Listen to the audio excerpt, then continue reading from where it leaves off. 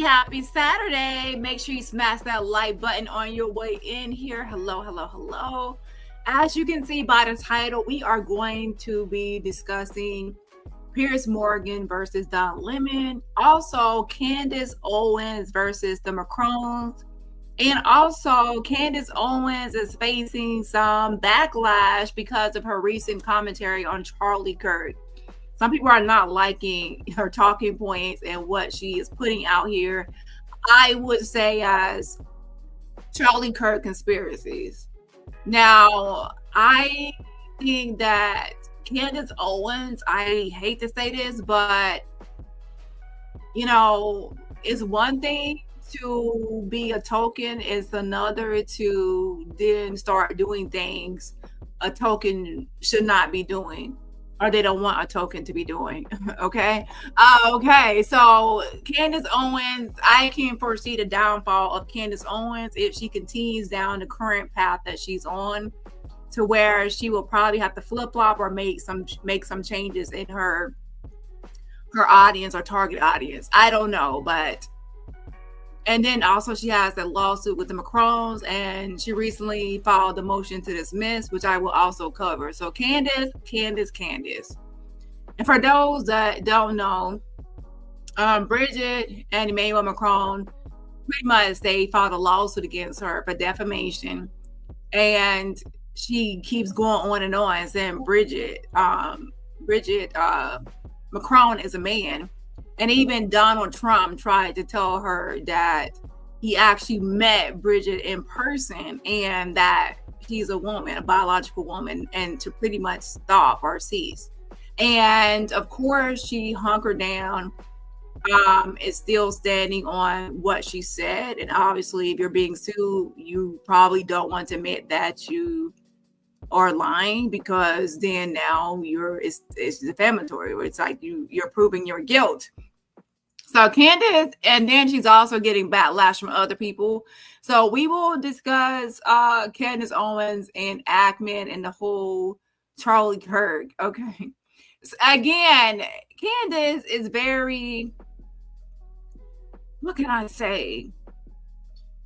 About the Bridget Macron, I would never expect that Candace would go down that path, but there are dollar signs down that path. And the moment I saw Candace like wearing the shirt, like Man of the Year for Bridget Macron is a man and it's a white woman on her shirt, I was like, Candace, what are you doing? Right? And then they said the shirt sold out. I was like, oh, okay, it's a profit.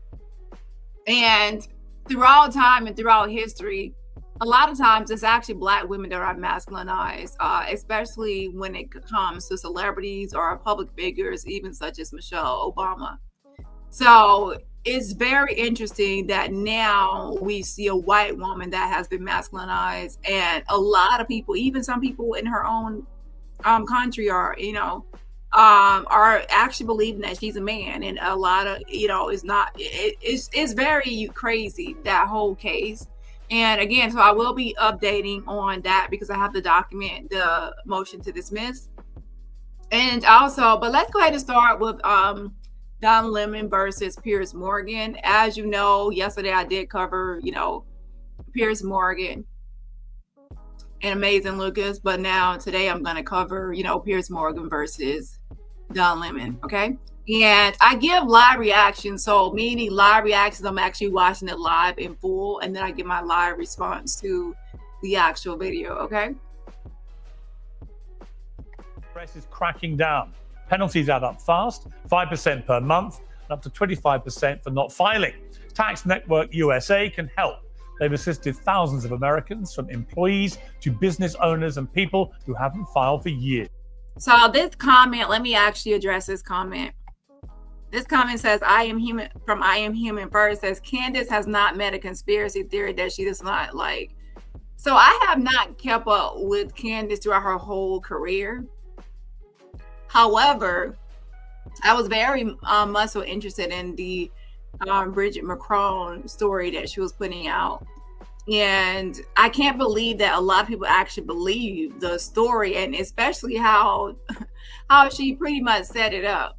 But now it's even more shocking that she is making Charlie Kirk into some sort of conspiracy when, in my opinion, we will go through it. There is evidence to confirm that it's actually Tyler Robinson, the suspect that they have in custody. Yeah. So how she twists and spins stories and narratives, it's just bizarre to me. And then there are actually people that believe it. So she has an audience, which means it lines her pocket. So conspiracies are a way for her to line her pocket. Now, the thing that is of interest to me are that is that some people that do conspiracies and like shock content and shock value content or things are in opposition, they are only doing it for profit. They really don't believe what they're putting out, but they are just, to be honest, I hate to say it like this, but liars. They actually are liars. They make up lies and with the hope of getting money. And then there are other conspiracy people that are actually they actually believe what they are saying. They are 100% believe it without a shadow of a doubt. They 100% they believe in what they are saying. And then there are some who are just completely, there's some sort of mental illness because they go to the extreme. It's not like a regular conspiracy, but when they start going way beyond to some other place, that's when I'm like, there's some insanity going on. Again, I'm not saying that everyone that believes a conspiracy is insane, because even I sometimes have a thought of a conspiracy. It's the fact that some people are extreme when they go to it. And by extreme is that when there is a lot of evidence and tangible evidence and concrete evidence to prove them wrong, they still keep going with the conspiracy and moving goalposts and goalposts and goalposts. And that's when I'm like, from that moment on, I check out, because I'm not going back and forth. If you're saying don't go back and forth with someone that's insane, it's a pointless, endless argument. It will go on for infinity with no resolve. And I am not going to waste my time. But yeah, so with Candace, I have posed this question. Do you believe that she actually believes in her conspiracy theories, or is it just profit? It's a motive for profit. That's the question I have for Candace Owens. Okay. And do you possibly believe that there's some sort of mental issue or even like a personality disorder? So those are things I will be looking at as it pertains to Candace Owens, because I don't believe for a second that Candace believes that Bridget Macron is a man. She says things and does things to me to where it's all just money motivated, you know. Well, let's go ahead and start with Piers Morgan versus Don Lemon, and then we'll move to Candace Owens, okay? They have direct access to powerful IRS programs and expert. So he's doing an ad. So let's skip over this part.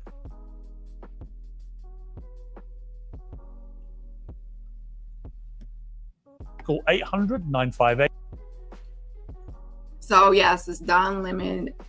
And so let's see what you all think about this. Like I said, Candace is very interesting to me, okay? Used new media to devastating effect in his mission to mobilize young people for his conservative movement. He understood the power of a viral moment to cut through a complex argument and the great appetite for proper debate. Just two of many things we all love about our digital culture. There's plenty of things many of us find repellent about it too. Witch hunts, vile smears we'd not dream of using in real life, and the business of saying things purely to generate attention through rage. Many prominent figures on the right have accused Don Lemon of doing exactly that this week, ironically, for making the very same claim about them. The thing that is so obvious about it, and I think is so disgusting, is that you don't really care.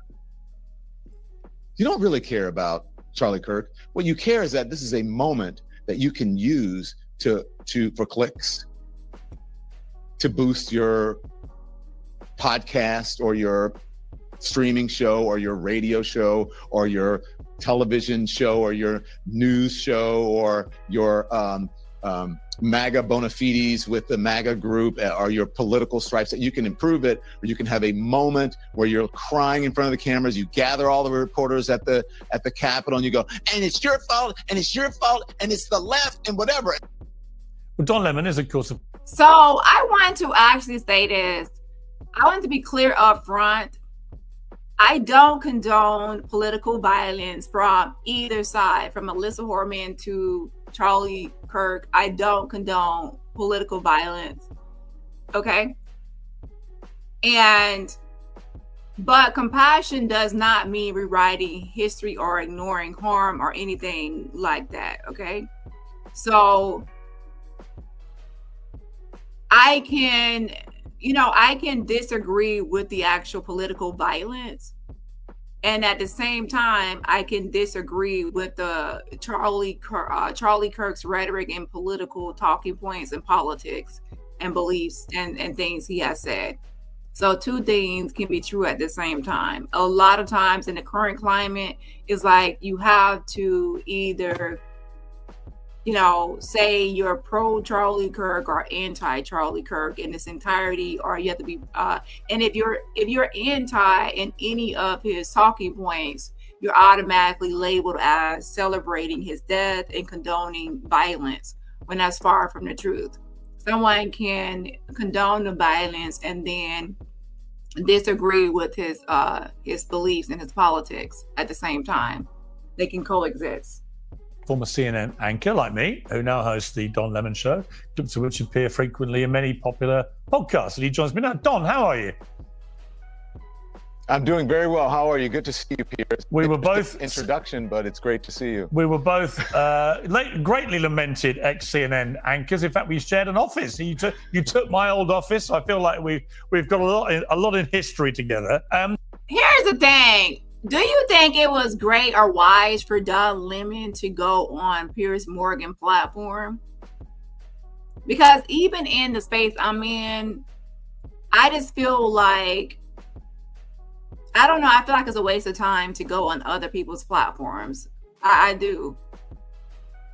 And a lot of times they have more control because it's their platform. So I feel that if I were to have someone on my panel, it would be on my channel and my show and not theirs, where I have more control over. Because in some spaces, people will drop you, they will mute you, they can chop and screw, they can splice and dice the video out their ends.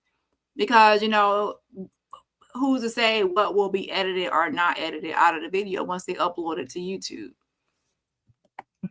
Your reaction to Charlie Kirk's murder has stirred up a lot of anger on people on the right, particularly the clip we just heard where you talk about them not really caring about what happened to him and just reacting for clicks, crying for clicks and so on. I've interviewed quite a few people who are on the conservative right who knew Charlie Kirk well. I've not detected any of that myself. I do think that they were genuinely, utterly horrified by what happened. Do you not think that what you said there was insensitive? No, I don't. I'm surprised because I was actually taking up for Charlie Kirk. I was taking up for him as someone who died a horrible, untimely death, and that there are people who are out here trying to capitalize off of his death. I don't think it's that much different than what his friend, who is his confirmed friend, Candace Owens, is saying about folks who are using it for political and for career expediency. There are those who are doing it, and there are those who are not. And if you are not, then I don't think anyone who's not doing it took any offense to it. There's an old saying here in America: a hit dog will holler. So the folks who I felt a certain kind of way, and that I touched with that statement or those statements, then perhaps they should take a look at themselves. And by the way, as you know, Piers, you've been a victim of this. Many of us have been a victim to this. You take a clip, you do a short clip that is out of context, and then you make it into something that you want it to be rather than what I said. I don't see many people on the right at all of me running clips of me saying, I think You know, it was horrible what happened to Charlie Kirk. It should never have happened. I feel terrible for his wife and his kids. The kids are fatherless. She does not have a husband right now.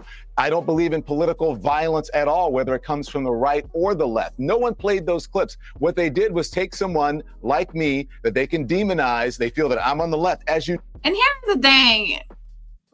Are people profiting off of the unaliving of Kirk and capitalizing off of it? Do you believe so? I do.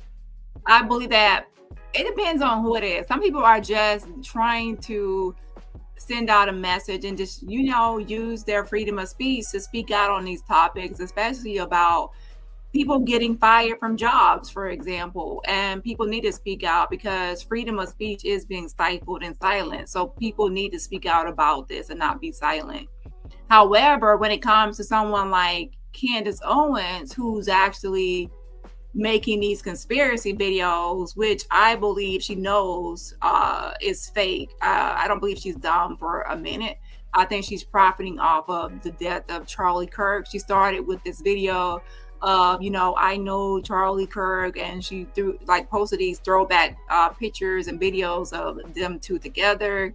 And then from there, she started this series of, you know, conspiracy videos about, you know, Tyler Robinson not really being the real shooter of Charlie Kirk. So if anyone is really profiting, it's definitely Candace Owens. So when it becomes like fake content and fake motives and fake narratives, I believe those people are really trying to profit and in a way and capitalize off of Charlie Kirk, and those people are actually close to him. And for others, I believe they are trying to weaponize his death to further their own political beliefs and political agendas and things like that. So his death is being weaponized, and I definitely can see that, to silence people and to silence people, to punish people, and to control. And I don't like that. Okay. So I would believe more in the weaponization of Charlie Kirk's death more than I would capitalization. But of course, two things can be true at once, to where there is capitalization and people capitalizing and monetizing off of it, and also weaponizing it. So the weaponization of Charlie Kirk is what I'm mostly focused on. No, Piers, we work together. I'm not on the left. I am not a Democrat. I'm not a Republican. I'm not on the right either. I have my own mind, and I make up my mind, and I decide on issues based on what I believe in and based on facts. And then here is the thing. He says he's not on the left, he's not on the right, he's the individual. What happened to individuality and be individualistic? You know, people don't have to be, there is a such thing as non-party and unaffiliation or unaffiliated. And in fact, if you look up the voter registration for Tyler Robinson, the shooter of Charlie Kirk, he's a non-party, unaffiliated. He did not choose a party. So there's always this black or white, and there's no gray area. Maybe some people have decided, instead of just picking a party or picking a side, I would go based on what are we talking about today, what law, what policy, and then I will give you my viewpoint on that policy. I don't want to just pick a side, and that's okay. What's happening is if you speak out on certain topics, people will automatically label you based on that one topic or a few topics. Oh, you're with the left. Oh, you're with the right. You're with the left. Like it's automatic labeling. And in this society, we are quickly we're quick to label people. As soon as you meet someone, just by looking at their external, external in their body, their race, their certain things, you already start to box them or put them into certain categories. And that's where a lot of times, for example, people get confused with the whole transgender, because when someone approaches and you're trying to quickly judge this person and box them in and label them, and then you're confused on the pronoun, like, should I use male? Should I use female? Should I, how do I address this person? What do I say? it's because you are trying to label and put a label on this person. That's why people have non-conforming identities or non-conformity, and they say, like, why does there have to be a label? It's because that's how we in society we do. We're quick to label. So for Don Lemon, why does he have to say he's left or right? Why can't he just be himself and then go from topic to topic and tell you his individual viewpoints on each topic? Because people want him to pick a side. So then now that he's labeled and categorized, they can then attack him based on that label. So that whole labeling is sometimes problematic. Sometimes it can be a positive thing, but a lot of times it can be problematic because it pigeonholes you into this one group when you might not actually be 100% on that side. A certain political ideology. Well, look, I would say that you're clearly a lot more left than right, surely. I mean, I've never heard you espouse a conservative sentiment. I am a lot more fact-based than I am anything. And so I don't believe you are free to think that I'm on the left. And perhaps in this time that we're in now with the Trump administration and with MAGA, perhaps facts are on the left. And if you deem that being on the left, then so be it. I don't see myself as being a political figure. Wow. So Don Lemon pretty much shaded and pretty much saying, listen, I am on the side of receipts and truth and facts. So if that just so happens to be more left-leaning, then so be it. But if you are, if Republicans are on the right, if they are more on the side of facts, then I might even lean towards that way. But in the current climate, he's saying that, the facts are leaning more towards, hey, whatever side you want to say I am on, okay?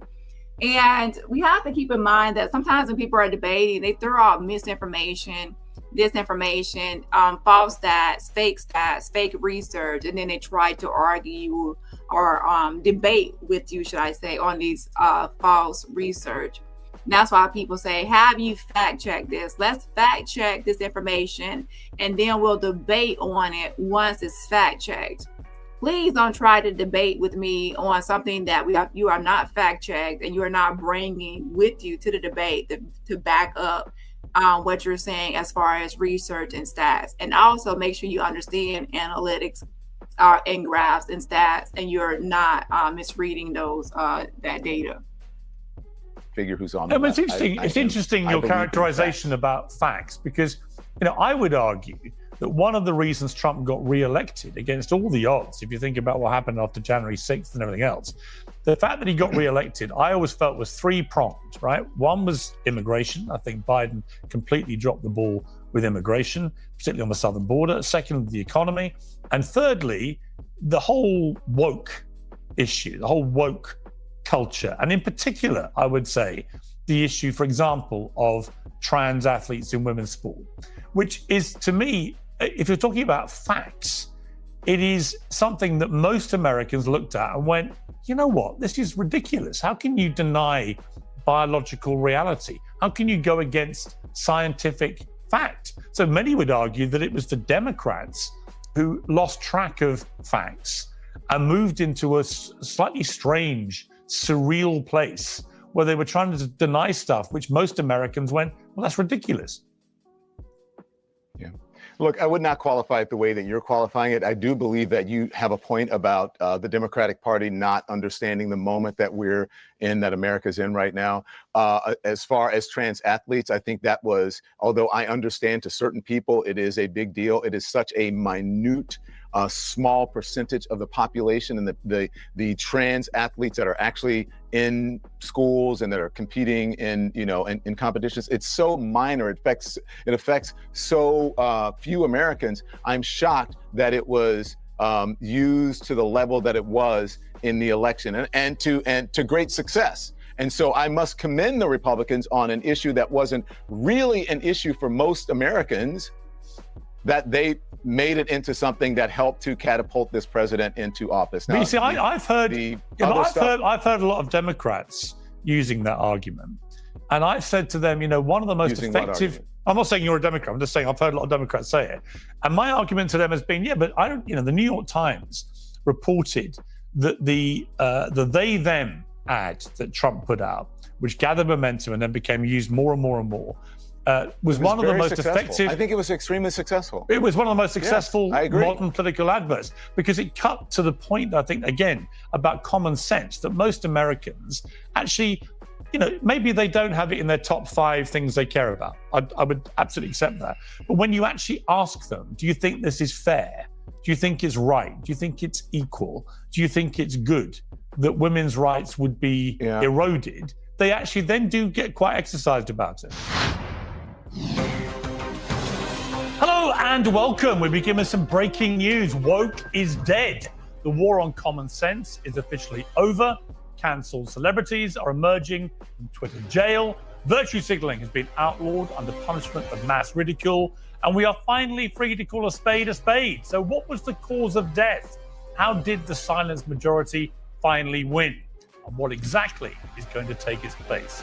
Woke is Dead is my definitive story on the rise and fall of woke, as well as the common sense heroes and PC villains who have dominated news and culture across 10 years of madness. It's also my personal roadmap back to a less divided world, a world where we can agree to disagree, where debate triumphs over censorship, and where common sense is king.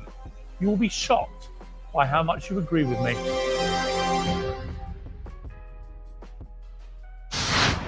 In my opinion, some words are actually being taken and spun to mean something else.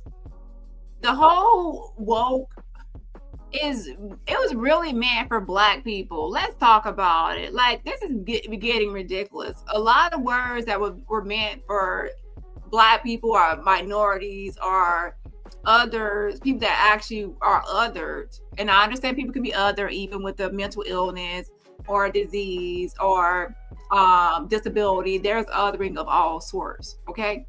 However, the word woke is primarily used by Black people, and that's meant to stay aware of injustices and inequalities and the unfairness in society, and to be woke on a lot of these issues affecting Black Americans.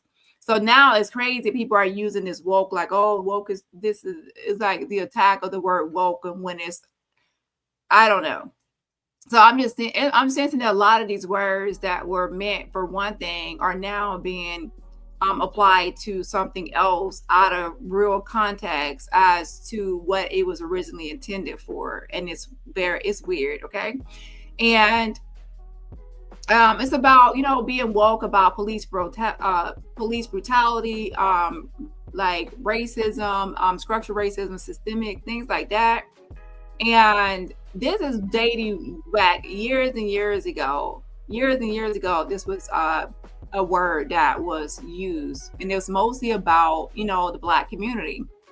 And then later on, other people started to take this word and use it as some sort of insult or some sort of negative undertone, or there's a negative connotation with this word now, to describe a lot of people on the left that are not even Black, or not even that it was originally intended to be used. So it's like mainstream has now taken a word that was originally started for the Black community and made it into some generalized words to describe, what they call sensitive people, or, and so now the word has been far removed from its original origins and roots and true meaning, and turned into something completely different. So now when people are discussing woke, I'm like, you're not actually applying it or using it to how it was first intended to be used and how it was originally created. So when people are talking about woke, let's be clear. I'm only going to be addressing how it was intended to be used. And being woke is not rip or rest in peace to the word woke. And its intended meaning, baby, it is still very much so alive and well. And the intended origin and root of the word, where it originated from, it still exists, where people can be woke Okay, let's be clear. It started as a black slang for staying alert and aware of racism and structural racism, systemic biases that affected the black people, okay? And then, to be honest, people mostly on the right grabbed it. And I'm not just trying to say everyone on the right, but a lot of people on the right, conservatives, grabbed it, took it, changed it into their own meaning, stripped away the historical context and meaning of why this word is used. And now they use it to bash everything possible and everyone. And that's wrong. It's taken out of complete context as to the actual meaning and how it was supposed to be in the usage of the word, the intended usage. So like Piers Morgan says, woke is dead. No, it's not. Your definition and how you spun and how you twisted it might be dead, but it's not dead to the black community that actually uses it as the intended of being woke in America as a black person to what's happening. And we can all see it when we have someone like Charlie Kirk who spread hateful, divisive language about black women, black people in general, who now he's being martyred in America as some sort of hero, and he's a racist, a bigot. Okay? So now America, which is land of the free, home of the brave, equality for all, equal rights for all, is now making a national day of remembrance for a racist, lowering the flags at half-staff for a racist. Yeah. Is that America's core values being represented? Not really. So when he says woke is dead, he's not talking about protecting black communities or anything like that. He's talking about a caricature or, a fake woke that he created. So I don't know. People, please, this is what I would suggest for Piers Morgan and others.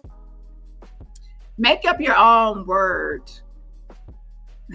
Come up with your own version for how you want to label sensitive liberals, and stop stealing words that are already created by other communities with a already predefined definition. Stop trying to redefine a word that has already been used. Like, stop taking from a community and then a word from a community that has been used for something else and then twisting it into something else and then saying now you're making it rip and die. No, you're not. You can. Number one, you don't have the power to do that. And that's the whole point of the word woke. Think about it. A white male who I don't even think is in American, but let's just say a white male is now trying to steal a word from the black community, redefine the word, and then say it's now dead. If that doesn't even tell you that, stay woke on how that, what I just said, a white male, privileged white male, takes a word from the black community, redefines it, and then now, spins some things about it, and then now says, oh, woke is dead, and buy my book. Who made you the owner of the word woke? Okay, yeah. So if your version of woke never mentions black safety or civil rights, you're using a fallacy, okay? A fake argument, and then saying now is dead. No, the real version of the word is still alive and well, okay? So please don't use it as some sort of meme. The word woke is not to be used as a slogan or some sort of joke or some sort of meme. It came from black people warning each other to pretty much stay woke, stay alert, stay aware. And then it got hijacked with people, by people with an agenda, turned into some sort of insult against anything they consider to be progressive or too liberal or too sensitive or whatever. And that's an attempt to erase the true meaning of the word and to rewrite history and erase the roots of the word, pretty much. Okay. So with that being said, I will say here and now and today that the word woke is very much so alive and it will still live on. And you have no authority, even though you feel like you might have the privilege to strip away the word and decease the word. You have no authority over the word and will continue to be used in the Black community as it was intended to be used. Okay? Please, I don't know if people think they have so much power to take a word and then just like, oh, we're taking this word now, we're gonna rip it. Rest in peace to this word. No, it's still alive. Okay, a mess. Look, Piers, I'm not here to argue over trans rights. I don't think it necessarily cut to the argument of common sense. I think they simply found an issue that they could capitalize on based on fear or, some perceived religious value or what have you. So I'm not going to sit here and demonize trans people, trans women or trans men, because I just don't think that is fair and that is productive in this moment. I'm not going to go back and litigate why Donald Trump won and on the issue of trans. We simply disagree on that. I think it affects so few people. I think it was something that was blown out of proportion. And while there may be some people who are affected by it, and if they are, I'm sorry that happens, but happens. But I just don't think that was an issue that focuses. So when on you see, for example, in the Paris Olympics, when you saw Imam Khalif, an Algerian boxer who had been banned from the World Championships for testing positive for male chromosomes, when you saw a young female Italian boxer quit after 40 seconds because she'd never been hit that hard and genuinely feared for her life, and Imam Khalif goes on to win gold medal at the Olympics, does that not ring an alarm bell for you, Don? I mean, do you not think that the reason we separate sexes in the Olympics is because males have an advantage? I mean, why would you not think that's important? Do you want me to tell you the truth? Yeah. Let me tell you, Piers, I'll tell you the truth about this. I heard about this story, but it's not something that I focus on. I'm not watching the Olympics like that. Maybe I'm different. I'm just not. I'm not that interested in watching everything. I like to watch the swimming. I like to watch the gymnasts. I'm not interested in boxing or any of that because I think it's a brutal sport anyway. So for me, it's just not that interesting. I'm sorry that anybody was hit that hard, but if you put yourself in the arena to be hit and someone hits you hard, then whose fault is that? Well, you expect to be hit by other women, not men. Well, I don't know that. I don't know who she expected to be hit women. I personally believe that this whole transgender topic is a way to kind of, test people's beliefs or to see how they feel about equality and fairness when it comes to this topic is used as a weapon, to be honest, to get people to say certain things about, are trans women and transsexual transgender women, should they actually be in the same categories as women when it comes to sports? And I feel like people want there to be one answer when I don't believe that there should be one answer, because it's going to depend on the sport and what are you actually talking about. So it's not a blanket statement. So I would say when someone brings up a question like this, tell me what sport we're talking about, and then tell me the scientific information or data about how biological factors and your biology is going to affect the outcome. So if biology is going to affect the outcome, then obviously there needs to be laws or, procedures and rules to make it fair. Everything should be about fairness and equality, obviously. So if something is going to lead to equality, then that's not going to be right. It needs to be equal. And I would use wrestling, like I said yesterday, as an example. For example, in wrestling, they have weight classes, right? And in those weight classes, you have to be a certain weight, and to keep it fair, it's not going to have someone in a totally different weight class, wrestling against someone else. That's unfair. So I would treat that the same way as wrestling. Make sure that people are going to be within competing fairly based on the individual sport.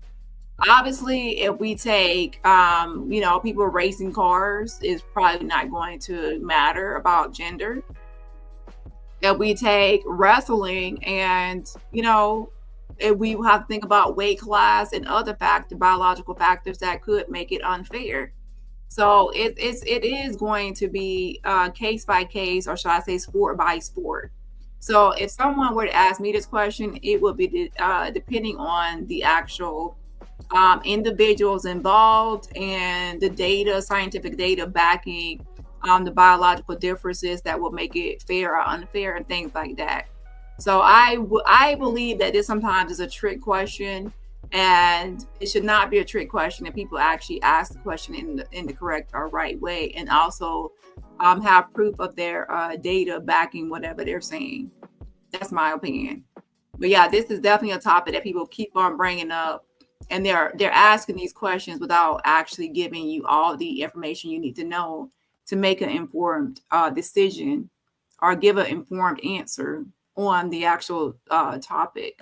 We call it. I'm sure she saw. I'm sure whoever was in that competition understood who they were going into the ring with. And if you put yourself in that competition in the middle of a ring where punches are being thrown, then you can expect to get hit hard, whether it is a man or a woman.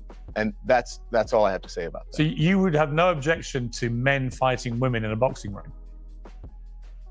I did not say that. I just said that's all I have to say about that. But isn't that the implication of what you're saying? No, I've said in many different ways. That's all. Piers Morgan is trying to say is he's not even like using like the pronouns or the talking about someone's gender identity. He's pretty much saying, okay, are you okay with men fighting with women? And you're not even saying trans, a transgender or a trans woman. You're just saying a man. So if someone, to use their imagination, they're imagining some big burly masculine man versus a petite feminine woman based on their, what they might visualize. So tell me more about the actual transgender. What is their biological, what is their size, their body composition? Tell me more about, okay, so you say it's boxing. So tell me, and then also, because have you actually seen some women on IG? I've seen it, like, wow, there are some women on there that are ripped. They have way more muscles than some men have. They have a lot of muscles. And I'll be honest, some of them, I'm like, I would, if they were not like turned around or doing certain things, I would, based on societal, stereotypes of man versus woman, I would be like, is that a man? Because they're so muscular, right? So again, I would need more information on the actual transgender and even the female in the ring to see would that be a fair fight. Obviously, if you have some, if there is biological differences in their body and body composition that makes it unfair, then yes, I would agree it's unfair. Okay. So now for this other person, I was told, I heard that they were intersex. And for that, it's like, for intersex, they don't fit like the typical male or female definitions. As for intersex people, so they don't actually check a box, male versus female. So for an intersex woman, that's going to be a woman that the identity is woman. Then they're going to have traits that are kind of atypical, or as far as their biological makeup.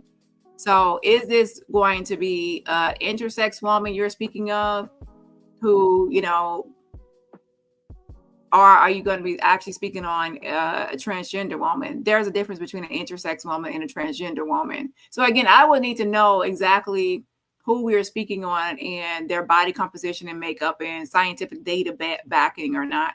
But ultimately, I will say this in conclusion, that there needs to be equality. If the transgender, trans woman, or anyone is it will not make it a fair fight, then it's not going to be equality, and I'm against that.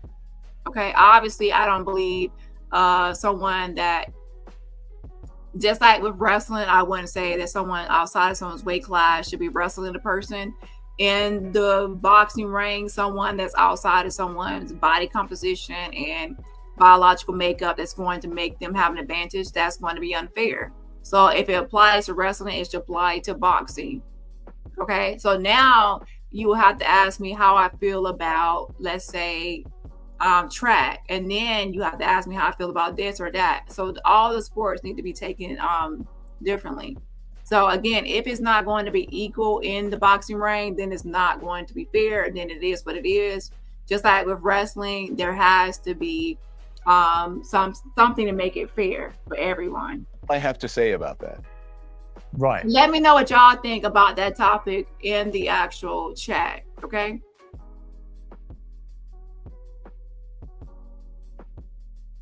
So in my opinion, it's just about keeping it fair, and we have to think of, okay, women MMA fighters all train with men who are professional fighters. Here's my thing. I believe that with like MMA, even like wrestling and other things, there has to be weight classes or something to make it fair and equal. If they are not, then obviously that's going to be unfair. So whatever you have to do to make it fair, use scientific data, body composition, weight class, whatever you have to do to make categories to make it fair, do that. Okay, that's what I will have to say.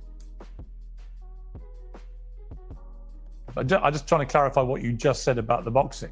Are you saying it's okay for men to beat up women? I think I've been very clear. That's all I have to say. I think I've been very clear to you. That's all I have to say. Well, you about have. I'm just a bit startled by what back if you don't understand. No, I'm just startled by what I think I just heard, which is you seem to think it's okay for men to hit women in a boxing ring. Is that? Oh my God, this is not how you debate, Piers. It's okay for men to hit women in a boxing ring. Now you're posing this question as if it's domestic violence. No, it's okay to box women. It's like boxing is not domestic violence. The way you're framing this question makes it seem more like on the domestic violence level. Oh, yeah. So again, and then he's saying man as if, you know. So I believe that this whole thing is all about trying to catch someone, you know, to say you're not being, what about equality? What about equality? And we're talking about sports here. In sports, you still have to have equality and fairness. And that's why, like I said, in MMA, you know, wrestling and certain things like that, they have rules to where they kind of separate some people, right? Especially wrestling, they have weight classes. So why can't we apply that same standard to boxing? That's common sense. You have to kind of make sure that it's a fair fight. So yeah. Framing this question and posing this question the way he is, that's what's wrong with this question. That's why, you know, I would say rephrase the question. And this is not about domestic violence. This is about willful and willingness to participate in a sport. Okay. And obviously, no one would agree that there should be, even for wrestling, that there should be someone outside of someone's weight class wrestling that person, because that's going to be unfair. So think of it. My answer would be, think of it as wrestling, boxing, wrestling. Think of it as the same thing. Make sure that it's going to be equal for the participants to have a fair shot of winning. Well, you said. Clarify if you didn't. I didn't say. I don't think it's okay for men to hit women anywhere. So why would it be okay in a boxing ring? Well, again, I didn't say. Oh my gosh, this is so. Why would it be okay in a boxing ring? That's a sport. You're not making any sense. If someone steps into a ring as a part of their sport, then that's not domestic violence. Okay, so he's trying to conflate the two topics and make it appear as if the topic is about domestic violence when it's not. It's about boxing, a sport. So yeah, so the argument or the debate is off. So let's see. Shout out to Tom Lynn. Thank you so much for joining the membership or renewing your membership. I appreciate the support. Again, shout out to Tom Lynn. I appreciate you for renewing your membership. Also, shout out to Lisa Taylor. Thank you so much for the fan funding. Super sticker, yeah, something. Yeah, shout out to Lisa Taylor. I appreciate the support. And also shout out to Judy Coles as well. I appreciate you for gifting a membership. If you were gifted a membership from Judy Coles, please say thank you for the gifted membership. Again, please say thank you for the gifted membership. And everybody else, remember, support my channel for free just by what? Hitting that like button. I didn't say it's okay in a boxing ring. I just said that's all I had to say about it. I don't think it's okay for men to hit women. So anyway. then it sounds like you agree with me that biological men should not be competing against women in a boxing ring. Piers, no matter how hard you can try to, I told you, that's it. It's not a gotcha question. I'm not agreeing with you. It's not a gotcha question. I'm not saying it's a gotcha question. I'm just saying that I am done with this particular conversation. No, your whole question is not even posed right. You're setting it up and you're framing it as domestic violence. Number two, you're not actually talking about the biological makeup of the person besides saying that they were born male or intersex. Intersex, they're not male or female identifying as far as their biological makeup. So intersex is not the same thing as transgender. And you're not also saying what scientific data is backing it. You're not giving me the body, the composition of the female either. There are some females that are more masculine than some males. So it's going to be on an individual basis. And that's why I said we should apply the same standards they have with wrestling and weight classes to sports like boxing to make sure that there's going to be fairness in the actual match. I don't think that it is productive. I've said what I said, and I'm not changing it. I don't agree with you. That's it. But if you were doing your old show at CNN, you would have listened to your own response and gone, what exactly did he mean by that? I probably would have said, okay, that's what you said, and then I would move on. Okay, we'll move on. You've criticized the MAGA right for turning Charlie Kirk into a martyr. You said if a black man on the left went around saying what Kirk said, the right wouldn't consider him a hero. It's an interesting point. Let's take a listen. Saying white women do not have brain processing power and are stealing jobs from black men, the right would fucking lose their minds. Mark Lamont Hill, Roland, Michael Eric Dice. Let's say these brothers, or Bakari Sellers, or someone like that. If they went around saying some shit like that, they would be canceled immediately. They would be fired. People would scrub them from their whatever business that they work for. Or if they said, when I get on a plane and I see a white pilot, I'm like, damn, we're gonna, I'm worried.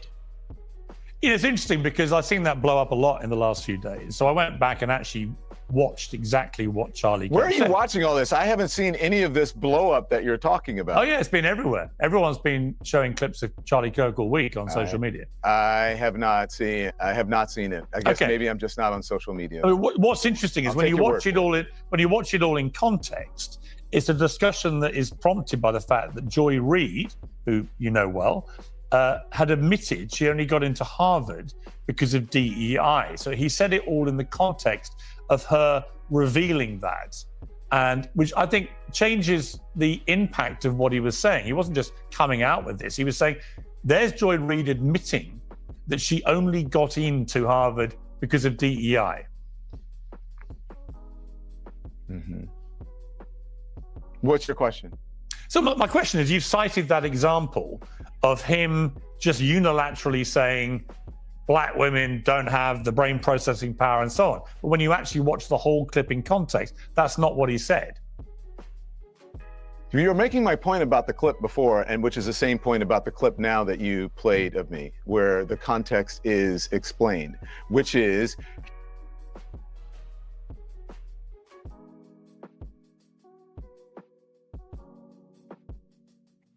people are always trying to rewrite history and rephrase what Kirk said about DEI. Plain and simple, because watch my previous videos. I'm not going to repeat the same speech in every video. Kirk was pretty much suggesting that black women are elevated by DEI, and black women pretty much they lack intellect and legitimacy, that, you know, without DEI, a lot of black women would not be in certain positions. That's pretty much was his message, that DEI was the reason for some people, even for being, you know, he said if he saw a black pilot, he would question if that person really deserved that spot or got that spot, or were they there for DEI. So things like that, he's questioning people's intelligence and legitimacy of them having that actual job or position. And that's all you really need to know about it. And he also does not understand quota and how quotas work and the rules regarding quotas. So he actually went around talking about DEI without having a full grasp or understanding of DEI. Because if he had a full understanding, he would know that if he got on a plane, there was a black pilot, that black pilot still had to pass examinations or pass testing to even become a pilot. He's not just going to become a pilot because he's black. What happened to his school? What happened to his grading? What happened to the examinations? All of these things have to be passed. Are you saying that they just passed every exam he took, everything that was required to become a pilot? Everything was just, yeah, you can skip this, you skip this, you skip this. He got to skip all the testing and all the examinations and all the homework and all the assignments and all, you know, flying here and there, you know, simulations and everything else. He just, you know, he got to just skip and skate over everything because he's black. Or maybe he's smart enough to actually pass the same test the white people took, the same examinations, the same flight simulations, and he got to pass everything until he became an official pilot, and now he has a job as a pilot and he has a right to be there just like everyone else. And even when he applied for that school or for that program, and he actually had the qualifications to get in, but thanks to DEI, they had the opportunity to actually have a spot, and they were not using discrimination. He had all the qualifications just like the white people, but because he's black, some people will discriminate and say, hey, there's an application with the name DeMarcus on it. So this is DeMarcus. It might be somebody black. So let's not call this person back and give them a shot. It has, you know, DeMarcus. So, you know, he has the GPA, he has this, he's all the requirements, but he's black.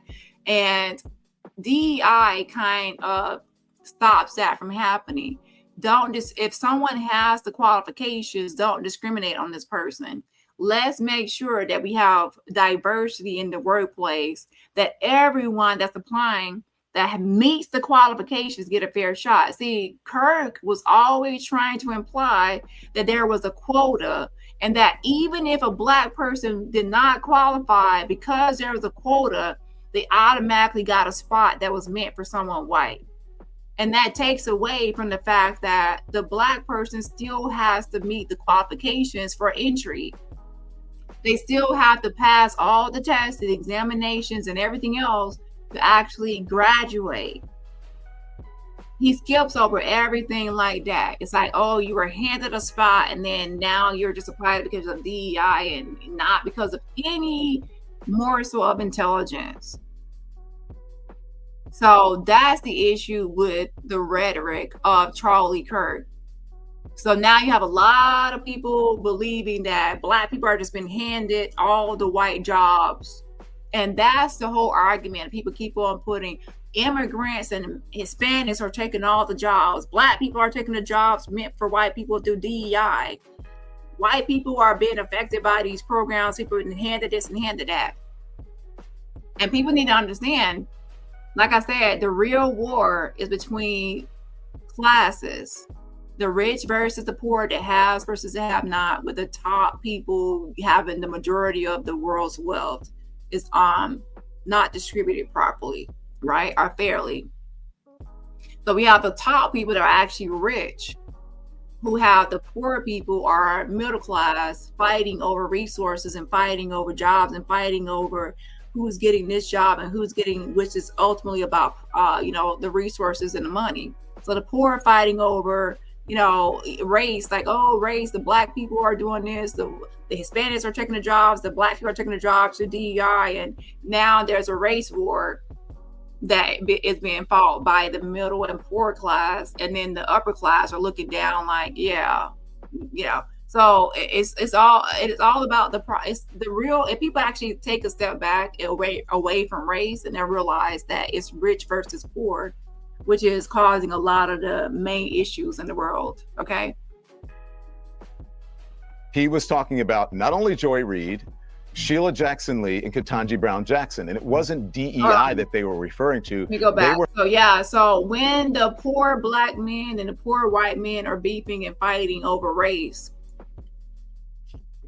the rich man on top, he's the one that's benefiting from everything in a capitalist society.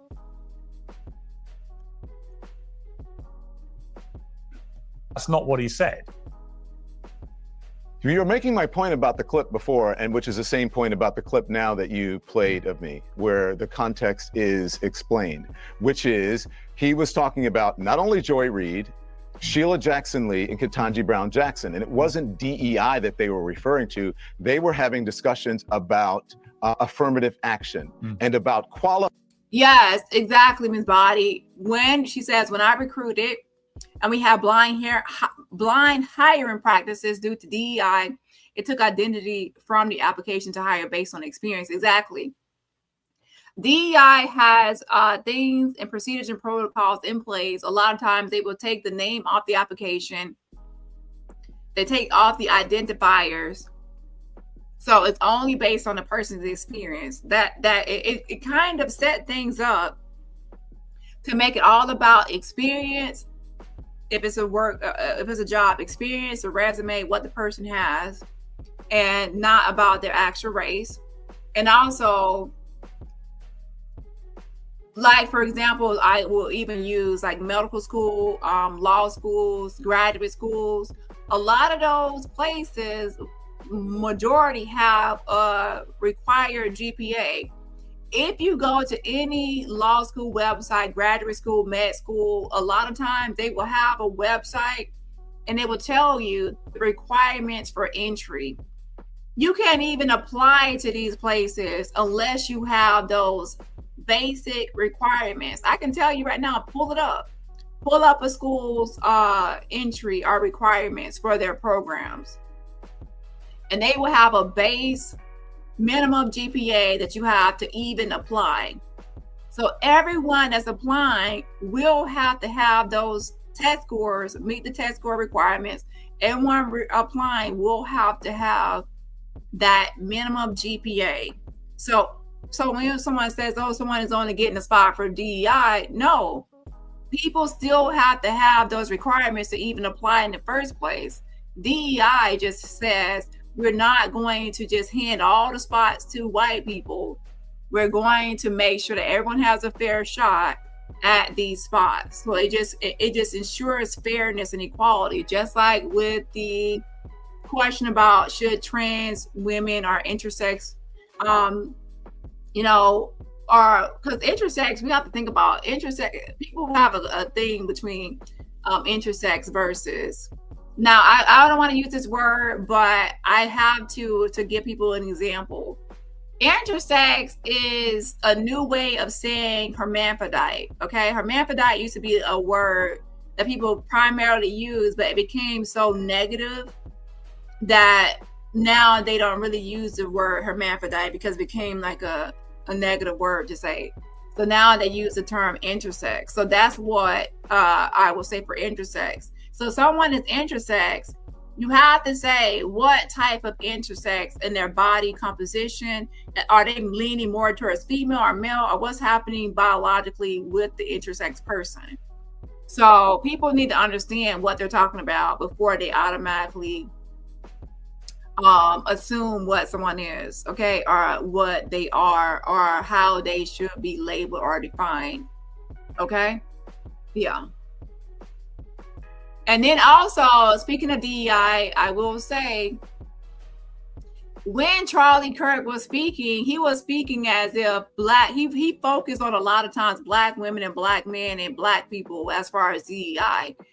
If he were actually being diverse, he will actually say white women who in society and, you know, have to deal with sexism and misogyny. A lot of white women benefited from DEI too, because they also complain about glass ceilings and not getting certain jobs because they're a woman and they feel like men dominate the workplace and unfairness and in the workplace. So white women also benefit from DEI. So when someone skips over that fact that white women benefited from DEI and these programs as well, because they are an oppressed group as far as sexism, then you're also ignoring that you're trying to just put, oh, it's all black people, it's all black, you're black about DEI, when white women benefited too. So when they take away DEI, it also affected or impacted white women. Okay, so for DEI and white women, it gave them more opportunities and a fair shot at jobs that, you know, so as a woman, you can get this job and not, it goes to all white men. Okay. So when you talk about DEI, make sure that you're talking about anyone that can be oppressed. And yes, white women can be oppressed for, because they're a woman. Okay. That's called sexism and misogyny. And then of course, black women can be oppressed. That's called sexism and racism. And then also there is classism, where people are, you know, oppressed because of their actual class. So we have to think about all of these things. And then of course you have someone that's gay. Now you have someone that could be classism, sexism, racism, and then even homophobia. So you have to consider all of these things when you're dealing with someone or talking about someone's lived experiences and oppression. Okay.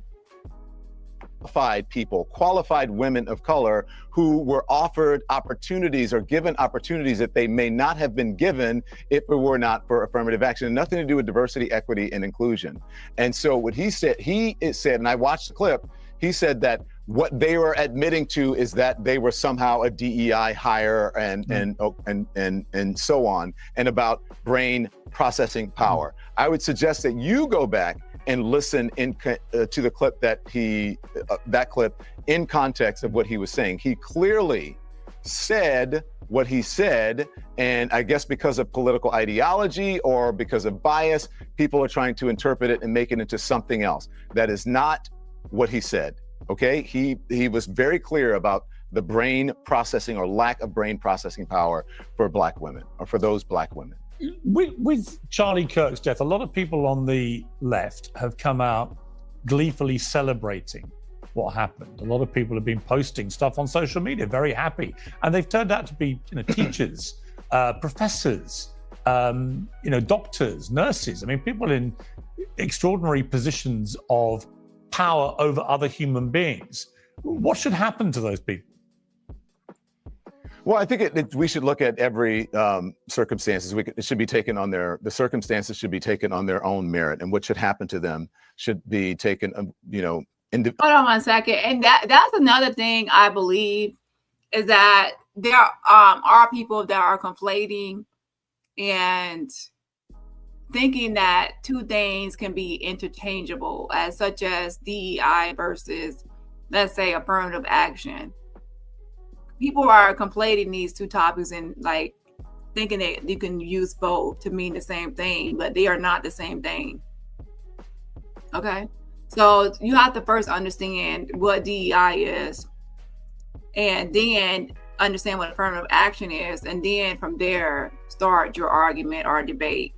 If one person is arguing DEI and another person is arguing affirmative action because you are not on the same page as to the definitions, now it's going to be a pointless argument. Okay? On individual merit, we should look at each of them. Now, I don't believe that anyone should be celebrating anybody's death at all, ever. And I don't think anyone should be celebrating Charlie Kirk's death.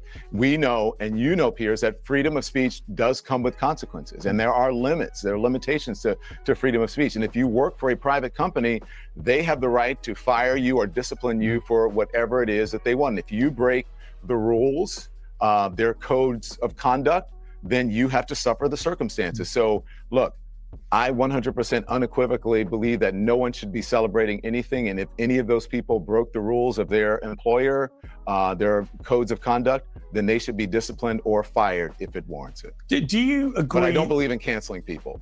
Right. I think there's a lot of cancellation going on the right now, and I'm not comfortable with it. Do you feel? I wasn't comfortable with it on the left either. Right. Do you feel you were a victim of cancel culture at CNN? I probably, I don't think, I look at everything as an opportunity. Probably, yes. I'm sure that I was a victim of cancel culture, but I would say mostly on the right for cancel culture. For those who don't know what I'm talking about, this is what led to you leaving CNN. Let's take a look at the clip.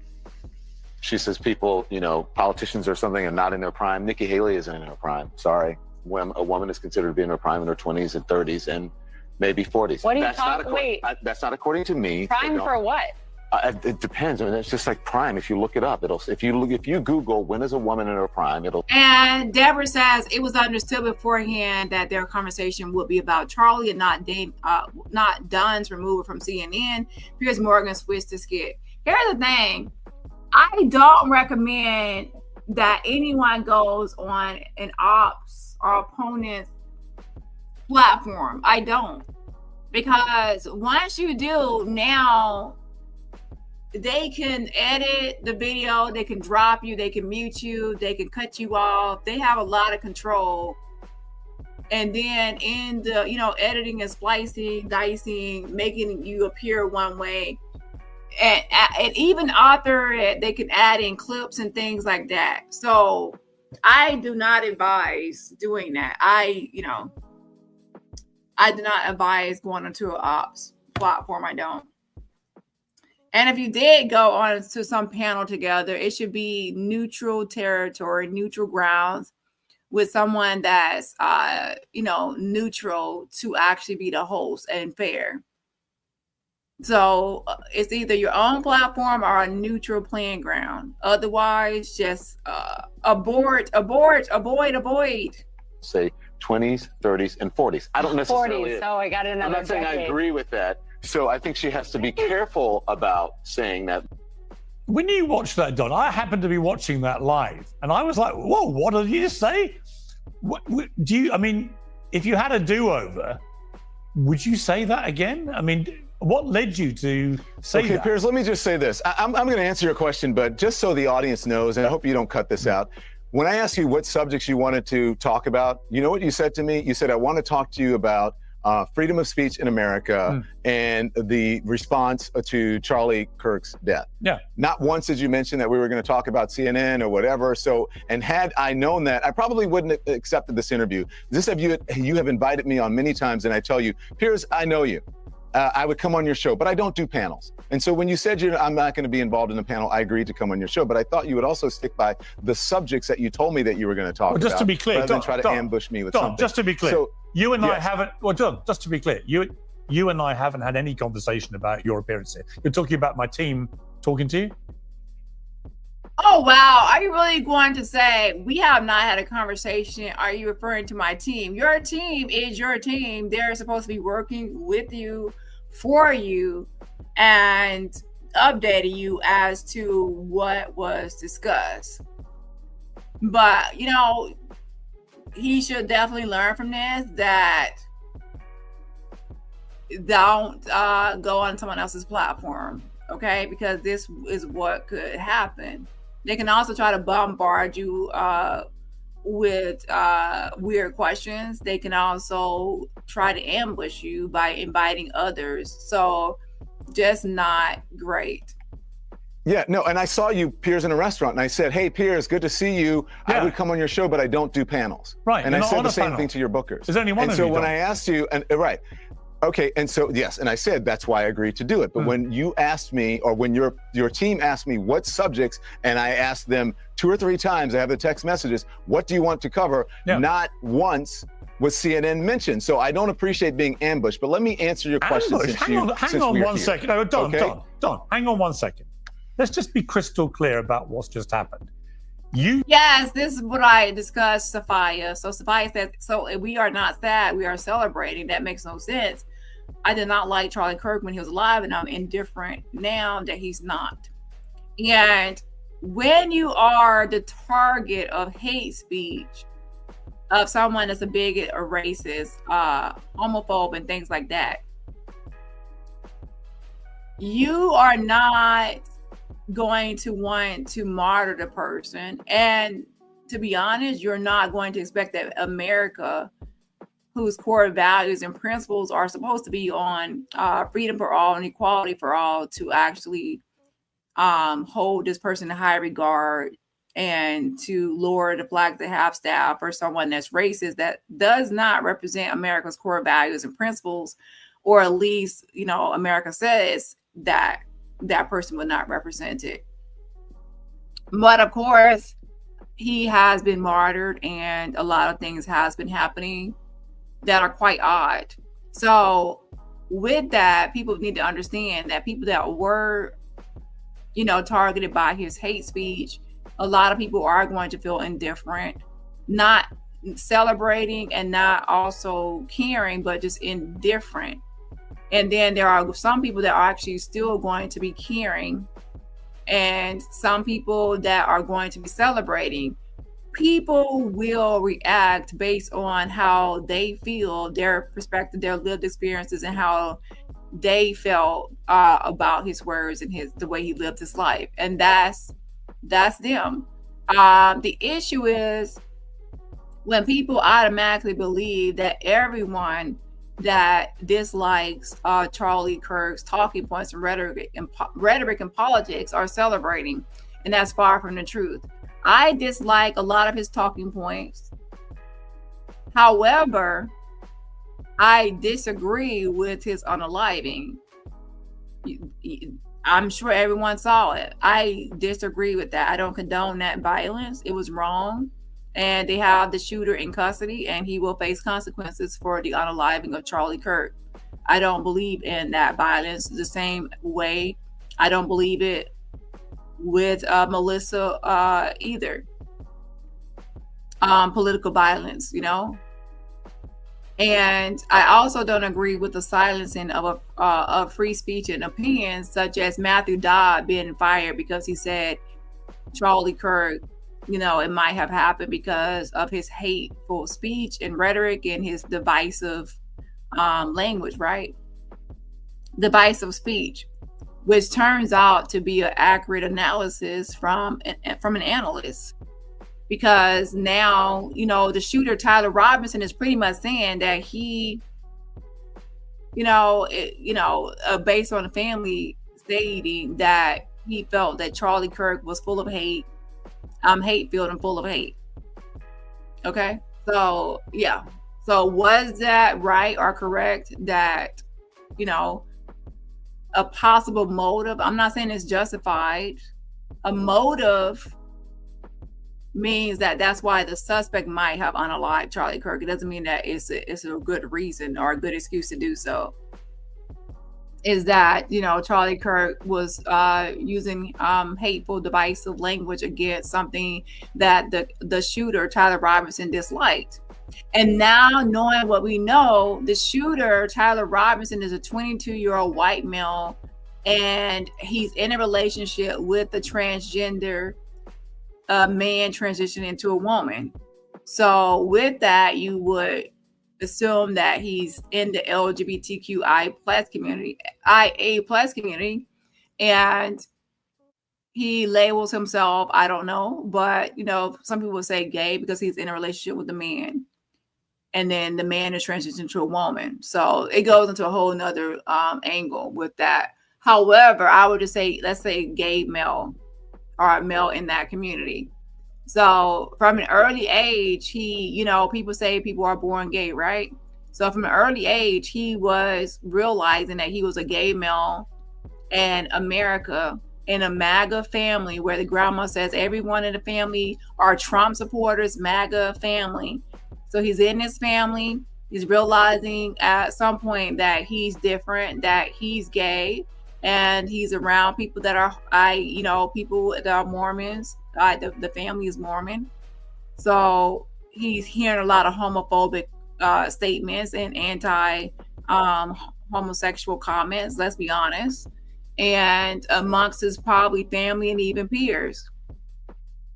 And then he realizes that his family is conservative Mormon, and a lot of people around him are probably anti what he is. And then now he grows up and he's in a relationship with this male, and the Mormons have a thing where I guess you're not supposed to actually be intimate and actually sleep with someone, actually carry out the act of being a homosexual and sleep with the person. So now what is he to do now? And then now he's in a relationship with a transgender that's transitioning to a woman, and then that person is also facing hate.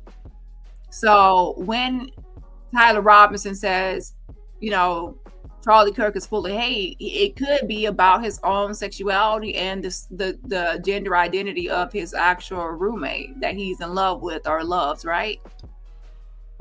So people are going on and on and say, oh, okay, well, he was a MAGA family, conservative, good young man, and then he went off to college and he got radicalized by the left, and then college is what changed him, and college radicalizes people that are good. You know, here's the thing. I said, like I said yesterday, before he stepped one foot onto a college campus, even for one semester, he already had feelings about society, because the moment he realized that he was homosexual, and he realized also that people around him were unaccepting of him being homosexual, he already realized that there was people hating him all across the world just because of how he was born. So before he even stepped on campus, he already felt hated. He already felt ostracized and isolated from society. And a lot of people in the Mormon community are his family, conservative people, or whoever. I'm not saying that everyone is conservative or everyone is homophobic. I'm saying that this kid already felt a lot of hate towards him before he actually stepped on campus, or he already felt certain ways about society before he stepped foot on campus. So if you're listening to someone and they refuse to talk about the fact that this kid, 22 years old, is and his sexual identity and his roommate's gender identity, as far as how he grew up and how he was treated, that before he stepped on campus, he was already feeling some type of way about society. And that's what a lot of people are skipping over. They go straight to, oh, he went out to college, is radicalized. They skip over the part that he grew up in a Mormon conservative MAGA family. He's gay. So he already had a lot of negative thoughts about society and how they unfairly treated people like him before he stepped one foot on a college campus. So that has to be addressed. So to address a topic like this, let's start with how society is homophobic, okay? And how, people are homophobic. And then also, how can we now deal with the fact that some people act out or lash out when they're ostracized and things like that? They use violence to deal with their issues. So this is a lot of times not about left or right. This is about someone possibly dealing with homophobic rhetoric and hate speech towards homosexuals most of his life. Brought up the subject of cancel culture. I asked you, did you feel your departure from CNN was an example of that? And you answered the question. And I think it's perfectly reasonable. And I answered the question. Perfectly reasonable in that if you'd said to me, I don't want to talk about it, fine. No, but no, so sorry. You said what you're going to say. By the way, we don't, disingenuous. Don, we don't edit. I don't like arguing like this. I'm not going to get into an argument with you. Piers, I think that's completely disingenuous. And I think anyone watching that. What are you talking about? And so if you will allow me, please. What are you talking about? Okay. Did you invite me here to interrupt me, or are you going to let me? I think you're being a complete dick, if I'm honest with you. Okay. I do. Well, that's very kind and respectful of you. It wasn't intended to be kind or respectful. I don't like the ad hominem attacks. I could respond in kind. You can say what you like about me. I don't care. I think that I'm above that. I'm not going to do that, Piers. That's not who I am. I don't understand why you're playing the victim card when you yourself mentioned cancel culture. Because Piers. Oh my gosh. Okay, hold on. Let me do this. What are you going to do? Read out my team's messages to you? Piers? It should be embarrassing. Yeah, I can read out the team messages to you because I just think it's completely unfair, and you know that. I'm prepared to answer your question, and then I'm going to move on. I told you I'm prepared to talk about Charlie Kirk's death, the response to it, and cancel culture, and and freedom of the press, and freedom of speech. You were prepared to talk about. So. Again, Piers Morgan obviously set up this show and this live, of course, to kind of shut down Don Lemon and to be on the attack, obviously. Okay. So again, that's why abort, do not go to your enemy territory. Never go to enemy territory. Go on neutral grounds or stay on your own grounds. Simple. About cancel culture, or you were? Unless you. No, I'm not prepared. Oh, you're not prepared to talk about cancel culture. But that has, oh my God, Piers, could you stop interrupting me? Not really. You're kind of exhausting me. It's ridiculous.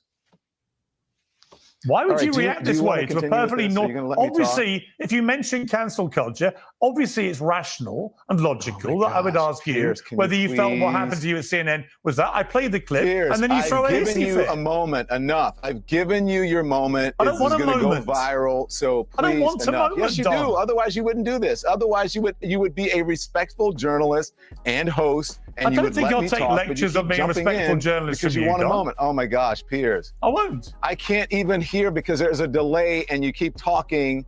And what do you want me to do? Like rip the earpiece out in the mic and run off so you have a moment? No, I don't care. Are you going to let me answer the question? Are you just going to keep pillaring me with questions? I don't know why you've gone on this weird rant. I don't understand any of it. Why have you done this weird reaction?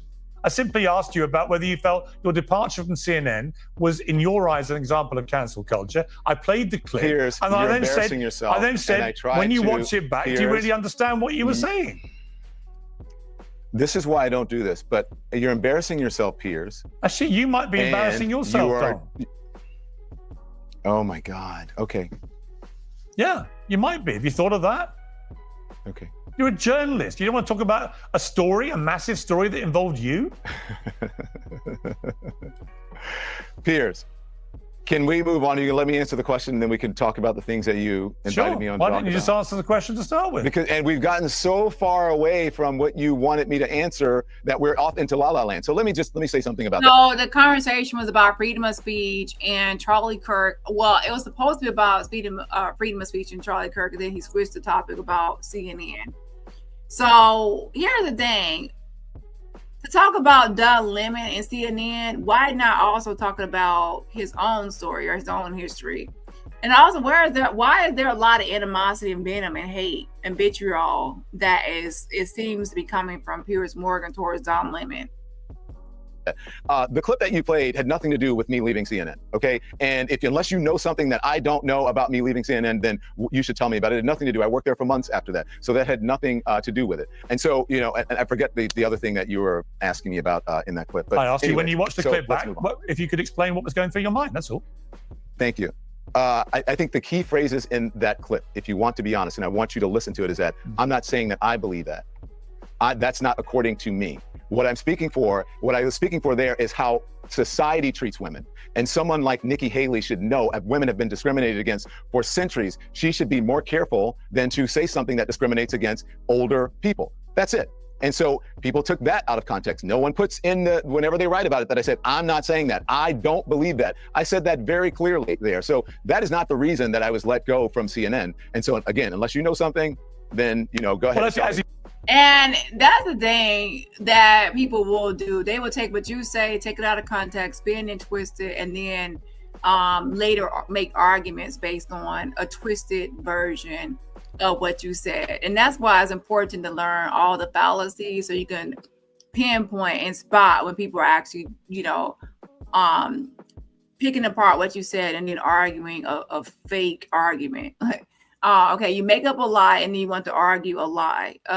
No, let's go back to what I said and then let's argue the truth based on what I said. It was widely reported that was. So what was the reason? Don't believe everything you read. What was the reason? I don't know. You don't know?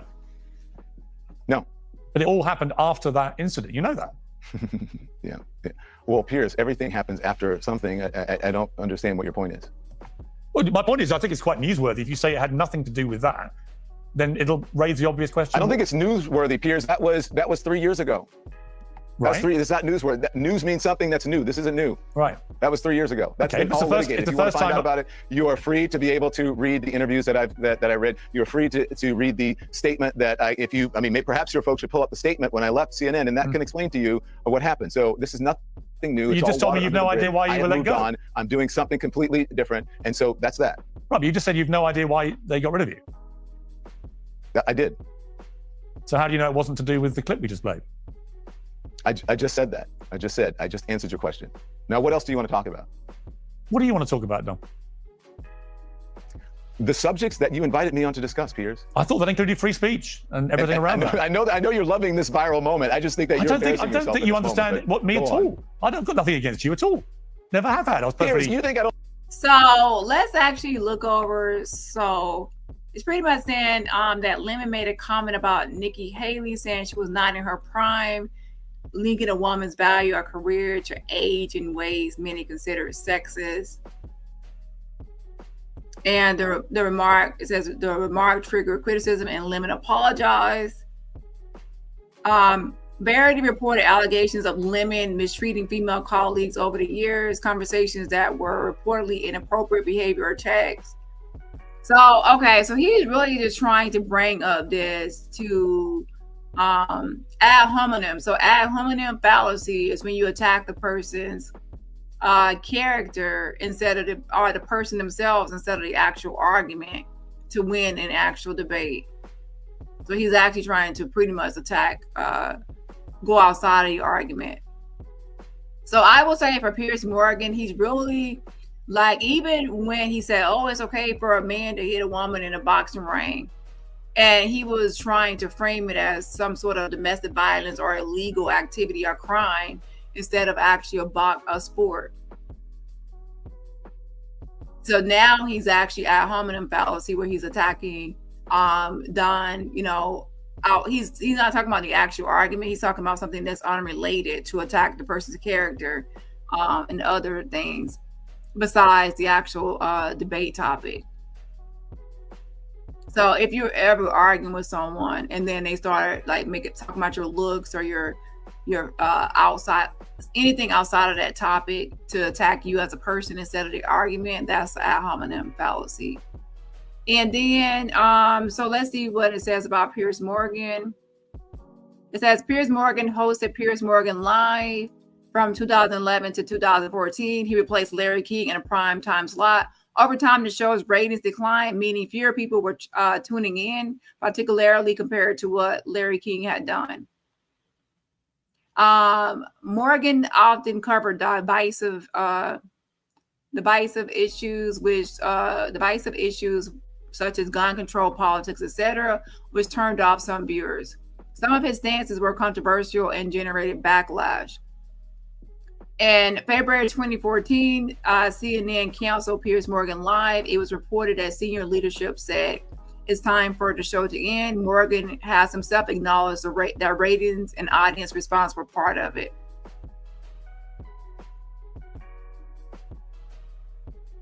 So why is he going in on Don for his termination or being let go from CNN if he had the same issue? I don't understand you, Piers. I worked with you for years. I know more about you probably than most people who are watching this program, and a lot of the people. It says Morgan was not exactly fired in the sense of misconduct, more that his show was not delivering what CNN wanted in prime time, high ratings, broad appeal, or enough non-polarizing momentum. The network chose to cancel the show due to a combination of his divisive angle and declining viewership. And for Lemon, it says CNN seems to have decided that Lemon was no longer fitting for their morning show slot. In part because of falling ratings, guests being reluctant to appear, and increasing controversy over his conduct and comments. The Nikki Haley not in her prime remark seems to have been a turning point, especially when combined with other alleged internal misconduct and concerns about workplace culture. CNN apparently concluded the negatives outweighed the benefits and fired him. So it seems like they both were let go from CNN. We're working with you. Why would I worked with your staff. I inherited your staff at CNN. I know way more about you than I would care to know. I know way more about how you do business and how you approach journalism than I care to know. I've not been on anyone else's show. I don't want to be on anybody's show. I don't want to do panel shows. I don't want to argue with people about things that are inconsequential. What we should be talking about right now is how to keep what happened to Charlie Kirk from happening to anybody else. That's where the conversation should be. But instead, you're trying to get a moment. You're trying to make some news out of something, but go ahead. Have your fun. But we should be discussing something that is productive to the American people instead of you going into the garbage and trying to find something that will, give you a moment, or that you will, get a click out of it or more viewers for your program. You sound very bitter, Dom.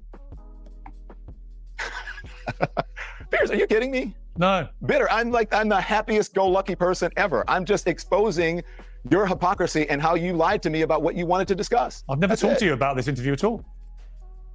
You don't have conversations with your producers? So your producers lied to me, or you're not that involved in... You've omitted one of the subjects we wanted to talk to you about. You're not that involved in the editorial process of your own show, where they don't convey to you by your own admission what you are... what, Don? The guest what the guest is going to talk about what, Don? on the You program? obviously expected Are you not that involved in the editorial process of your own show that you don't know that? Already... Hold on. How many of y'all actually believe that Piers Morgan was not aware of certain things, and it's all handled by his staff, and his staff were unaware of what was being set up or done? Let's be honest here. Obviously, Piers Morgan, he has this confrontational, uncensored podcast. He needs the clicks and views. He likes to obviously push buttons and have viral moments and sound bites. And he even has this title. The title says, "You're being a complete dick." So he wants these viral moments, right? So Lemon calls it out. So I would say Lemon probably should not have even came on this platform, because if you know him, you know how he operates, you know how he moves. He likes to go viral. He likes to push buttons. He likes to not follow certain rules as far as debates goes. So why go on his platform? So Lemon, obviously this is not his style of content, so he should have avoided it. Would I go on Piers Morgan? Yeah, only if I were going to be able. No, I wouldn't go on there. I'm saying if I were on there, I would give him, you have to be nice, nasty with someone like him. You cannot really be pleasant, like 100% pleasant. You have to give like nice, nasty. Okay. I would say kind of like what Omarosa does sometimes. It's like a nice, nasty. You're still classy, but you're nasty with it at the same time. Just being nice is not going to, it's not gonna go well for you. Okay, be nice, nasty, classy, but nasty, but quick witted and sharp. But yeah, both are, like I said, they both are from CNN. And Morgan obviously wants for clicks, views, and ratings. Okay. He admitted that one of the subjects was free speech, and yet here you are getting enraged about me exercising my right to free speech to ask you a few questions. Piers, I'm not enraged. I'm not enraged at all. Oh my gosh, did he really say that this is about exercising his right to free speech? You made this really about free speech. You're really trying to minimize a real issue of free speech to actually ambushing someone with questions that they did not pre-agree or agree to actually talking about or discussing. What does that have to do with the free speech? Wow. Please don't free speech is a serious issue. Please don't minimize it to the fact that you wanted to ambush someone with old topics of CNN, letting them go. Okay, don't minimize the topic. I think this is kind of funny. I'm not enraged at all. I mean, it's kind of exactly what I thought, like, hey, I don't want to go on the Piers Morgan show because of the spectacle of it all. And so that's confirmation of that. But I'm glad you got this moment, because this is a moment for me as well. That's going to play out on social media. It's going to be good for me too. So go for it. What moment do you think we've got? Piers, come on. Come on. I don't know what you mean. Come on, let's. What is really going on here? He likes them. He playing games. See, that's why I can't. I won't tolerate those fools. He's like, what moment do we have going on here? You know exactly what you're doing. Look at your title. Let's do something that's more productive than this. Well, look, honestly, when you do this, when you say that I'm into journalism, and you do this, or like it's not journalism, you've taken a big high moral ground. Piers, about. Hang on. I'll ask you a question. I am taking a high ground. Piers, you should know better than anyone where this conversation should be going, especially since you understand what happened at CNN with you. With gun control in the United States. Yeah. That was a big thing for you when you were at CNN, and I'm not sure what happened if that was part of the reason that you were let go. But hey, Piers, this is Don Lemon. I know you. I've worked with you. I know a lot about you. So let's just move on and be adults. And so let's talk about, I think, something that would be important to you, and that is sensible gun legislation in the United States that would have perhaps prevented the untimely and sad death of Charlie Kirk. Can we do that? How would it have prevented it happening? Why don't you tell me? Because you are an expert on the subject. At least you were when you were working at CNN. You were very pro gun legislation, and I believe, correct me if I'm wrong, pro, gun control. Yeah, I don't understand how you stop a deranged young man who the investigators say has become radicalized to the left from taking his grandfather's. No. He was not radicalized to the left. He said that Charlie Kirk was full of hate. And what we know of the suspect from his family, his mother, he was living with his partner, roommate, who is a male transitioning into a female transgender. He is a gay male, or, so he actually is someone that before he went to school, before he actually went to college for one semester at that college that you claim that he was radicalized at, he grew up in a MAGA family, conservative family, Mormon family, and most likely, based on that charging document, him and his father had disagreements as far as certain topics, right? So for all we know, this is someone that was not radicalized by the left. This was someone that was probably ostracized and isolated and had been targeted by all the speech, and probably unknowingly to a lot of people. Someone that is actually affected by Charlie Kirk's hate speech and rhetoric and talking points.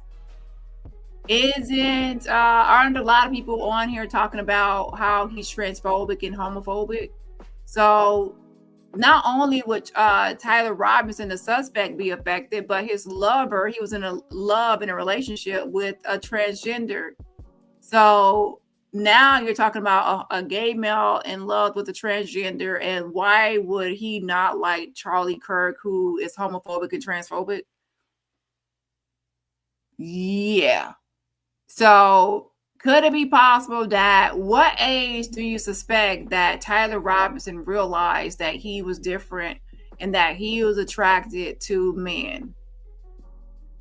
What age do you think that could be? And then at that age, when he realized this, that he was different, how do you think he felt when people around him were homophobic and society at large was homophobic towards his group of people? He's going to feel like he's growing up in a world that hates him, where a lot of people hate him, and a lot of people that are even his family members, friends, and people around him that don't even know his sexuality are being hateful. So he's growing, before he even sets one foot on college campus, he has already grown up in a world that he realizes hate him because of his sexual identity and sexual preferences, right? So you have to think about what happened to him before he set foot on college. Could it be possible that he already felt that Charlie Kirk was full of hate before he actually stepped foot on the campus?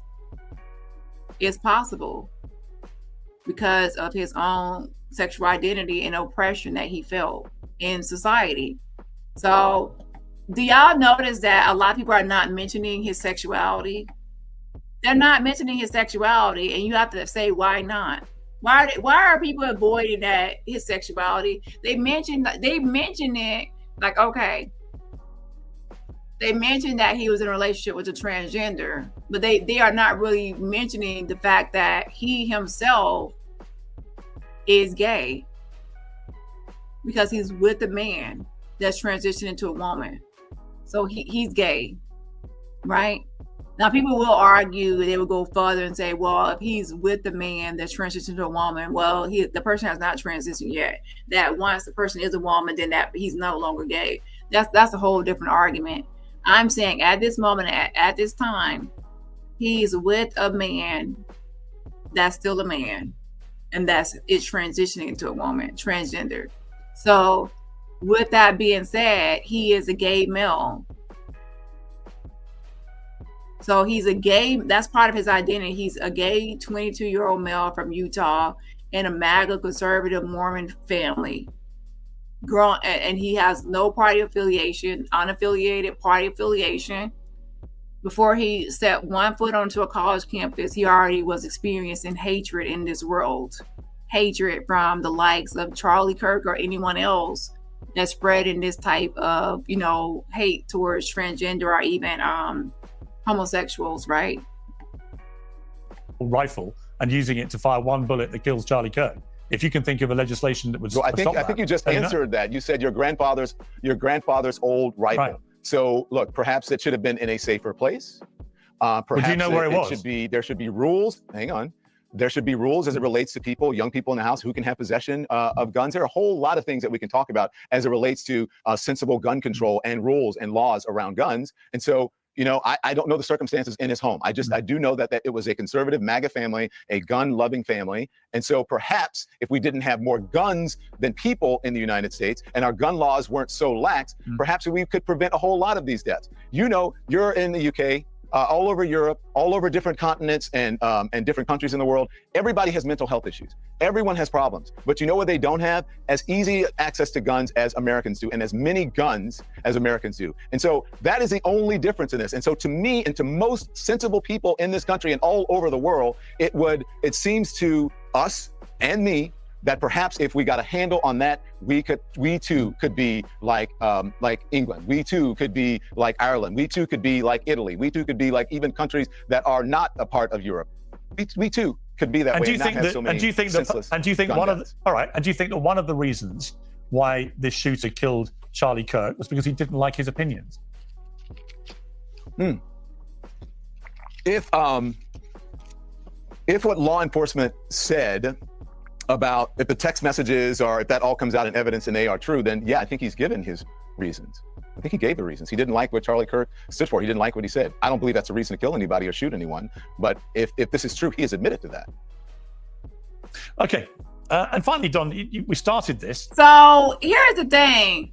Even if you say, okay, he unalived Charlie Kirk because of his hate speech and he's full of hate and he feels this hatred, to shoot someone, to go on the rooftop and shoot someone in the neck like that, to unalive and take them out, and you say this person was full of hate. Now, I'm not justifying it. To be that shooter, you have to, I'm not saying that he can't empathize with other people that are hated by Charlie Kirk, but that was definitely, in my opinion, something very much so personal. And that's just my opinion. It was very much so a personal thing of shooting him and just taking him out. And, you know, and previously, before Charlie Kirk came, he already had a conversation at a family dinner about Charlie Kirk full of hate and his hate speech and hate things. And he was aware that Charlie Kirk was coming to that campus. So in his mind, he might feel like, you know, it's a personal attack. Whenever Charlie Kirk speaks on certain topics that affect him personally, he probably felt really hurt by it. And then on top of that, other people, you know, that in his family and other people around him are pretty much, you know, are a part of this same, you know, MAGA, conservative, Mormon stuff that's going on around him. And it seems like a lot of people are like believing and listening to Charlie Kirk and Donald Trump. And it's like, wait, that's something against a lot of this stuff is against me and who I am as a person is hateful. So again, I still believe that everyone needs to look at, why did he say, or based on what the family is saying, why did the killer say that he believes that Charlie Kirk is full of hate? And then say, again, what was hateful? What did he think was hateful? And then a lot of times you can say, was he affected by any of this, the sayings or speech? And the answer is probably yes, that he is affected by being in a relationship with a transgender and him being homosexual. He's directly affected by the statements. And then you can say, when did he realize that he was affected or a targeted group of this hate speech? Was that the moment he got onto a college campus, or was that the moment he realized that he was a targeted group of people of Charlie Kirk's divisive language, right? So again, my argument is that I believe that he realized that he did not like certain people in politics way before he stepped onto a college campus. The moment he realized that a lot of people around him and surrounding him disliked him or had hate for him and his community based on his own sexual identity and sexual preferences. Okay, so please stop with this. Oh, college radicalized him. No, I think the world showed him from an early age that he was hated because of his sexuality. Okay, so shout out to Christy. Yeah, something, yes. I appreciate the support of the fan fund. It says congratulations to 16K. Yeah, something, yes. They're sending us stinging rolls right back at you. I appreciate it. Now, I'm not going to be celebrating right now, okay? But yeah, I appreciate it. And everybody else, remember, support my channel for free just by what? Hitting that like button. Just to be fair, you said you don't like the way that the MAGA crowd have reacted to Charlie Kirk because they're doing it just for clicks and stuff about somebody's death. And yet, some of them, I said some of them. Okay. I said some of them, not all of them. Which ones in particular are you thinking of? Well, if you go back and watch the Don Lemon show on YouTube, or if you watch Don Lemon on social media, you will find I mentioned certain people, and you can find it there. So you object to clickbaity headlines about people and death? Do I object to what? Clickbaiting headlines about people and death. Not necessarily. I think that's part of our culture. I think it's part of our culture, and I think it's is it something you ever do? Byproduct of it is a byproduct, please. Of our siloed media. And I think people perhaps sometimes do it to get attention, whether it's right or whether it's wrong, but sometimes people do it to break through, whether that's right or wrong. It's just simply what it is. Sure, but do you ever do it? I don't think I do it to any more so than anyone else. I don't think I do it any more so than the Piers Morgan show or any other show that is based on YouTube. I think I'm really curious because 2 weeks ago, you had a headline. You have to do something that 2 weeks ago. I'm not done talking yet, Piers. I'm not done talking yet, Piers. I didn't finish my statement. I say sometimes you have to do things to get people's attention so that they can click on something and to see if it is important or not, and they can make up their own decision about if they want to continue on with the content. Got it. I got it. That's the whole point of clickbait. Yeah, you had a headline 2 weeks ago. Hot takes: could Donald Trump be dying?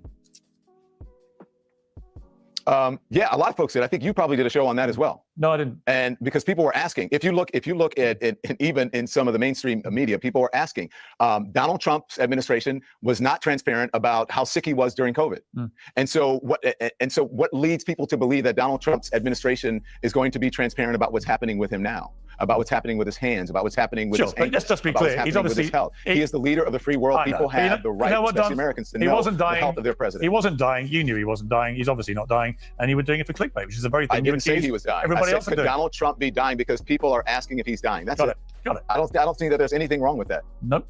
So hold on a second. Don Lemon, thank you very much. Do you? Yeah. We've run out of time, Don. You know what it's like in the news business. Yeah. Thank you, Piers. Thanks for coming on Uncensored. Piers Morgan Uncensored is proudly independent. Now before we get into Candace Owens, let's read this BBC article on Charlie Kirk really quickly, okay? So young fans and critics debate Charlie Kirk's political legacy and the sudden and violent death of the American activist Charlie Kirk, who rallied a youth movement and held celebrity status among his fans, has sparked fierce debate over his political legacy. The 31-year-old's young supporters appreciated his conservative Christian values and frank opinions. Speaking to the BBC, many were in tears as they remembered a man who listened to them and understood their concerns. His views were polarizing on the college campuses where he held large events, and his provocative speeches would draw crowds of vocal opponents as well as fans.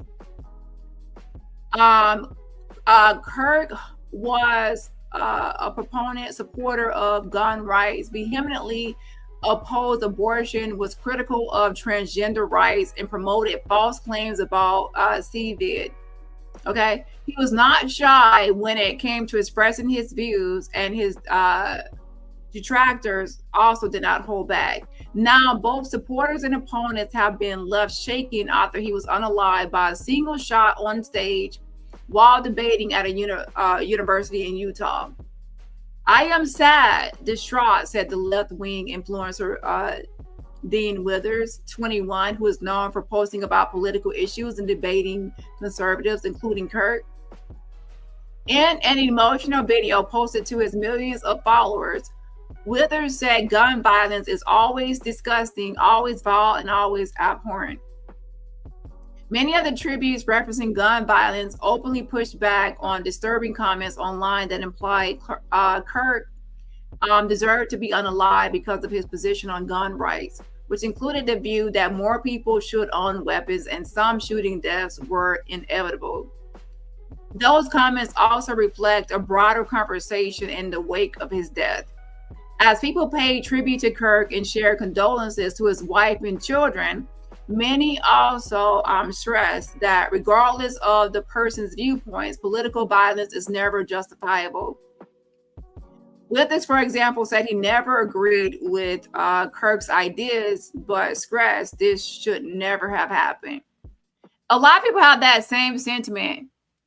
You don't condone violence, but you disagree with his ideas or some of his ideas. However, now, if you disagree with some of his ideas, you're automatically labeled as someone condoning violence, which is false.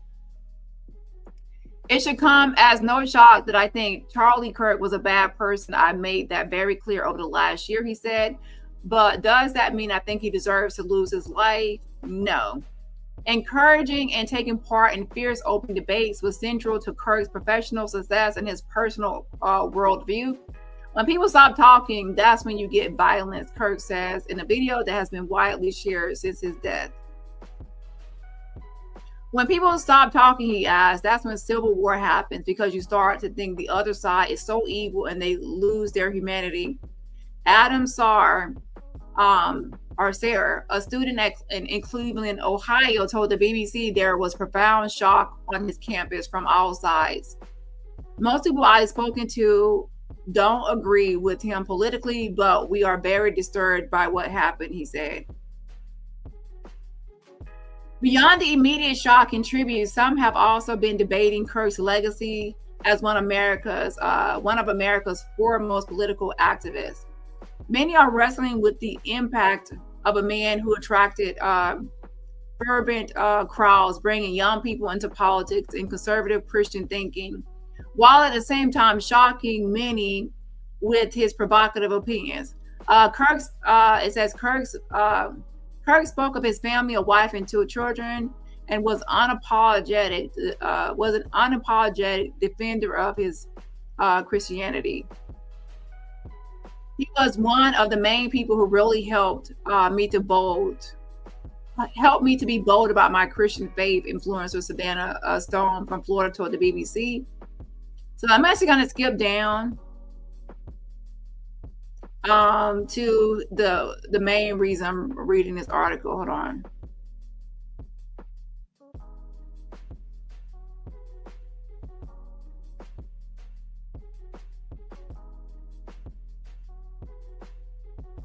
So 16-year-old Ellie from Brooklyn, New York City told the BBC that she and her friends used to get angry when they saw these clips.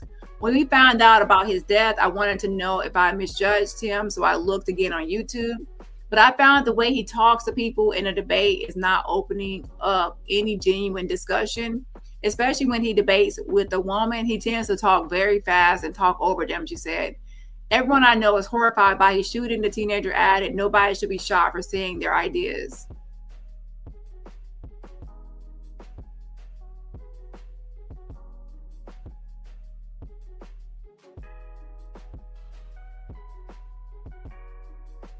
So hold on a second. Let me actually. Okay, right here. Kirk's stance on gay and transgender rights was particularly polarized. And so let's see what they say for BBC again. This is from BBC. His stance on gay and transgender rights. They say he opposed same-sex marriage and argued against gender care for transgender people, often citing his Christian faith on these issues. I believe marriage is one man, one woman, he wrote in 2019. Also, gay people should be welcome in the conservative movement. As Christians, we are called to love everyone, he said. But last month, Kirk, who vocally opposed Pride Month and celebrations, attracted criticism for writing on X. It should be legal. It should be legal to burn a rainbow or a Black Lives Matter flag in public. Activist Josh Helfgott said Kirk was the loudest homophobe in America, and his words caused immense harm to LGBTQ plus people. Referring to one of Kirk's podcast episodes where he called for a ban on gender care, Helfgott said, "This was more than political theater. It was a dangerous real-world assault on LGBTQ plus safety and dignity." Whether they agreed with Kirk or not, the young people the BBC spoke to all said his killing marked a potentially dangerous turning point in freedom of speech and expression. So if he actually said it should be legal to burn a rainbow or Black Lives Matter flag in public, that's going to create issues. Our people are going to see that as obviously hate speech, right? Or divisive language. And it says, marked a potentially dangerous turning point in freedom of speech and expression. Whether they agreed with Kirk or not, the young people the BBC spoke to all said his killing marked a potentially dangerous turning point in freedom of speech and expression. Political violence like this affects all of us. It does not just affect the people that you disagree with. So anyways, I would say check out his videos on what he had to say about, transgender people, Black people, people that are in the LGBTQ plus community and things like that. That's why people are calling him racist and a homophobe. So if you take that into consideration and how the killer, Tyler Robinson, a 22-year-old gay male living with his male roommate, that's a male that's actually transitioned into a woman, transgender. So now you will see that there's a possible motive. Now, I'm not saying that that's a justification or a good excuse to unalive Charlie Kirk. However, him saying that Charlie Kirk is full of hate, it could be because he feels that he's a homophobe or a transphobe as well, okay?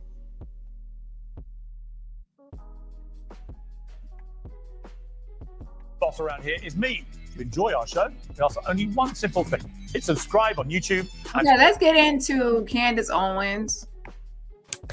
Well, that has never happened before. I guess we could say Charlie broke the internet one more time. 150,000 of you guys were watching, and the system just sort of crashed.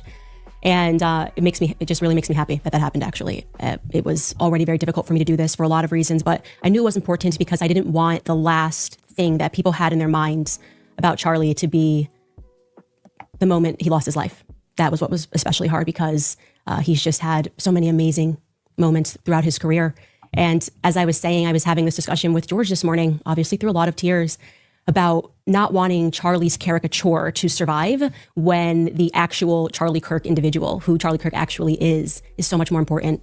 The caricature, the cartoon, is that Charlie's this young, smart guy, made a career out of debating college kids, decided not to go to college, started Turning Point USA. And I think a lot of people thought that Charlie must take himself a bit too seriously. And I want you guys to know that that could not be further from the truth. Charlie and me were always laughing. Yes, he was ambitious. Everybody knows Charlie's ambitious. I met him back in 2017 when Turning Point was this very young organization. Nobody knew who I was. Nobody knew who Charlie Kirk was. And Charlie was always wearing these really baggy suits. I mean, they looked like they were hand-me-downs from... Now, initially, when, she put out this video, it's just like, okay, she's going to make this one video just talking about Charlie Kirk, going down memory lane, and that's going to be the end of it. But little did I know, Candace Owens would then go on to now go into a whole conspiracy about how Tyler Robertson is not the actual shooter and the one that unalived Charlie Kirk. So now it has become content for her, very controversial, and people are actually speaking out against Candace Owens. And at the same time, simultaneously, what's going on with her, she's actually being sued by Emmanuel Macron and Bridget Macron. And because she's pretty much for a long time now has made a series of videos becoming Bridget and everything like that, pretty much calling Bridget Macron a man, that she was born a man, made a t-shirt saying that, Bridget Macron Man of the Year t-shirt, which sold out. And even, was saying people are afraid. She was like, she made a video. She's like, I think everyone was afraid to ask a question that everyone wanted to know. That she said she would have asked this question, but everyone else is too afraid. And the question was, does she pee standing up? Like pretty much trying to throw shade. So she makes these jokes about it. Well, Bridget Macron and Emmanuel Macron are not taking it as a joke. They even, had a conversation with Donald Trump to try to get Candace to stop with this lie and this conspiracy. And she has pretty much hunkered down and is still going with it. And what I'm noticing now is a little bit of a shift, though, that now she has, now that Charlie Kirk has been unalived, she has now focused her conspiracy content on Charlie Kirk. And now he has become her new content as far as a series of videos and conspiracies. So again, I want to say that I believe that Tyler Robinson, 22 of Utah, is the actual suspect and the actual shooter that unalived Charlie Kirk. There's DNA evidence as well. There's a lot of evidence connecting him to this crime. So I don't believe in this conspiracy or any of this. However, I am reviewing it just to kind of let you all know what's happening with Ackman and Candace Owens and others, and why Candace Owens is receiving some backlash. And to be honest, if she's not careful, I believe that she's going to be facing a downfall. I believe that Candace is going to have a downfall if she keeps on this trajectory in the current path that she's on. And a lot of people that are conservative that were pushing Candace Some people are, you know, they're not liking her current content on Charlie Kirk, just like some people did not like it on Bridget Macron, including Trump. It's not a good look. So we will see what's going to happen with Candace. Shout out to Happily Me. Thank you so much for joining the channel membership, by renewing your membership. I appreciate the support, y'all. Something else, I appreciate it. Shout out to Ahmad in the building. Said, did you just hit 16K? I have not checked, but Christy T did say I did. Yay. I'm so happy. I appreciate it. All the support and everyone liking and subscribing. But I'm not going to celebrate yet until I at least hit way past 16K. But I appreciate it. And thank you so much for sending the single rose and sending some roses right back at you. Yeah, something else. Shout out to Ahmad. And everybody else, remember, support my channel for free just by hitting that like button. So I do actually have the motion to dismiss as well. It's about 43 pages, which she had to pretty much argue to get more pages, but it's about 43 pages of motion to dismiss that Candace submitted in the case of, you know, the Macrons versus Candace Owens, of her stating that, you know, Bridget Macron is a man. Okay. 3 generations, because he was focused on the ideas. He didn't care about his appearance. He was laser focused on what he knew Turning Point could become. Not could become, but would become. He hired me on the spot. We were at this conference in Florida, and he and I used to always say, we never said the rest was history. You know, the rest is history. We say the rest is future. We were totally locked in, and I want you guys to know about our first planning sesh, okay? It was in the middle of Chicago O'Hare Airport. There is this restaurant that's called the Macaroni Grill.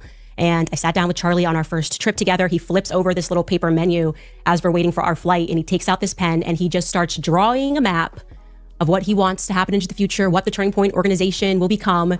It was spastic, it was unhinged, it was the absolute best. It was true Charlie. He was a visionary. Charlie was a visionary.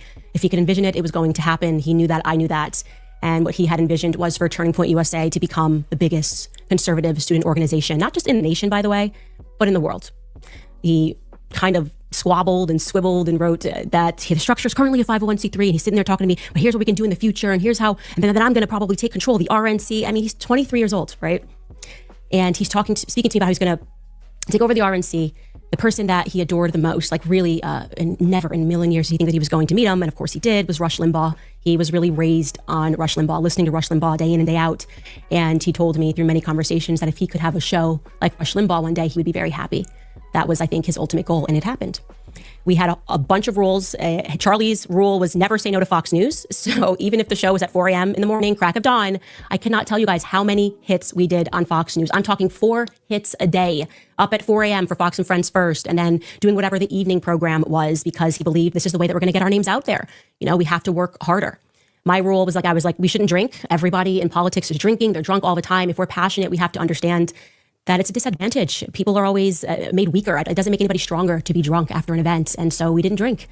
And we had a couple of mottos, but Charlie's was, we can always outwork our opponents. I can't tell you how many times we looked at each other and we said, we can outwork them. Everyone was bigger than us, but not working harder than us.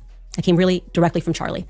It was the thing that he said we could always control. And I totally agreed with that. Work ethic meant everything. I think, it's very obvious to everyone. I was the culture. Charlie was the politics. Charlie needed a little bit more culture. I needed to learn the rules of politics. I mean, he could tell you every office in the White House and what this person does, things I'd never even heard before. I was just passionate about Black Lives Matter. I knew it was going to be harmful for Black Americans, and I wanted to share that message. And Charlie showed me how to do that in the best way possible. I learned very quickly with Charlie that politics breeds unnecessary enemies. It is incredibly it's a disheartening industry. You know, you're lucky if you have one friend. Okay, I'm gonna skip over because in essence of time. So what I want to do is actually discuss the lawsuit first, okay? Because once I want to discuss the Macrons, because that's a short topic, and then we'll move on to Charlie Kirk, okay?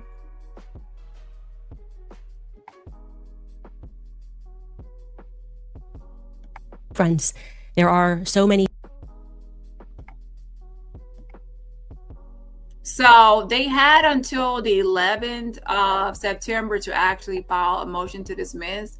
And that's, again, it's Emmanuel Macron and Bridget Macron versus Candace Owens. And this was filed September 11th, 2025. And it's 43 pages. I'm not going to read 43 pages. I'm pretty much going to give you a quick rundown of what it's about. Now, a motion to dismiss is not really going to argue the merits, such as, the merits of the case, about, what's true or false and things like that. It's pretty much going to try to argue, to dismiss it based on the venue, jurisdiction, service, things like that, procedural things, okay? So that's what's going to happen. And if the motion to dismiss does not dismiss the case based on procedural things and things like that, that's when they will then move to arguing the case itself, as far as the merits and the truth or the false, the defamation claims. Okay. So I would not expect a lot from a motion to dismiss. But it says right here, Ms. Owens runs her journalistic operation with the help of 3 employees from the basement of her home in Nashville, Tennessee. So Nashville, Tennessee, but this was filed in Delaware because they saw her business was filed there. So they're going to be obviously arguing jurisdiction. It says all of Ms. Owens' employees, producers, editors, and contributors live and work in Nashville, Tennessee, and the surrounding area. And it says all documents related to her work, as well as relevant books and records of Candace Owens, LLC, and Georgetown, Inc., are in Nashville, Tennessee. So she's trying to say Delaware does not have jurisdiction. I live and work in Nashville, Tennessee. So that's where the lawsuit should be filed, as that's where the jurisdiction is. Ms. Owens operates her main journalistic endeavor, her podcast, Candace, from her Nashville basement. Between January 31st, 2025 and February 20th, 2025, Ms. Owens broadcasted an 8-part series entitled Becoming Bridget, in which Ms. Owens discussed Emmanuel Macron, Bridget Macron, their relationship and their rise to prominence through the ranks of French politics. On July 23rd, 2025, the Macrons filed their complaint here. The Macrons alleged defamation against a Tennessee journalist for statements made in a Nashville basement, which the Macrons allege have caused harm in France. Yet the Macrons filed this action in Delaware State Court, notwithstanding that Delaware has no connection to the subject matter or operative facts of this dispute. And then a statement of questions involved whether Candace Owens should be dismissed from this action because this court lacks personal jurisdiction over her. So have they actually filed in their own court? Why did they actually file in Delaware? Because they feel like her business is there, but she says that is not. Whether France's 3-month statute of limitation bars the Macron's claim. So she said that this case also cannot, proceed forward because there's a statute of limitations for defamation case based on in France, but 3 months.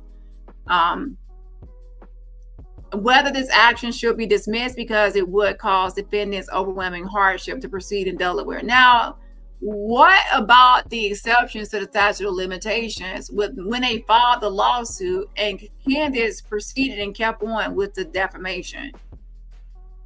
But yeah, on the Superior Court, so let's go. On the Superior Court Civil Rule 12b-6, dismissal is appropriate when it appears with reasonable certainty that under any set of facts that could be proven to support the claims asserted, the plaintiff would not be entitled to relief. So again, when she actually, if this proceeds further and she has to actually answer, that's when we'll get the juicy tea, because that's when we'll get her arguments on how she's going to defend herself and her actual responses to these allegations. Right now, it's all procedural. She's just trying to get this dismissed for lack of personal jurisdiction. saying that it's past the statute of limitations and other things. So there's not going to be a lot of interesting things within this 43 pages. Hold on.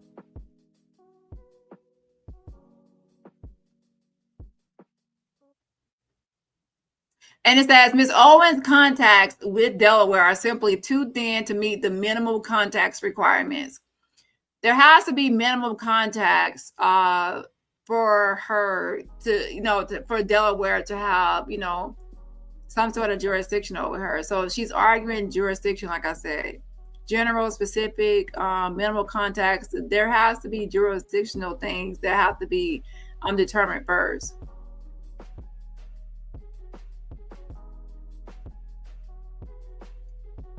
So let's go ahead and get into the actual video. But pretty much, I want you to understand, the Macrons sued Owens in Delaware, right? Claiming she defamed them by suggesting Bridget was born male and stole someone's identity, which I went over that in my first video. Okay. Owens, of course, responded with the motion to dismiss, and basically wanting the judge to toss this out based on procedural things. Pretty much saying, Delaware does not have jurisdiction over me. I don't live in Delaware. I don't work in Delaware. I don't publish anything in Delaware. So when you're suing someone for defamation, where was this published? And does that state have jurisdiction over the person based on where it was published, where they live, where they work, and things like that? And she also is saying that her studio is in some basement in Tennessee and not in Delaware. So Delaware is not the right place to fight this out and duke it out. Okay. And she's also saying that it's past the statute of limitations, that France allows only 3 months to sue someone for defamation, defamatory statements, and that they waited too long, like 5 months, and that she has ceased making videos. And I'm like, even you might have ceased the series of videos like Becoming Bridget, but you still were making content about her being a man. So I don't think the statute of limitations is really going to fly. Like, she put that, but I don't think it's going to fly because it's like a continuation of it. Okay. But of course, people can say, well, you can only argue what's in the actual complaint and not what's ongoing. But yeah, but she's trying to say that but by the time they filed it, it was past statute of limitations. I don't think so. Anyways, also she's pretty much saying basically to pick a different court. They have to take it to either France or where they are, or where they allegedly suffered the harm, or they have to take it to Tennessee where the actual defendant lives and works, and not Delaware. Okay. So if the judge agrees with Candace, then the case will be dismissed. That's what the motion to dismiss is, based on these procedural things, right? Not based on merit, whether, it's not based on like if the judge agrees that, it's not defamation. It's based on, does the judge agree that it's past the statute of limitations and there's no jurisdiction? If the judge disagrees, Owens will have to then answer this, and with her actual response to the actual allegations, aka the merits. And then from there, this could set a precedent as far as some sort of cases, because there's not a lot of like precedented cases on defamation as it pertains to foreign defamation and international defamation case. Okay. And especially also, to be honest, I will say this as a YouTuber, that more and more people are getting sued. So as a YouTuber, be careful with your platform, because a lot of celebrities and other people are suing people, whether you got the money or not. They are suing people, bloggers, for what you say on your platform. And then also there's a lot of celebrities joining YouTube to actually make extra money themselves, and they are going back and forth in the beefing and debating with YouTubers. So yeah, be safe out here, y'all. Okay. Even other YouTubers are suing other YouTubers. I know that for a fact myself. Okay. A mess. And a lot of times it is frivolous because anyone could go file a lawsuit. So yeah, so anyways, a French couple is suing an American commentator, Candace Owens, for saying that woman is a man. It's so crazy, to be honest. When I first heard that Candace Owens was being sued, I'm like, what is she being sued for? And when I literally saw that she's being sued for saying that someone is a man, I'm like, wow, yeah. So it's crazy that I was reading it. The complaint is very lengthy. I was like, oh my gosh, she literally has this white woman on her shirt saying that she's man of the year, and Candace is crazy.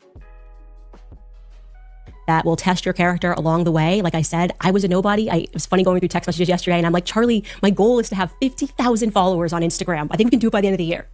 And after he hired me, he had been working already really hard on doing this campus tour throughout California. He called it the Big Three: UCLA, we're gonna do Stanford, we're gonna do Berkeley.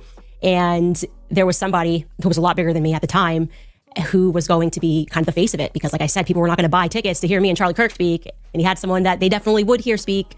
And for whatever reason, and this was just my luck, Charlie was pumping gas. He was inside the gas station, and I'm sitting in the car, and I see this person, his phone is sitting in the car, and the messages are lighting up on the screen, and this individual saying, I don't want to do this event with that new girl you hired. Like, I don't want to share the stage with her, essentially. Just mean-spirited, no reason. I'm bigger than her. I should do this by myself, and then if she wants to come on and be an auxiliary, that's fine, but I don't want to share the stage with her, this newbie. And I remember Charlie gets in the car, and he looks at the message, and he looks at me, and he knows I've looked at the message. I saw it, and I'm like, Charlie, I said, I have no idea like where this is going. Obviously, I understand that the sensible you doesn't want to lose this person on the ticket, that this means a lot to you and you've worked hard on it, but you're going to have to learn that. Okay, I'm going to skip it a little bit, okay? Hold on.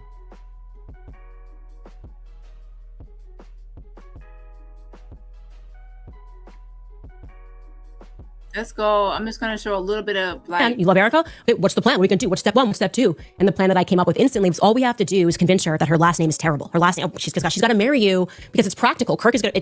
Mrs. Erica Kirk sounds so much better than Miss Erica Francie. What is that last name? So basically in this first video, which I'm not going to play in its entirety, she's just going over like her history with Kirk, pictures and things like that.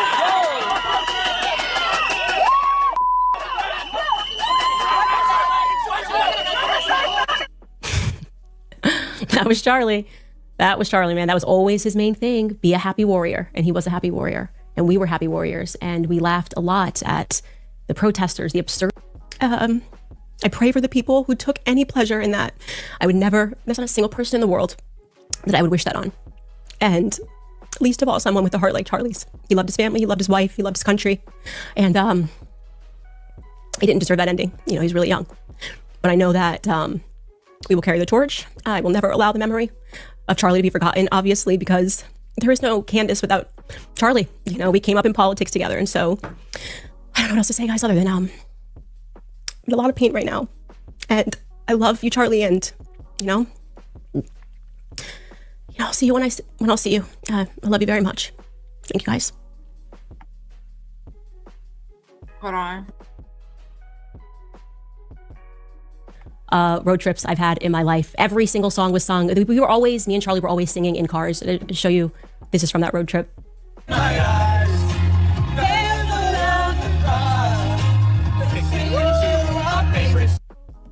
And then, of course, there was always some hip hop mixed in, Ignition, remix.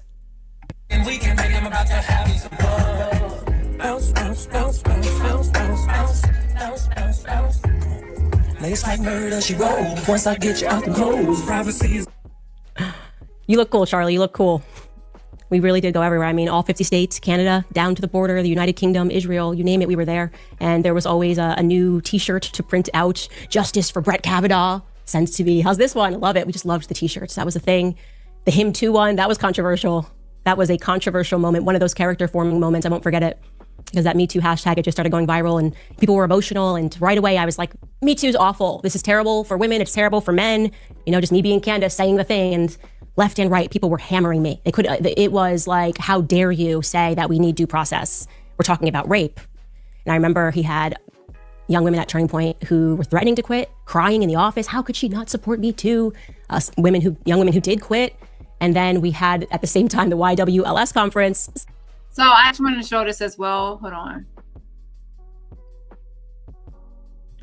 So let's look at this. She made like a little collage as well with her and Charlie Kirk. Hold on.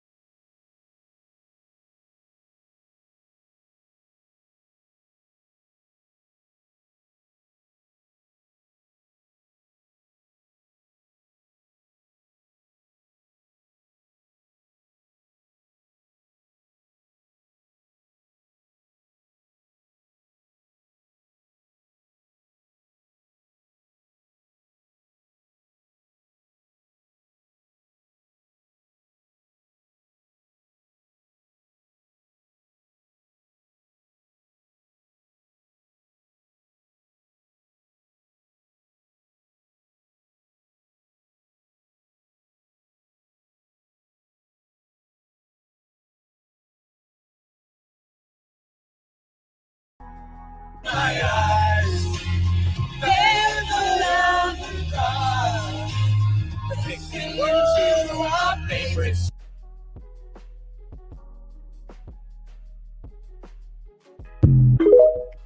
Child, some people were saying that it was giving them the show Scandal. Scandal. Yeah. So now she makes this all the stuff about Kirk going down memory lane, and you think that she's going to just go down that path, just in honor of mourning Charlie Kirk, and then the next thing you know, she does a series of videos on conspiracies about Tyler Robertson not really being the real shooter of Charlie Kirk and these conspiracies. So now she went from Bridget Macron as a man to now saying Charlie Kirk, they have the wrong shooter and there's a bigger agenda going on. The reporters who already hated us just completely, they just swooped in there and they were like, oh, do you support her statements? And I just remember just being behind Charlie and Andrew Colvett, and he just held the line. He held the line because he agreed with me and he knew it was going to be a bit of fire. People, you got to fire her. How could she say this? And he didn't. He held the line. And it was one of those moments for Charlie. He had good character. But the prep for every one of those events, like even the Him Too event, it was always Kanye. Here it is.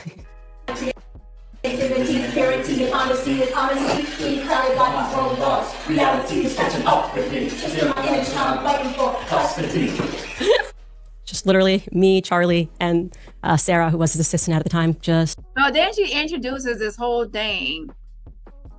She introduces her new topic of Charlie Kirk, and then you think, like, again, who would have thought that she would be down this road? So let's get into people speaking out against her using Charlie Kirk as her content in her latest conspiracy. In my opinion, the Bridget Macron is a touchy topic because there's an open lawsuit. She's being sued. She has filed this motion to dismiss. Candace needs new content. She needs new content because that's going to dry up with the Macrons. It's risky to keep on going down the Macron when you just filed this motion to dismiss. So now the topic is now Charlie Kirk and how Charlie Kirk was not unalived by Tyler Robertson, but someone else. So for those that missed it, this is her right here, Candace Owens, with her little ponytail child, her shades, her head tilted to the side, and her shirt right here, Man of the Year.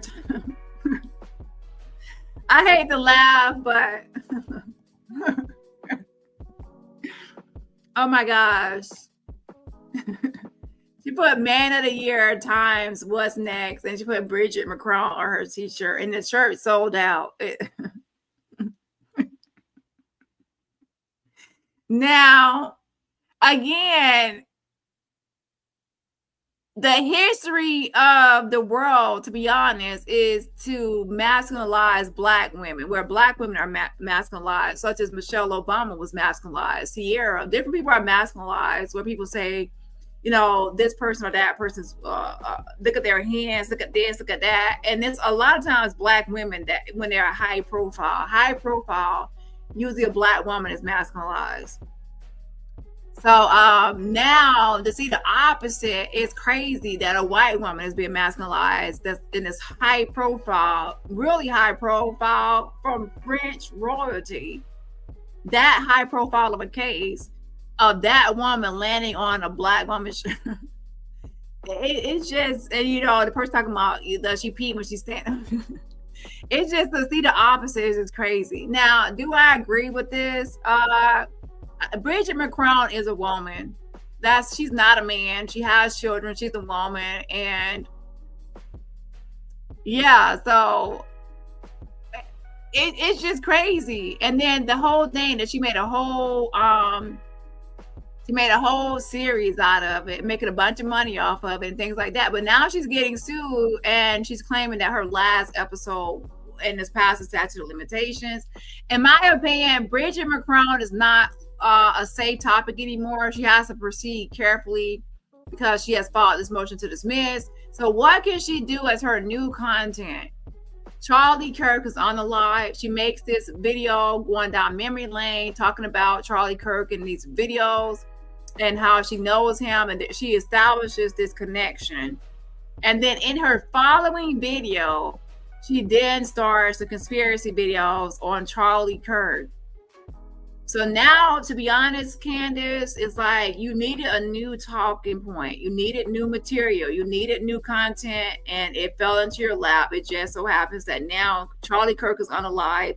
You're connected to this person, so you can lead with your connection. And once you have this connection to this person, now people can tune in and listen to you because of your connection and these pictures and videos you're posting. And now you have new content, which is Charlie Kirk. But not everyone is happy with this new topic that she has. So I'm going to bring up some articles that people that are kind of upset with her for using Charlie as her content in the manner that she's using it. Okay. Playing the hype music. Charlie and I fought a lot of battles together. I mean, of course, who could forget the infamous day that we got chased out of a Philadelphia restaurant by Antifa, and they threw water and they threw an egg on Charlie. We were just amazed at how quickly they had assembled once they found out what restaurant we were at. But I want you to watch him here, like even in this moment of shock and adversity, he finds a reason to smile, and it's incredible. Take a look at this.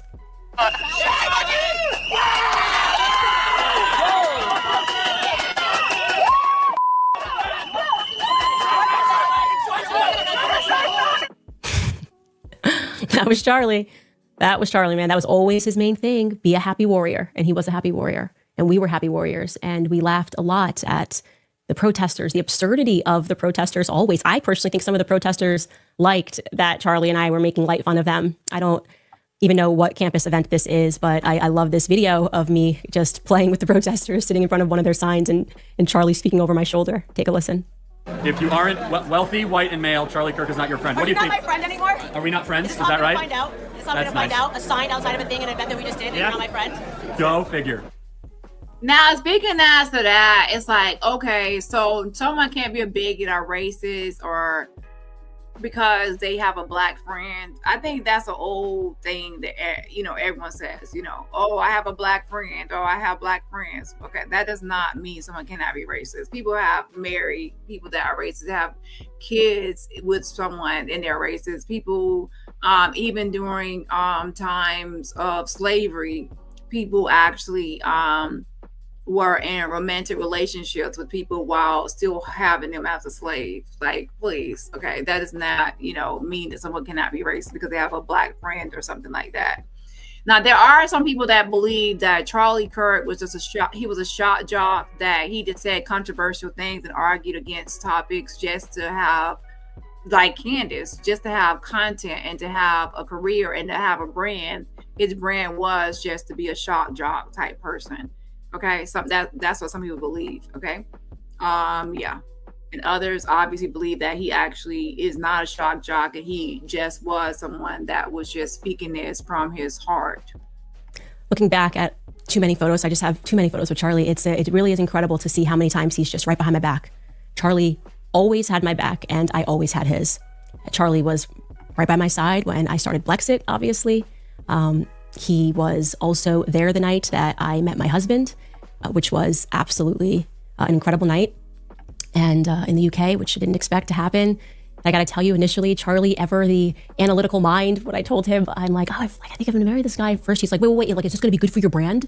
I'm like, Charlie, this is love. This is not a brand decision. And then he sat down and he spent just one evening with George, and Charlie was just the most supportive of everything. And this is our text chain speaking about that moment. He's like, his heart is wonderful. You guys are meant for each other. I see it brilliantly and clearly. And he gets it. He isn't afraid of you being you. And he's been through hell. And it was, Charlie was by my side the day that I got married. Of course, he was by my side, when I got married to George. And of course, Charlie fell in love with Erica. That entire journey to me when I was reading through the text is so funny because it was exceptional. I was always leaning into Charlie's analytical mind and making fun of him. Like, oh, all we need to do is get a plan. You love Erica? Okay, what's the plan? What are you going to do? What's step one? What's step two? And the plan that I came up with instantly was all we have to do is convince her that her last name is terrible. Her last name, she's got to marry you because it's practical. Kirk is Mrs. Erica Kirk sounds so much better than Miss Erica Francie. What is that last name? It's a practical decision. This is the text chain from that. Charlie and Erica Kirk. He says it's going to be the power couple of the century. I need to continue to pray about it. I said, her last name's dumb. She literally needs you to propose. It's way too complicated. He said, I'm going to tell her it sounds like a sneeze. It's horrible. And then I wrote, marry me. It's a logistics thing. That's just who we were. Always making fun and always wanting to know what the plan was. And obviously it worked, you guys. It worked. Our plan worked. We broke Erica down. First came the name shame, then came the wedding, and then came the children. Charlie really loved Erica from the time I'm reading through the text today. Just loved her. He loved his family. He really did. And I just want to say that Charlie and I, because I think this is important, never for a single minute, ever, did Charlie and I stop being friends. Even when the world demanded that from both of us, our relationship was real. We were brother and sister. We were fortified. Our relationship was forged in fire, the fire of politics. I knew him. I knew Charlie, the real Charlie. And Charlie knew the real Candace, And people knew I didn't like a lot of people in politics. I didn't like a lot of people calling me and doing the political dance. Of course, people guessed it correctly when they said, oh, the person who probably was the intermediary when Trump called about Brigitte was Charlie Kirk. Of course it was Charlie. They would never send anybody else to call me with anything because they knew that Charlie was a brother to me. And there was so many things that were said that were wrong. And we laughed at how wrong it was when people thought that when I had made up my mind about Israel, that Charlie and me fell apart. Nope, never, not for a second. I said, it's the easiest decision ever because Charlie knew who I was and I knew who he was. I said, Charlie, this is where I'm at and there's no room for movement. And you tell whoever that needs to hear it, whatever you need to tell them, because we're always going to be brothers and sisters, We're always going to be brother and sister. And we would talk about things and debate things behind the scenes. And I think my perspective was as it's been throughout our relationship. You might not get it now, Charlie, but you will. I'm only a few years older than you, but I think you're gonna see things my way. And I think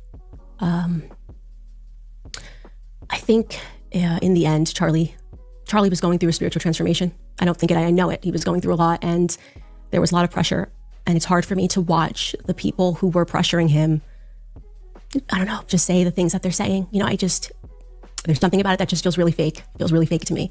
And they would have allowed him to lose and wanted him to lose everything for changing or even slightly modifying an opinion. And then to see them doing what they're doing today, it's hurtful to me. It's very hurtful to me.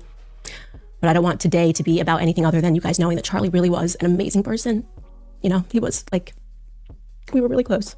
And he was my best friend and my brother. And I will never unsee the footage of what I saw, the violence of it. I pray for the people who took any pleasure in that. There's not a single person in the world that I would wish that on. And least of all, someone with a heart like Charlie's. He loved his family, he loved his wife, he loved his country. And so I want to say this as well. So Charlie Kirk's pastor has rebuked MAGA podcaster Candace Owens. I'm reading an article from Independent. Okay. It says, Charlie Kirk's pastor rebuked MAGA podcaster Candace Owens for spreading conspiracy theories in the wake of the conservative activist killing. The article says, ever since the 31-year-old conservative activist was fatally shot during a speaking engagement at Utah Valley University last week, Owens has been peddling a slew of rumors and conspiracy theories about his death. Speaking out against Owens' actions, Rob McCoy, who co-chairs the faith division of Kirk's Turning Point USA, said that Kirk was a friend to Candace and never spoke poorly of her, though he disagreed with her. He never operated nor entertained gossip or concerning Candace, he continued. He urged Owens on Tuesday to behave like Kirk, who claims would not have spread similar theories if, God forbid, this tragedy had been hers. So again, she's going to have backlash because people are saying, why are you spreading these conspiracies? They have the actual shooter. He's in custody. There's DNA evidence. Why are you doing this? Why are you making him into some sort of conspiracy content? He would not have done that to you. So what do you think about this? Do you think it's right for Candace to do this? And also, what do you think of their friendship based on her doing this? And also, I guess people will say it depends on if she's believing in these conspiracies or if she's just doing it, capitalizing off of it for profit. And it goes on to say, I only wish at this tragic time of mourning she would be the friend to Charlie that he was to her. He would never have treated Candace or her family in such a way had, God forbid, this tragedy been hers, McCoy wrote. Meanwhile, Owens, who once served as the communications director for Turning Point USA, spread rumors that Kirk may have been targeted because of his views of the war in Gaza. Be very wary and suspicious of the people who are already telling us to stop asking questions about the Charlie Kirk assassination, Owens wrote on X soon after authorities named 22-year-old Tyler Robertson as a suspected shooter. On Monday, Owens claimed on her podcast that billionaire hedge fund manager Bill Ackman, a vocal supporter of Israel, threatened Kirk during an intervention about his views in the Hamptons last month. Bill Ackman was very upset and threats were made. That is what I am told. And I will tell you that I am very happy for Bill Ackman to dispute this narrative, Owens said on her show. And don't forget, Bill Ackman also offered $1 million towards an award for whoever led to the arrest of the actual shooter, Charlie Kirk. And he said that even though the father is involved in the apprehension of the suspect, that he still would pay the money to the father. And then later, if there was some issue, then obviously then they could, figure out what they would do next. But he would honor his word and still, pay out that $1,000. But he's waiting for the FBI to actually confirm who actually should get the money or who's deserving of the money or who is the actual winner of that award before actually reward before actually giving it out. But he said he's still going to give it out even to the father if he is declared as the winner or the rightful person to get that reward. The article goes on to say both Ackman and Andrew Colvett, the executive producer of the Charlie Kirk show, have come out in full denial of her accusations. So people are not liking Candace. Some people from, the executive producer of the Charlie Kirk show are not liking this, and the pastor of Charlie Kirk is not liking this. And in a lengthy expose, Ackman described the Hamptons meeting Owens had referenced, writing, "At no time have I ever threatened Charlie Kirk, Turning Point, or anyone associated with him. I have never offered Charlie or Turning Point any money in an attempt to influence Charlie's opinion on anything. In fact, my interactions with Charlie Kirk have been extremely cordial, albeit limited, regretfully so, as I was very impressed by him and his work, and I will sadly never see him again," Ackman wrote. Meanwhile, Colbert wrote in his own post that he has spoken with Turning Point staffers who traveled with Kirk to meet Ackman last month, and says, Bill never yelled at Charlie, never pressed him on anything, never gave him a list of Charlie's offenses against Israel, Colbert wrote. And it says, Charlie personally told me he had a very cordial relationship with Bill and the event was productive, he added. And it says, while other conservative voices stopped short of backing Owens' baseless accusations, several, including Megyn Kelly, agreed that Kirk felt frustrated and even pressured over Israel criticism. Former Fox News host Tucker Carlson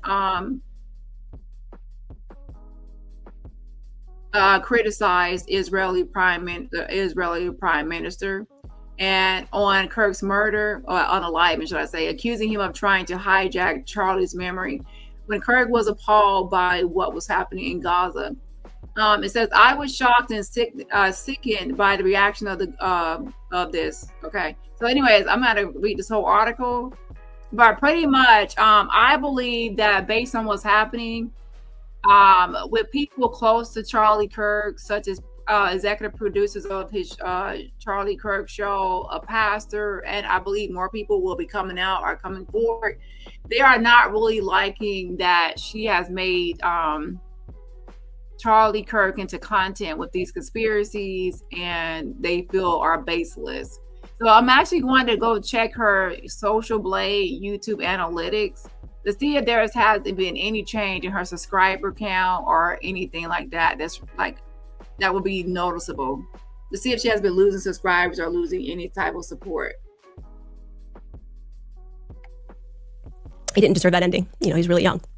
But I know that we will carry the torch. I will never allow the memory of Charlie to be forgotten, obviously, because there is no Candace without Charlie. You know, we came up in politics together. And so I don't know what else to say, guys, other than I'm in a lot of pain right now.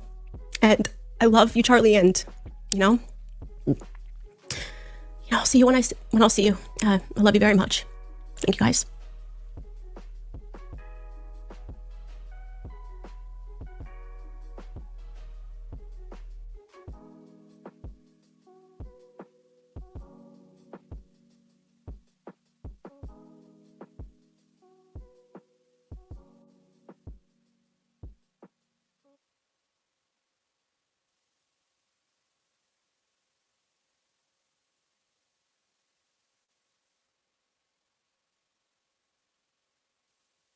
All right, you guys, we're going to jump right into this with no introduction. There's a lot that I would like to speak with you guys about. Can't wait to hear your feedback. A lot of lies that are being put out there, narratives that I would say are half-truths or just misrepresentations entirely.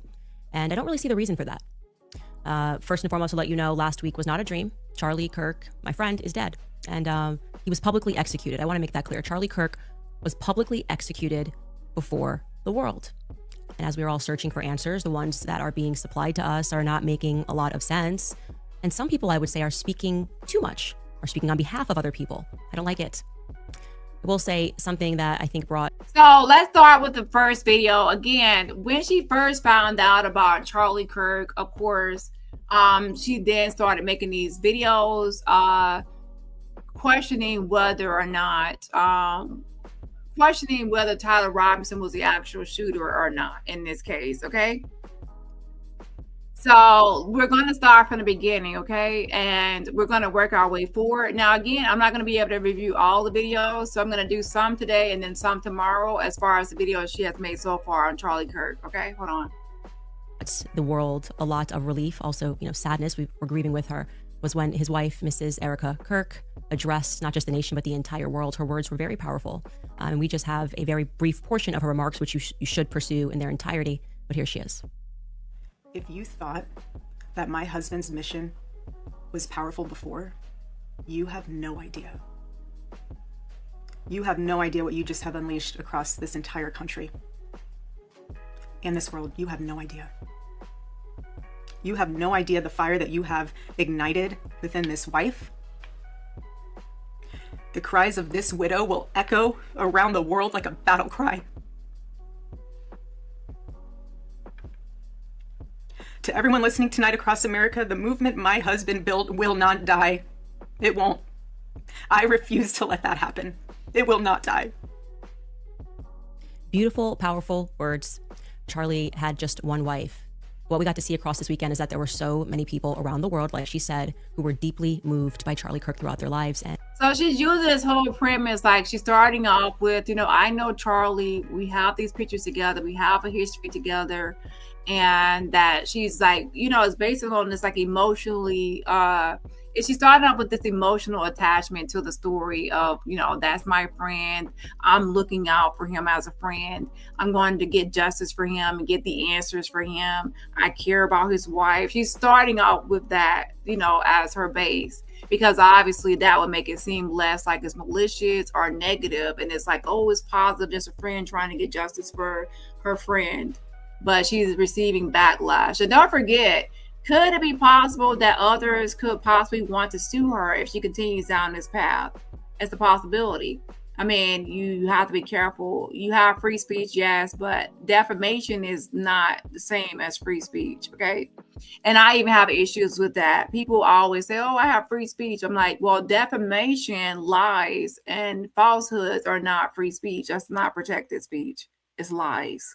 And you're a liar, okay? So that's different. So with her even being in this lawsuit with the Macrons saying that Bridget was born male and used someone else's identity, which is actually, saying that her brother, her brother is using the identity that, and her brother is still alive. Her actual biological brother is still alive. So he did not actually, he's not actually living as Bridget. Okay. She's acting like the brother is living as Bridget when the brother is still very much alive and has appeared at events with Bridget in person. Okay. So how can both be at the same event? Okay. At the same time. So Bridget is planning on using childhood photos, which, Candace is acting like could be altered or photoshopped because of the quality of the photos, but also scientific evidence that can prove that she's a biological female. So how will you be able to argue scientific evidence? I don't know. So ultimately, here's the thing. Candace is hoping that it will all be dismissed and go away based on jurisdiction because she's in Tennessee and this was filed in Delaware, and she believes that Delaware has no jurisdiction. So they're hoping for a dismissal based on that. Okay.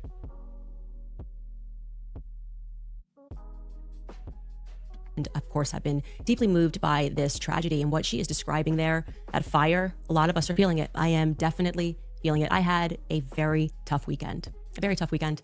I will say this, my entire life, I've not been much of a crier. It is not my choice emotion. I'm not a person who bursts into tears, and some people are like that. This weekend, I didn't just cry, I wept. I wept for Charlie, obviously. I didn't make it through the tribute to him on Friday, and for those of you who wanted to see me in a moment of weakness, that was delivered to you. Fair. Yeah, I watched my friend get shot in the neck. Yeah, that's what happened. I just want to say that he was publicly executed again before the world. The question is why, right? When you are in a state of grief, you go through a lot of emotions, and I'm arriving right now at a lot of anger. The audacity of some people. It has taken much restraint and prayer, and I had to speak with a priest. I had to go to confession. These emotions that I am having, wanting to respond with Charlie in his own words, really. People that are coming forward and saying this is what he thought and this is how he should be remembered. It just feels really inappropriate to me. I didn't know what to do other than to scroll through messages between me and Charlie, regarding which there are a ton of them.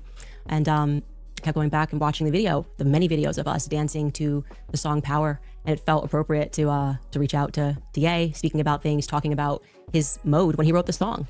When you wrote the song Power, why did we have it as our hype song? Because the song is about the ability to find it within yourself to become what you know you are capable of becoming inside of a matrix. When you just realize everything is dishonest, that everything is performative, that people are dishonest, that they are going to try to stop you from being great. In fact, it's the end of the song. The question that he asks at the end of the song, that's the most important. Ye asks, do you have the power to let power go?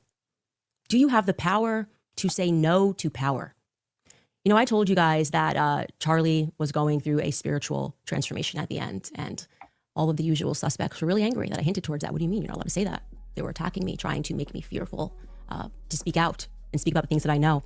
I'm not feeling very fearful right now. I am, like I said, very angry. And I found, Charlie's favorite portion of the song. I'll show you the text between him and I, because this feels very relevant right now. this is, again, lyrics directly from the song Power, but I just needed time alone with my own thoughts, got treasures in my mind, but couldn't open up my own vault. My childlike creativity, purity, and honesty is honestly being crowded by these grown thoughts. Reality is catching up with me. Taking my inner child, I'm fighting for custody with these responsibilities that they entrusted me. And that's a moment where he is really speaking about how hard it is. Like when you're saying, no, this is what I believe. And they say, you're not allowed to believe that. You feel like you are fighting for custody of yourself. And I want to be very clear that I believe, in fact, I know that towards the end, Charlie was fighting for custody of himself. I want to say that. I want to say that plainly. And there are lies that are being told and they need to be slapped down right now. There's one person who's been out there acting like he is a widow, you know, just saying the absolute most, tweeting first about what happened to Charlie, following it minute to minute, you know, and doing hits in a foreign country, right? Like making time to do hits on Fox News, 2 of them. Bibi Netanyahu who's fighting, I think, like an 84 front war with everyone, made a lot of time for Charlie Kirk. You would have thought they were the best of friends, as close as him and Trump were. But I will say, I don't recall Erica mentioning Bibi Netanyahu in her speech. The way he's presenting it is like he was I mean, this is just the worst loss for him, but I don't think that is the truth. In fact, I know for a fact that he is misrepresenting some things that happened there towards the end. So let's at first listen to what Bibi Netanyahu, just one day, less than 24 hours after Charlie died, what Bibi Netanyahu had to say on Fox News. Take a listen. We're just heartbroken. Myself, my wife, my family, my son, actually, on his 2019 visit to Israel, had lunch with him and his wife, Erica. We're shattered first as human beings because a great human being has been taken from us. Was an extraordinary friend. So she believes that there's an Israel connection to this. But before I get into that, let me actually share this with you, okay? So you can actually follow along.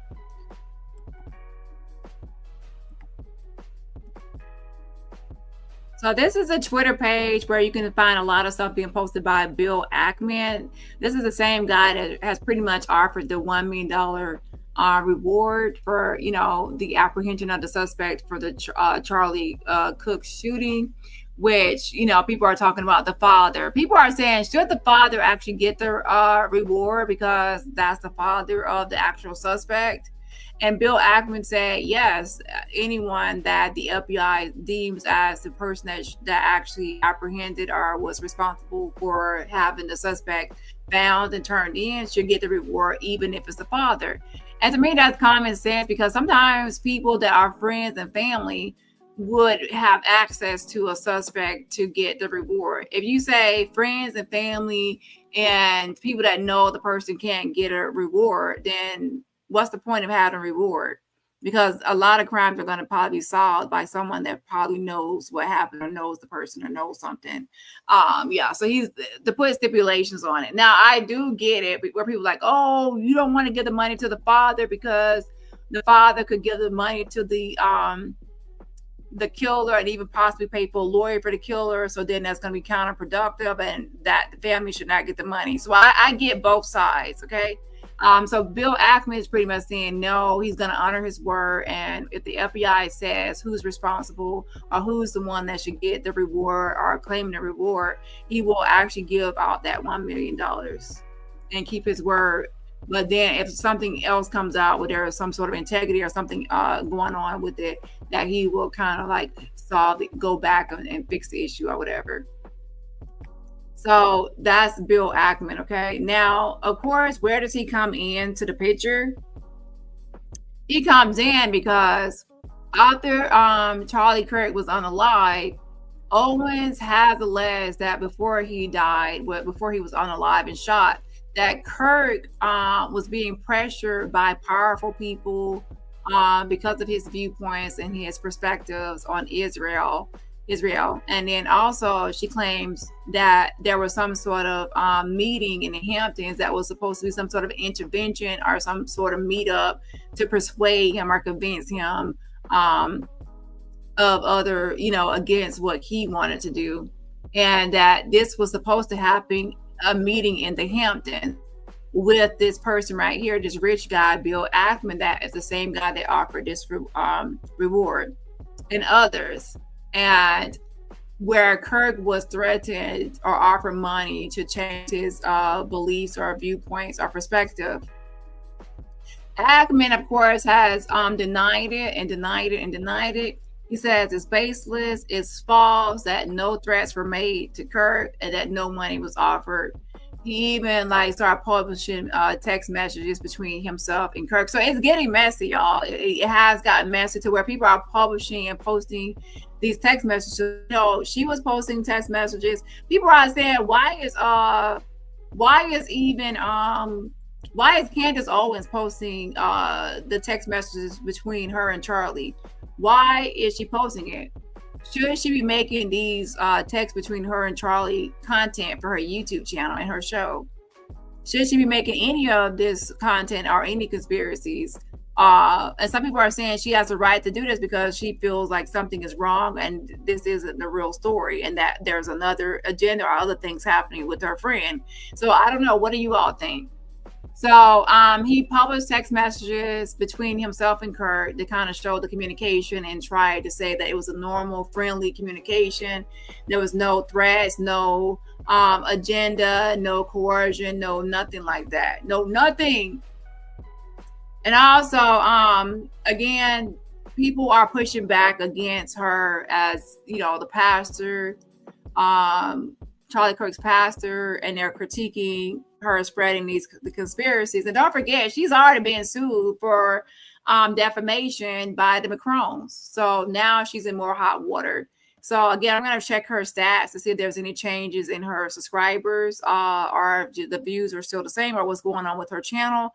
But, you know, people are not really liking this. And she has to be careful because she might actually, the same people that lifted her up can also tear her down or bring her down.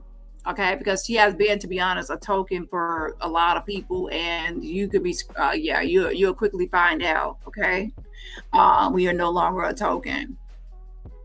So Jason says maybe this is her way of grieving the loss of a friend. Yeah, that's another explanation.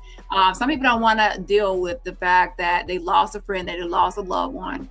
So then they, you know, they feel like, oh, it's more to this. There's a cover up. There's a bigger conspiracy. There's this and that. Now, I would go along with that line of thinking if it wasn't Candace and she wasn't on her YouTube channel and she wasn't presenting this as some sort of. If you actually go look at her series of videos on Becoming Bridget Macron, you know, if you listen to that, she's doing the same kind of setup to where she's making this into like a series of videos, into this like episode and content. She's I hate to say it, but I would say that if it was more sentimental, but it's looking a little bit like the Macrons are not anymore because she's being sued by the Macrons and she needs new content. And what is the new content? In my opinion, Charlie Kirk conspiracy. And now here's the thing. If Charlie Kirk's killer or unaliver was still out there roaming and nobody knew who the person was, then obviously make videos and try to figure out or investigate like most people do. However, since there is DNA evidence, are people forgetting that there's DNA evidence? Yeah, there's DNA evidence involved in this case. So now it's kind of like the actual suspect and the evidence that they have in his charging document, it's obvious that this is the actual person that's guilty. So now what's the point of the conspiracies? I understand when there's a cold case and it's unknown to have conspiracies or speculation. But when something is already known, that's when it becomes, now that you have receipts, what are you doing? So let's read his post, okay? This is Ackman. He says, a few facts, corrections and receipts to dispel some misinformation going around social media. The Turning Point USA Hamptons event was not held at my house, but rather at a hotel in Bridgehampton. As I previously explained, I did cover the cost of the event, such as travel, food, and lodging for the participants. This was not a secret event and no one signed an NDA. Everyone, including the Turning Point representatives who attended, are totally free to share whatever they want about what took place and what was discussed. This was not a Chatham House Rules event. Some have already publicly shared their experiences and perspectives on the convening. In the spirit of transparency, I encourage any of the other attendees that have not already shared their thoughts on the event to do so. That said, I understand why some may not want to do so because of the fear of getting attacked by the mob who assume that something untoward took place. I am sure there are some Israel supporters of Turning Point USA who became upset with Charlie because he told me so. He complained to me that some pro-Israel advocates view any criticism of Israel as, and we both, hold on. Let me just go back where I was at.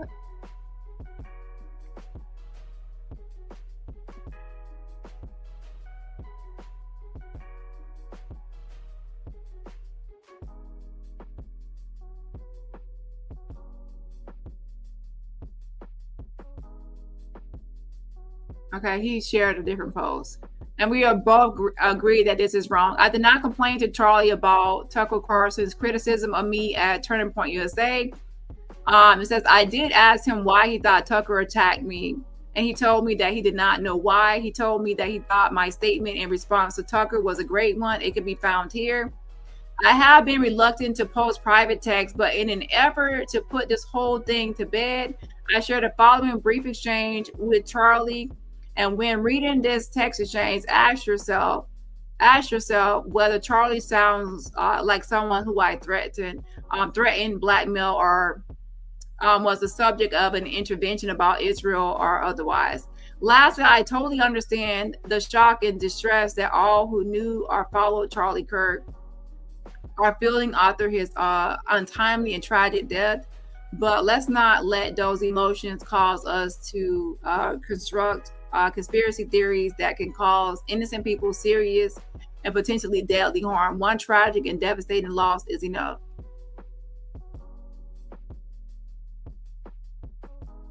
So then he posts a series of text messages and messages, okay? So let's go back to, what's this right here? I like to give you 5 million. You serious, Bill? Never been more serious about anything in my life. Gift you 5 million for what?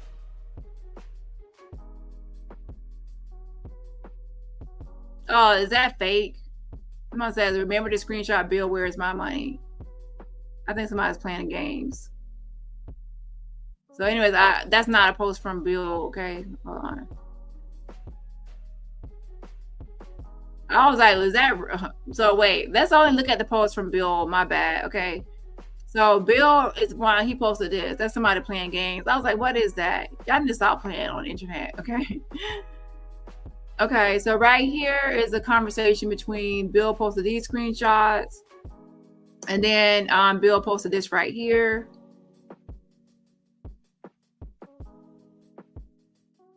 Okay, so let's look at this one. It says, how are you? And says, I'm doing great. Really enjoyed your really enjoyed our time together last week. Thank you again for doing that.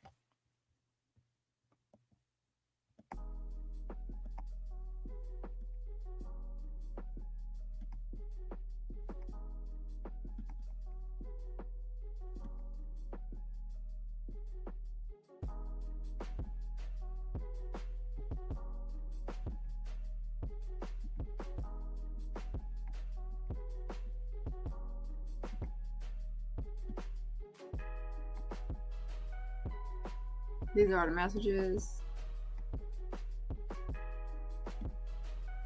And it says, it was great. Thank you for again for doing that. It was great and great. It was great and great to get to know you better. We should do dinner sometime with the ladies.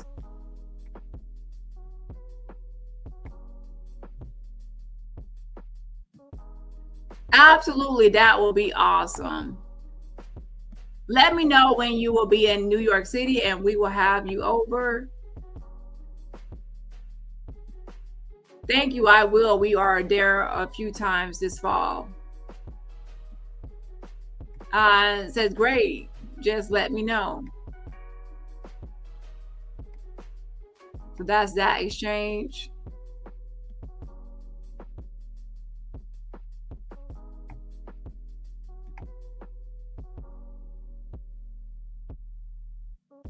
And this one is just going over numbers.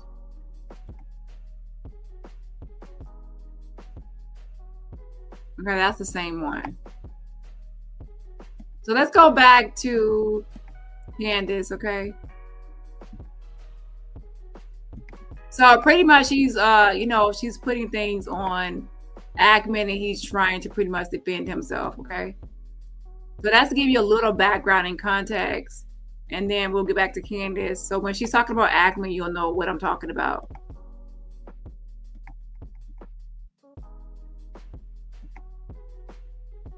Renting is now significantly more affordable than buying a home by one of the widest gaps ever recorded. And it says, those numbers are dramatic. And it says, response, query whether in our new economy, whether home ownership makes sense. Will people want to have more flexibility to move, etc.? So those are messages that Ackman posted, okay? Hold on. You know, he said, he wrote me a letter on May 2nd this year. He said, one of my greatest joys as a Christian is advocating for Israel and forming alliances to defend Judeo-Christian civilization. A few weeks before the tragedy yesterday, I called him and I spoke to him and I said, please come to Israel. I invited him to Israel. And sadly, that visit will not take place. But he was a defender of our common Judeo-Christian civilization. He was unbelievably excited to walk in the footsteps of Jesus here. He valued our bond, the bond between America and Israel. He did so many things to defend free speech. He had his truth. He stood up for it. But he said, you can come and debate me. He invited that debate. He certainly didn't invite the violence, the horrible violence that tried to silence him.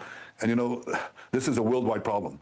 The people on the extremes, the Islamists, the radical Islamists, and their union with the ultra progressives, they often speak about human rights. They speak about free speech, but they use violence to try to take down their enemies. Whether it's President Trump, who's been almost assassinated twice, or they try to kill me here too. But they got Charlie Kirk, and it's just heartbreaking. Who is they, BB? Who is they who got Charlie Kirk? We don't have to actually speak conspiracies. I'm just wondering, because you said a lot there, but it really sounded like it was about BB trying to establish a narrative that we saw reinforced by a lot of people, that, Charlie kind of made it almost sound like he died for Israel. I mean, Trump's account even tweeted out a photo of Charlie and an American flag and also an Israeli flag, a bit of AI used, like this is just who Charlie was. He says Judeo-Christian values. He spoke to him 2 weeks ago. Again, you would think he was busy fighting this 97,000 front war, but no, he's letting you know that he just randomly picks up the phone and calls Charlie Kirk and invites him to Israel? Why would BB do that? It seems like maybe there's a little more to the story. No, there definitely is a little bit more to the story. First and foremost, that letter he is holding up, he is severely misrepresenting. Those sentences are real, but I am calling upon Bibi Netanyahu, the dear friend to Charlie Kirk, to publish the letter's entire contents. Like, don't start with just 2 sentences. Publish the entire thing. You're holding it. I'm saying you're severely misrepresenting the contents, that in May, Charlie was concerned about Israel and their influence on American politics and how they were pushing things that he felt were in conflict with his beliefs, free speech here in America. Bibi's holding it up like Charlie just in May said, hey, you know what? I just want to write a love letter to Israel. That's how it was presented. Would you guys agree? That's not how it happened. Now, regarding that phone call and that invite, that also needs to be contextualized. And I'm going to do that. But first, Skylar, can we bring in a clip of Charlie from a month ago speaking about the kind of pressure that he was under? Because I think that will also help to further contextualize this. Take a listen. I'm an American citizen.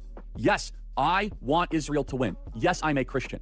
But like some of the mess, and you've seen how I've been treated, Megan, by some, not all, by some. No, it's very irritating. It's been so unfair. They were coming after you after Turning Point for, among other things, you had Dave Smith there. Dave Smith is allowed to criticize Israel.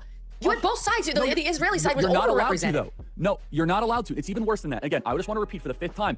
I love Israel. I want Israel to win. But my moral character is now being put into question, Megan. Not my decisions. Not like, hey, are you doing this? Is it smart or is it dumb? But no, I am a bad person if I do this. And I could go, you saw it, Megan. It was trending on Twitter, thousands of tweets and text messages. And if I were to be charitable and generous, I will say the people that are attacking me are in a hyper paranoid state. because they're at war, and war tends to make things black and white, and you're a hammer looking for a nail. So I'm trying to be charitable, Megan. Literally, I'm trying to cut as much slack as I can, right? Like, okay, what would it be like if all of a sudden I'm starting to see a pattern of behavior similar to what my grandparents saw in 1930s Germany online? How would I behave? So that's like my charitable kind of overcompensation spirit. At the same time, I'm like, but it's not defensible to be dumb, right? No, it's not defensible to be dumb, and he was under an increasing amount of pressure, not just people telling him, oh, well, you know, I'm upset with who you're inviting, but flat out telling him that he was not allowed to invite certain people to his events. They were threatening to pull out money. Charlie was getting a lot of really nasty text messages, and many of them pertaining to Tucker Carlson and Candace Owens, but Tucker Carlson was really the focus when it came to America Fest. How could Charlie allow these debates about Israel to take place? How could he allow Dave Smith, who, by the way, is Jewish, how could Charlie allow this other position to meet the stage? Because obviously when people start to hear the debates, Dave Smith is saying sounds so rational, but it was up to Charlie to not allow those things to happen.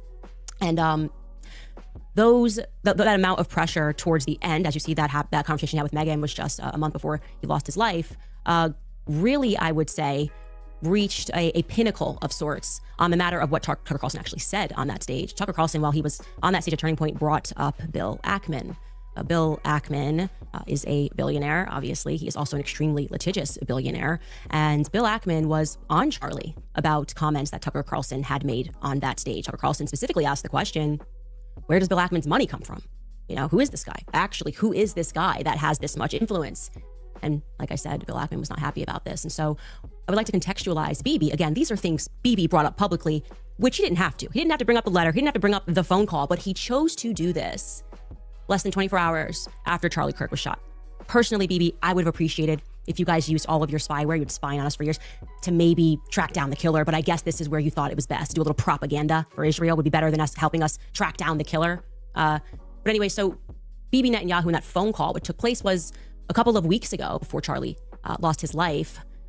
Charlie was... So she is talking about Benjamin Netanyahu, and that is the prime minister, okay? So of Israel. So that's who she's talking about.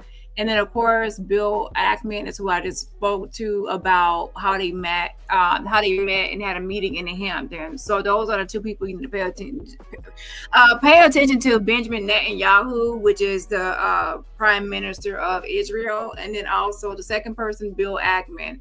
Those are the two names she's going to be mentioning, okay?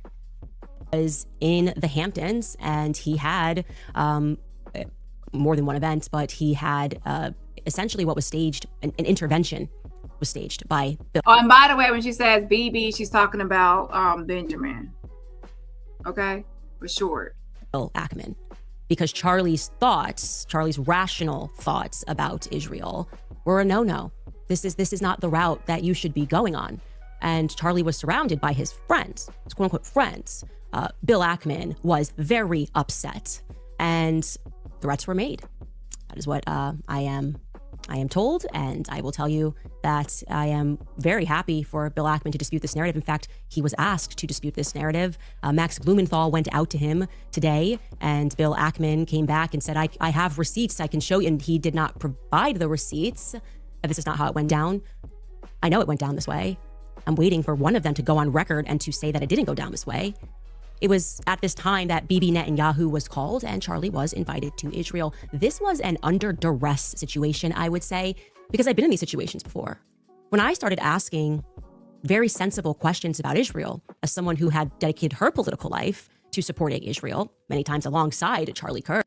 So here's the thing about Ackman and even Benjamin Netanyahu. Okay, Bibi. So how would you then connect the dots with Tyler Robertson, the 22-year-old shooter in Utah? Or are you trying to say, we will keep on going? Like, is she trying to say that there's no connection to the shooter and that that is totally someone else and this person is being framed? Or I don't know. We will have to keep on listening to see what her angle is. However, it does not make sense for her to try to keep mentioning Bibi, the prime minister, and also Bill Ackman, unless she has some sort of connection to them, to Utah. So again, with Candace Owens, you have to be careful because she was also saying that for Bridget Macron, that it started off with Bridget's brother, you know, was living his life as like a man, but then he started living as Bridget, the sister, and she never really explains in detail how this is supposed to be actually working when Bridget Macron and her brother are both alive and well and appear at the same event together. So it does not make any sense. So how is she actually going to try to piece this together to try to make any sense out of it? Okay, I get what you're trying to say, that Benjamin Netanyahu, prime minister, you feel like there's something going on with that, and Bill Ackman, this guy that has a lot of money, and that you feel like he was in the middle of changing things in his thoughts, and he was being controlled and things like that. But none of that is really linking back to this Utah shooting. You have to connect the dots. So far, like I said, the dots are being connected for Tyler Robertson and not with what you're saying. There's no actual evidence or receipts of what's backing what your claims. Kirk, I was met with the very same pressure. And just like Charlie was being invited to Israel, I was invited somewhere else. And when this arrived to me, it felt like a threat. You know, I gotta tell you that. It felt like a threat. Like, not like, hey, come here and we can educate you because you're my friend. More like, this is your last chance. That's how it felt to me. I can't speak to how it felt to Charlie. And I know that Charlie was offered a ton of money in this moment. A ton of money. Maybe would fund it, you know, spend tons of money. And Turning Point, I guess, if it needed to go to a higher level, would have gone to an even higher level than it already was at.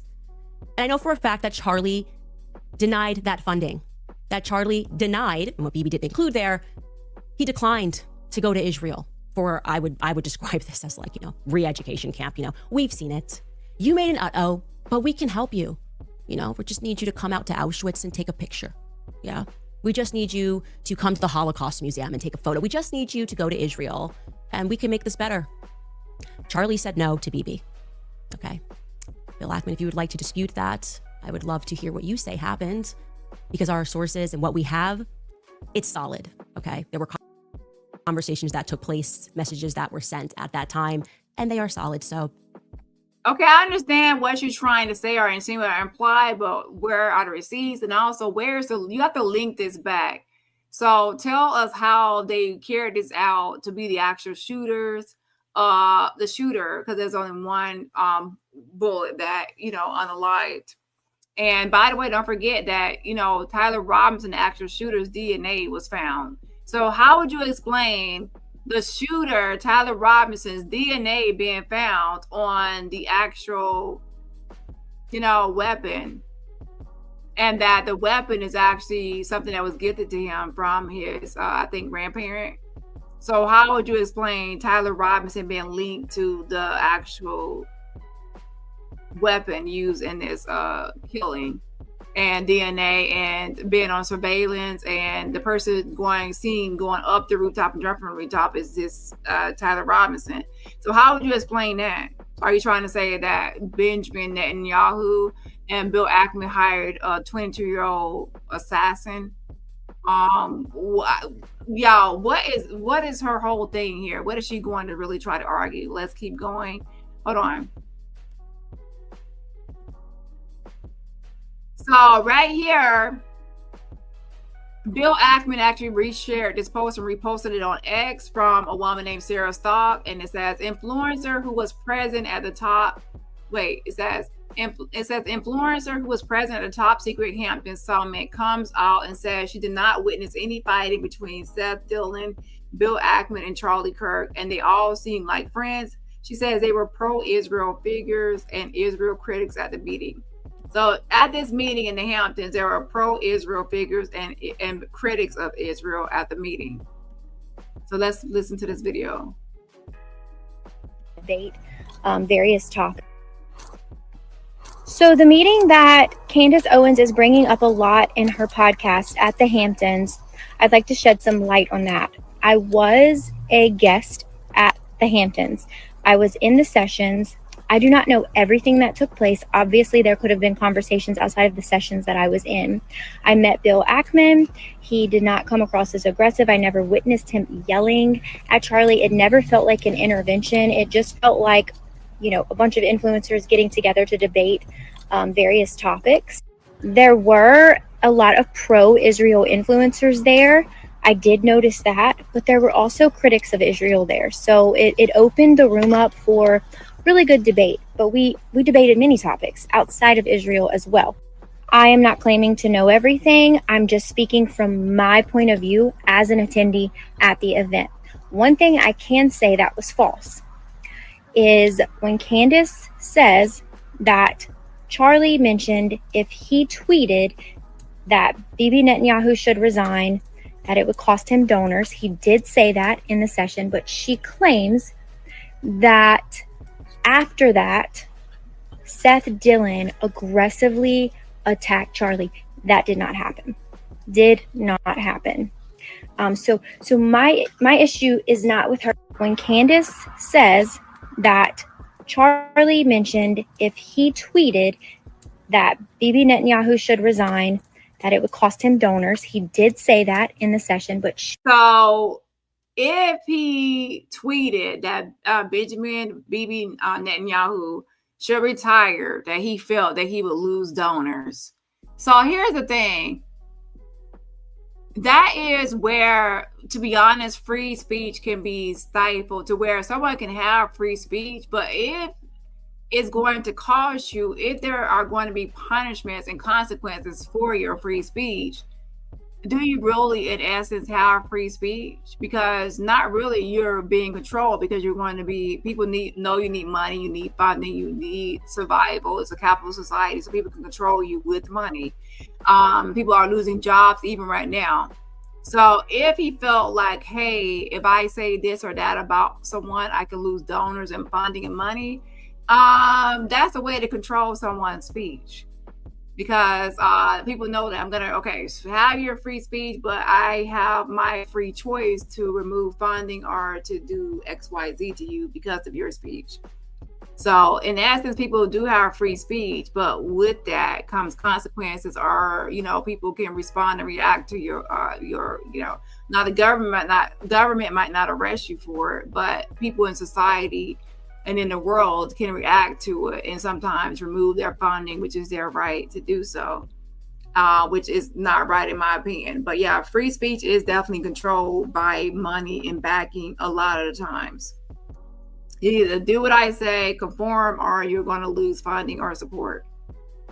So again, even with that being said, that still does not link Benjamin Netanyahu to the unaliving of Charlie Kirk in Utah by Tyler Robertson.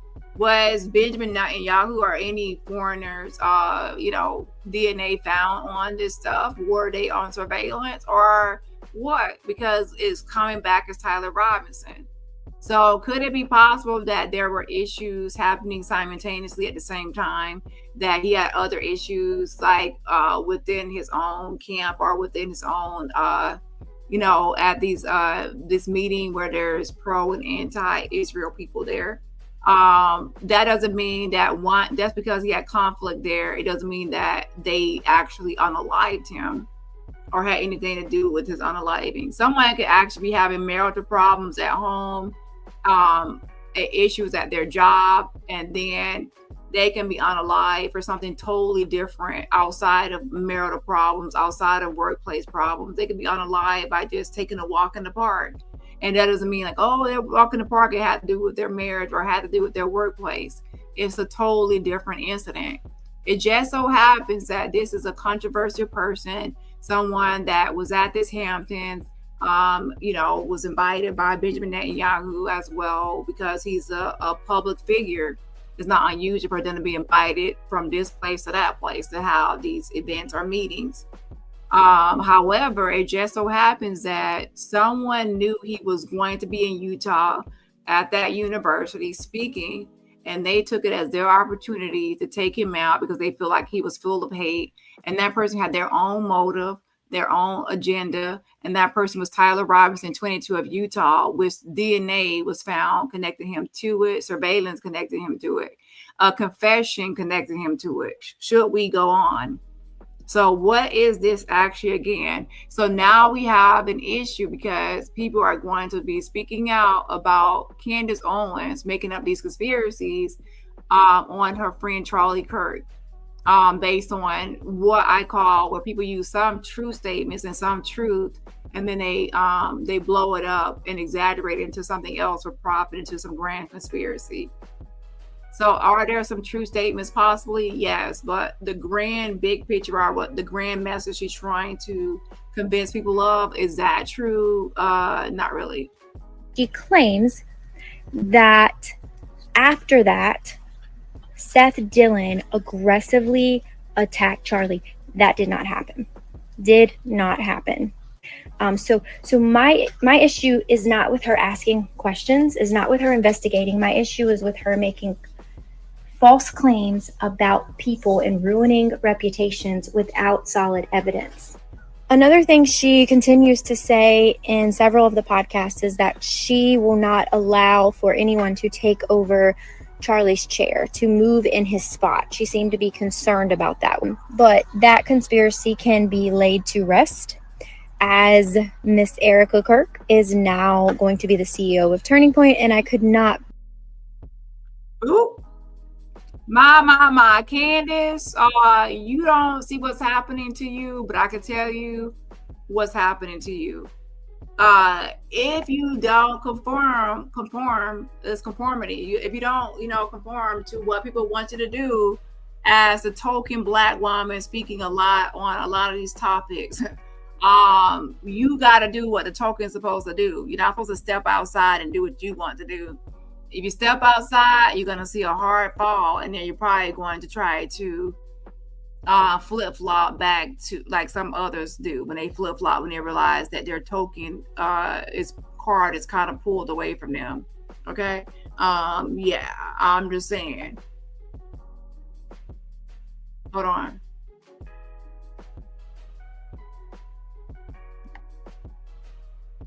I did. Another person that was there, and I am not surprised this person was there. If you've been listening to my show, Seth Dillon. I was going to Seth Dillon, and I decided to message him last night about this Hamptons meeting. And Seth Dillon, who is normally very quick with a response, has not yet been able to respond. I'll show you this text message chain. And I want to be clear, I am not someone who normally publicizes text messages.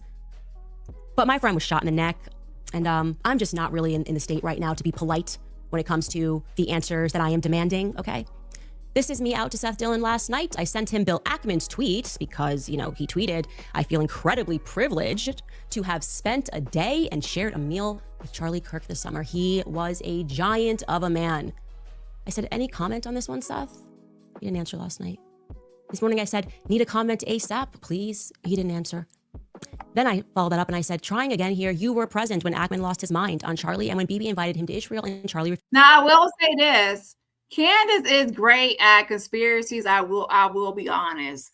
To be great at conspiracies, you have to know how to set up your mystery and set up mystique. And I sent him a message and he didn't respond. He's avoiding me. He's dodging. He's caught. He's exposed. That's why he's being silent. Someone could be ignoring you because they don't want to get wrapped up into what you're doing. They could be ignoring you because they don't talk to everyone. They don't want to talk to you. They don't know you. I mean, it could be a number of reasons why someone doesn't respond to a message. But what a conspiracist would do is they will just make up reasons and create a mystery around the person isn't responding because they're involved. They're involved in this. So that's how the selling points of a lot of these conspiracy channels. Okay, they get you wrapped in with, oh, this is what's happening. That's what's happening. Things are disappearing. Things are being wiped out. People are not speaking. They're not coming forward. They just wrap you in with this mystique. Okay, she has done it with Bridget Macron, and I believe now she has set her eyes that Charlie Kirk is her new meal ticket because, I mean, Bridget Macron is suing. So she has to be careful and walk on a little bit of eggshells with that topic. Refused text messages immediately following this meeting are circulating. I find Ackman's statement, as though the meeting was somehow cordial, to be incredibly disturbing. Are you at all disturbed by that tweet? Do you feel, as I do, that this tweet significantly betrays the defined purpose and mood of his, and I presume your, final meeting with Charlie Kirk, ? He was unable to speak to me, but he did place some frantic calls to Turning Point USA. Yeah. You see, I went out to Seth, but I also went out to 2 other people who were at this meeting, and nobody is willing to go on record. They're all messaging each other, trying to figure out a coordinated response to say that, no, this was all quite cordial, but no one wants to go on record and describe it as cordial because they know someone's leaking, because someone's got a guilty conscience about what happened at the Hamptons. So I will again put it out there. Seth, Bill Ackman, and to the other individuals who I have not yet named, but who are going to be named later this week, who were at the Hamptons when Charlie was put under pressure, when Bibi Netanyahu called him and invited him to Israel, again, in a move that, when it happened to me, and it wasn't Bibi Netanyahu, felt to me like a laced threat.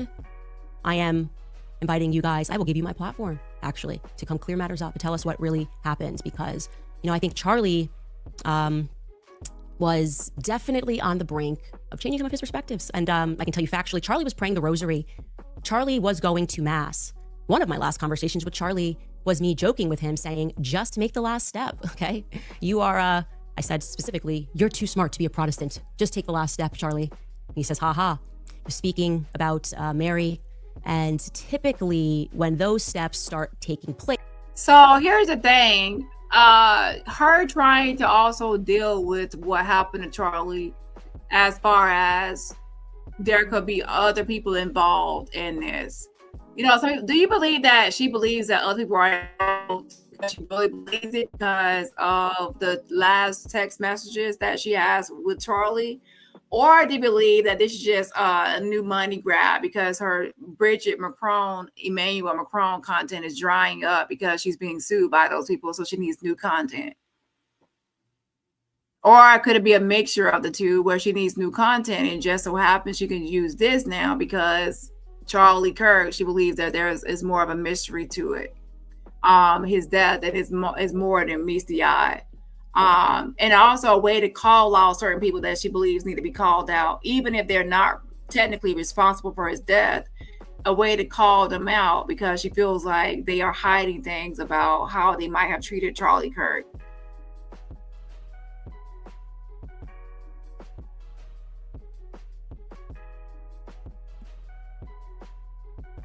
So let's look at this really quickly. In the Hamptons, and he had more than one event, but he had essentially what was staged, an intervention was staged by Bill Ackman, because Charlie's rational thoughts about Israel were a no-no. This is not the route that you should be going on. And Charlie was surrounded by his friends, his quote-unquote friends. Bill Ackman was very upset, and threats were made. That is what I am told, and I will tell you that I am very happy for Bill Ackman to dispute this narrative. In fact, he was asked to dispute this narrative. Max Blumenthal went out to him today, and Bill Ackman came back and said, I have receipts I can show you, and he did not provide the receipts. This is not how it went down. I know it went down this way. I'm waiting for one of them to go on record and to say that it didn't go down this way. In my opinion, is it possible that people could have been trying to persuade him and convince him to go along with their line of thinking and, to switch his beliefs because they feel like Charlie Kirk is someone that is a polarizing figure? He's popular amongst the youth and college students. And if they can just get him to go along with all their narratives and all their talking points and all their agenda, then that will be beneficial for them, right? So is it possible that people could want him to, go along to get along? Possible, especially even backing him with funding, and if he agrees, he'll get more funding. If he disagrees, less funding. He recognized that his funding, depending on his talking points. So this is someone. So if we realize that Charlie Kirk's, or some of his, you know, a lot of his stuff is funded by others. That is someone that actually is not really having 100% freedom of speech, because they now have an understanding that certain things they tweet or post or discuss or talk about could make them lose donors. And if you are controlled by donors, you're not really someone that is 100% unbiased, because donors control what you can say or not say, and they could pull their money at any moment. So if he actually, in fact, mentioned something about, if he said something about Benjamin Netanyahu should retire, and he felt like that would make him lose donors, he recognized that donors give and fund based on things you say. So that can lead to someone being not fully having the freedom of speech that people think they should have or had. Now, even stating that, we still have to go back to square one, and that is, even if that were true, where people were trying to convince him to change his politics or beliefs or his viewpoints, how does that still link him to the unaliving of Charlie Kirk in Utah?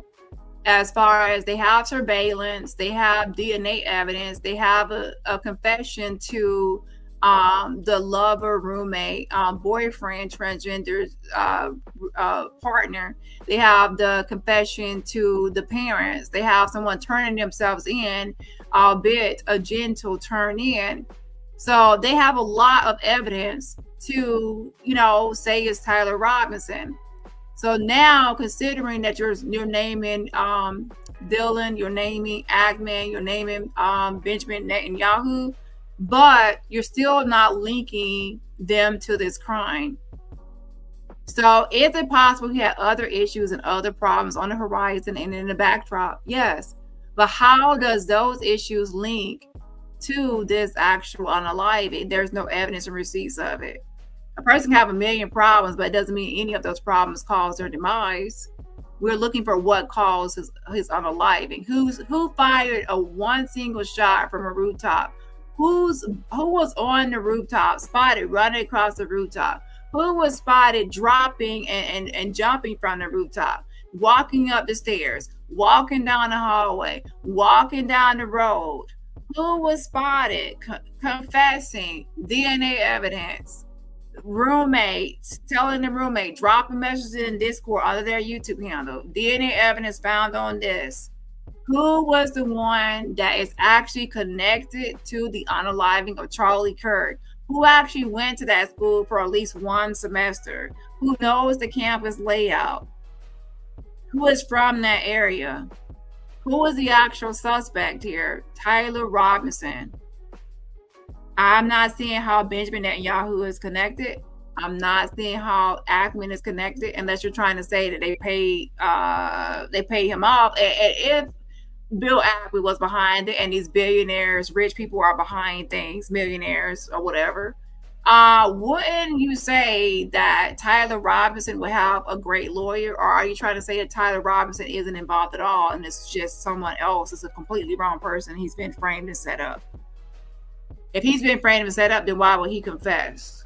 So anyways, let's see what Candace has to say. It's just not really looking too well for Candace, in my opinion, unless she really knows how to link these people. And people are saying there were strange cars or vehicles pulling up to Tyler Robinson. So now you're trying to say he paid off, but now he has a public defender and he's considered indigent and can't afford a lawyer, but he has all these rich people around him in connection with the shooter. Yeah, so I need more. What do you have, Candace? You stop referring to yourself, as I did, as a Judeo-Christian. Again, it is mystifying why, Bibi was out there doing the absolute most to make sure that Charlie was basically remembered as, I would argue, like a Jew, has not been yet mentioned. I didn't hear that. Erica was very clear that Charlie was a Christian, and I believe Charlie obviously was very much a Christian, and that things are not being told truthfully. In fact, I will also call upon, since we're having fun, Turning Point USA to release the audio of what Charlie Kirk, because I was in communication with Charlie at this time, because I knew exactly which donors were pressuring him and why, exactly which people, that they were insisting Charlie allowed to speak at his event and why, when Charlie did not necessarily want those people to speak at his event. Okay.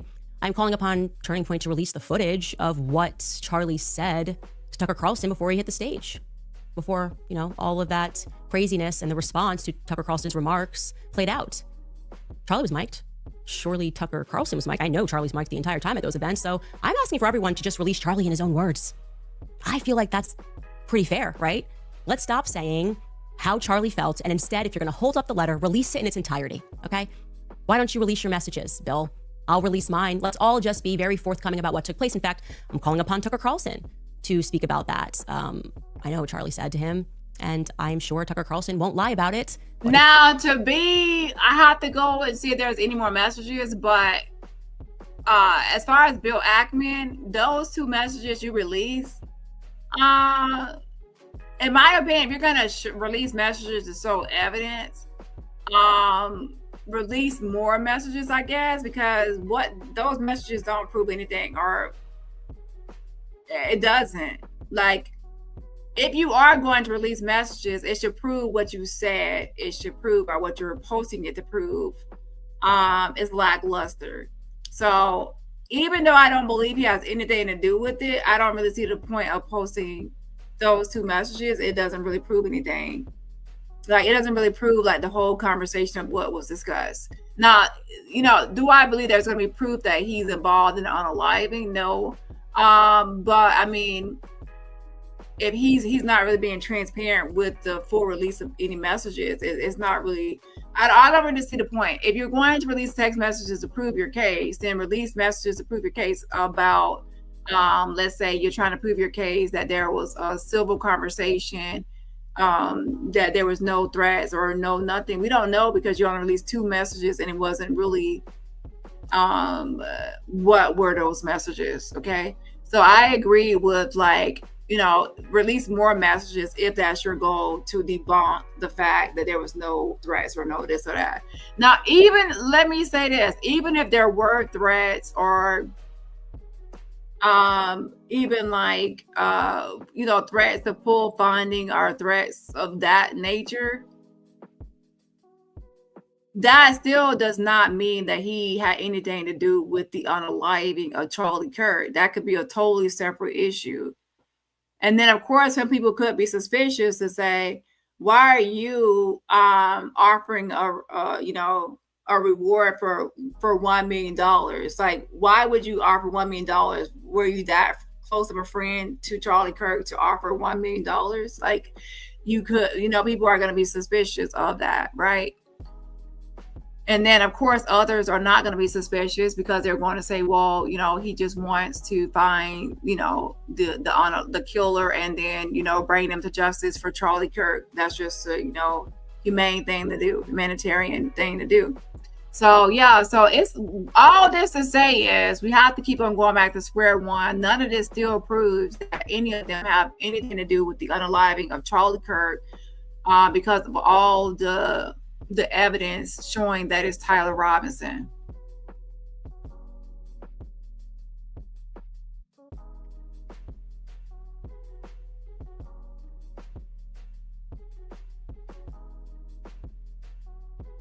Charlie say to you? Dave Smith, what did Charlie say to you? What was Charlie? Did he seem like he was treading in the direction? Like, do we feel like what BB is saying is honest, a representation of what Charlie was going through?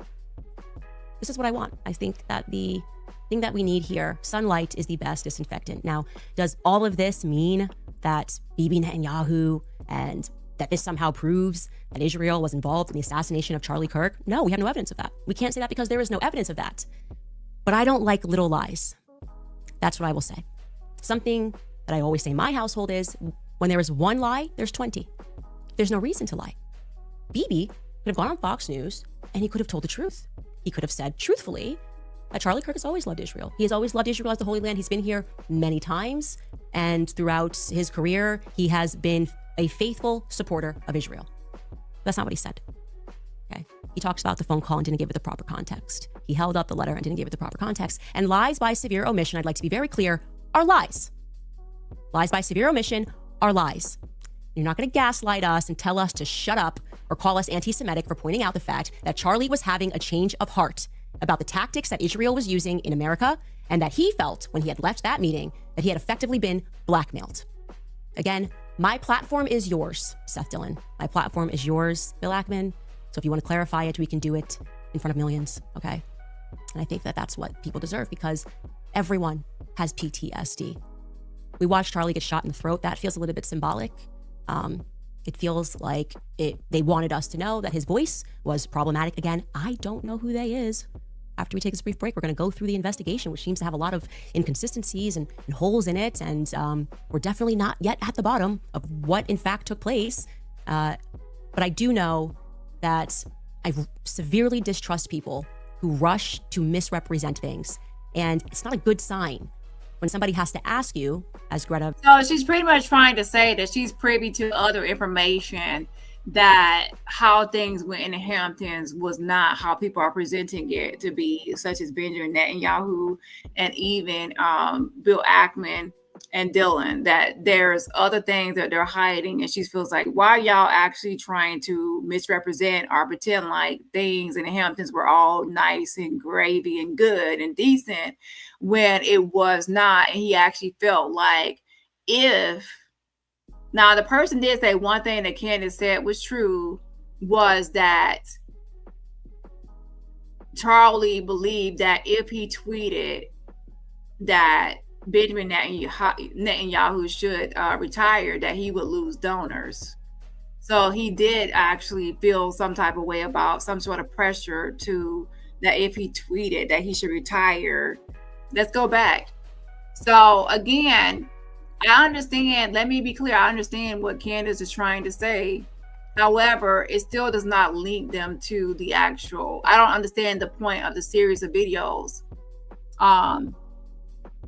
It still does not link any of these people to the actual unaliving of Charlie Kirk, which is a lone wolf, lone shooter of Tyler Robinson.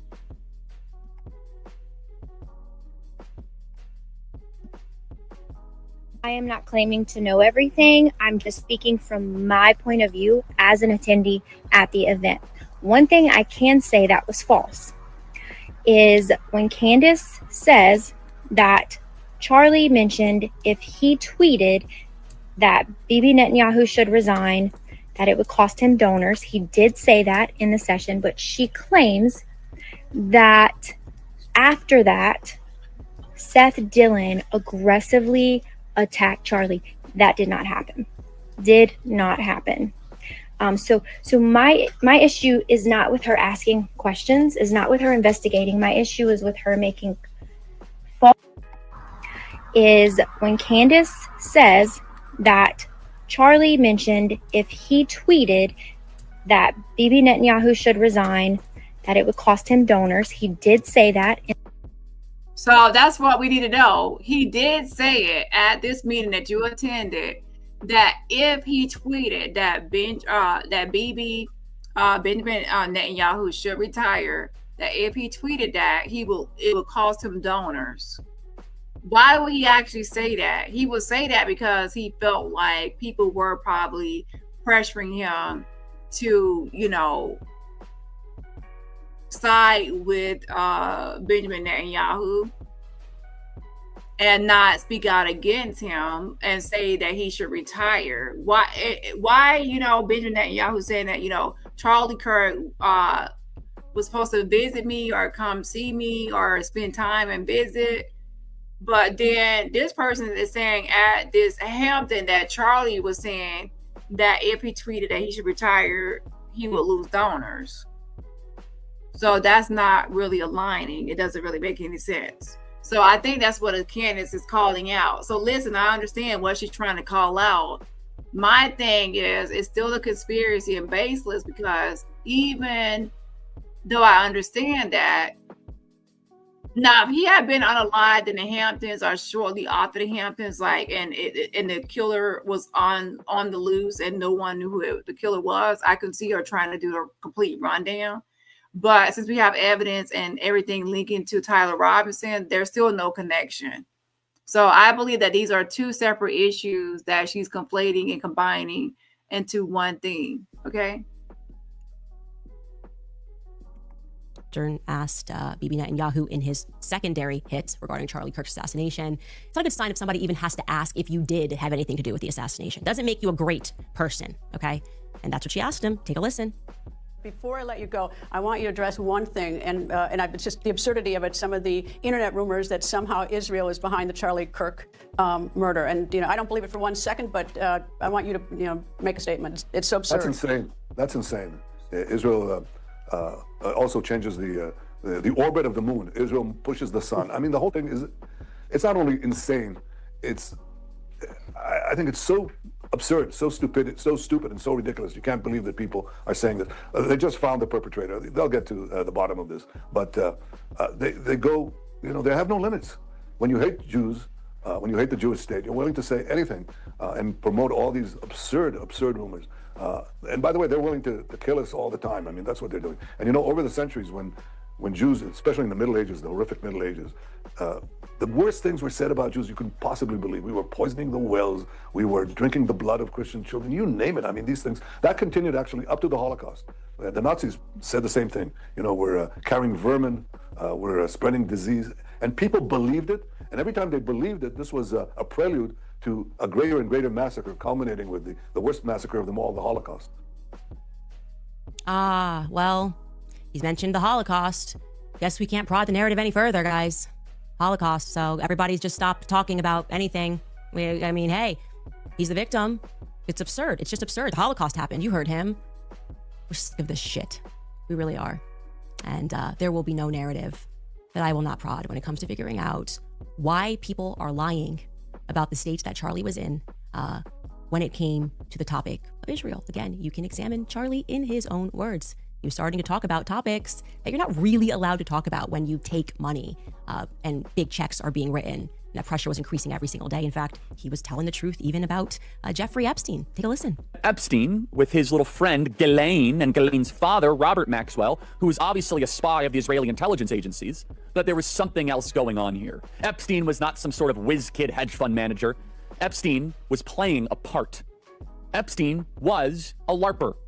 Epstein was cast for a specific role, and he played it really well. The sweatpants and the Harvard jacket, the kind of disheveled hair, looking as if he was so smart and above the clouds that he was doing advanced mathematic equations on the back of napkins. But if you actually go into some of the videos of people that met with Epstein at the time, they said he was awfully unimpressive when it came to finance and markets and economics. And it's nothing new that if you're in the intel agencies, you want to try and get as much blackmail on powerful people as possible. Easy, not hard. And this is no longer just speculation. First of all, the evidence that shows that Epstein was a creation of either Mossad, Israeli intelligence, American intelligence, Saudi intelligence, or maybe he was just a hired gun. Maybe he was just the guy that countries would go to and park a couple $100 million and say, hey, can you get one of the... Yes, I will say I will look and see if he posted anywhere else besides his Twitter. But those two text messages are not really proving anything, in my opinion.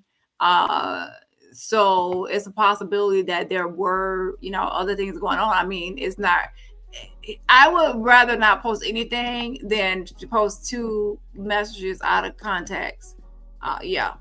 Because it's not a good look. Now, again, I'm going to actually look at his whole X thread to see if there's any more.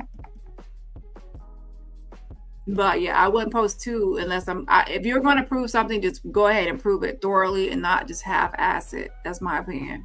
Okay. But again, no matter, I still don't believe that he has anything to do with, I want everyone to be clear that Tyler Robertson is the actual unaliver and suspect that unalived and shot Charlie Kirk. It's not, anyone else is involved. It's a lone shooting, lone wolf attacker here. Okay. And I understand other people might have their different opinions, but I'm going by, there's a whole slew of evidence pointing to Tyler Robertson. So if this were a cold case, I can understand these types of videos, but it's not a cold case. It's actually a solved case as far as having an actual suspect with the confession. The members of the royal family with a 13-year-old so we can get them to do what we want to do. Members of Congress are actively being blackmailed. The Epstein playbook is being used on a daily basis. Jeffrey Epstein was not a financier. He was not a hedge fund manager. Jeffrey Epstein was a key player in a multi-decade blackmail operation against the most powerful people on the planet. Yeah, I don't know, man. I don't know. It seems to conflict with Bibi's narrative a little bit. Yeah, just a tiny bit. I do want to say this. It's important because I am angry. I will obviously, I pray to move on from this phase, but it's a fire in my belly right now. To those of you who think that you are going to replace Charlie Kirk, okay? Kings are born. You don't just get to depose and tell us that we're going to follow this individual, okay? I'm one of the Masons of Turning Point USA. You put a shill in Charlie Kirk's chair, in Charlie Kirk's company, and you try to tell us to follow that individual, I will be an enemy of you. There will be nothing that can stop me. Okay? Oh my gosh. Do you understand? I think like Erica is now the leader of, they put her in a position. Yeah. Candace, I think you should be, you know, wow. So Candace, I really don't think you really are going to have a future with Turning Point. Whether you think you're like a Mason or whatever you figure you are with Turning Point, if you continue down this path, I don't think you are going to be a part of Turning Point. And by the way, I'm looking at her stats, and she has actually gained subscribers. So Candace is actually gaining subscribers. She's not really losing. And obviously, you know, there could be a lot of people who are interested.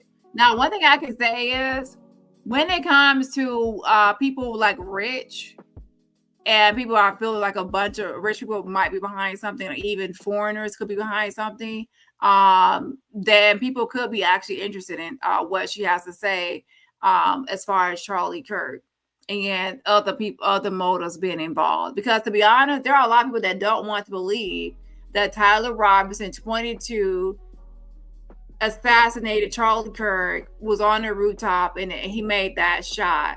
And they don't believe that he could be that much of an excellent shot. Their imagination is sending them to somebody that is like a war veteran, former law enforcement, assassin, hired hit, or you know, it's not just this what it is, reality of Tyler Kirk, 22, white male living with a transgender. That's not what aligning with their what they visualize for this happening. So with that being said, let's continue on. Hold on. So yeah, so I don't really see a future with her, with Turning Point, with Charlie Kirk's pastor speaking out, and then I think others are going to be speaking out. Of course, people are speaking out. The executive producer of the Charlie Kirk show. Not a good look for Candace right now unless something changes. And I want you guys to say, this is not a threat. This is a promise. There will be nothing that can stop me. I will release every single text message. So to those of you who are trying that, I'm seeing the messages, I am telling you to back off right now. Like right now, don't do it, okay? Don't you think about it. I know exactly who you are. I know exactly who you were that were exerting pressure. Don't you pretend to be noble now and say nice things about Charlie Kirk and think you're gonna slide into his chair, okay? Over my dead body, which I'm sure can be arranged. Now, I'm gonna take a pause, we're gonna go to some sponsors, and then we're gonna get into what we are being told by the agencies. There are definitely some holes, maybe more is coming out. First, this is fantastic that Preborn is doing this. Every heartbeat tells a story, and at Preborn, they give moms in crisis the chance to hear that heartbeat for free, and that's exactly why I partner with Preborn, because Preborn isn't out to judge women. They're making motherhood possible. They provide free ultrasounds, they share the gospel of Jesus Christ, and more importantly, they stay. So yes, Candace is really on shaky ground with being in opposition to a lot of people that are close to Charlie Kirk, the people, executive producer of Charlie Kirk show, the pastor of Charlie Kirk. Saying that, you know, well, Erica is the one that's going to be put in a position and is going to continue on with the Turning Point. Or head to preborn.com/. Hold on, that's still a commercial. Yeah, she should definitely be careful. I mean, to be honest, she's doing the same sort of like thing that, you know, Charlie Kirk does, which is, to be honest, a dangerous occupation, considering that people, which is a language that real world developers already use, and they build a platform all around that. It's transparent, it's intuitive, and it makes sense. Not some confusing system of ones and zeros. It is open source, so imagine GitHub, but designed for on-chain collaboration and composability. Builders actually get credit for their work, and they get rewarded. So every time they're she should be careful, because I mean, political violence is a thing, and even public figures that are speaking out obviously are targeted, right? Look at the couple, Melissa. Hold on. Be unstoppable. So if you're a builder and you're a freedom lover,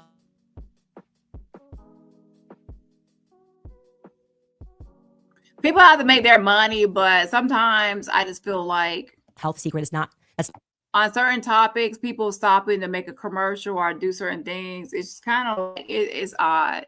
When your gut is in trouble, your whole body feels it. Most probiotics do not work. 99% of the traditional brands die in your stomach acid before they even reach She's doing commercials. Let me skip forward a little bit. Seconds.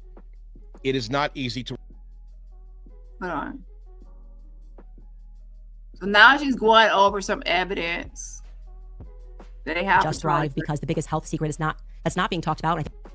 So let's see what she has to say. Exactly, Ahmad. So let's see what she has to say about some of the evidence that they have. Okay, hold on. Probiotic completely different. Just Thrive is the only. Now with conspiracy people, they go over the same evidence as everybody else, but they have their own explanation as to the evidence and why the evidence is the way it is. Probiotic in the form of a capsule or a berry flavored gummy for their award-winning.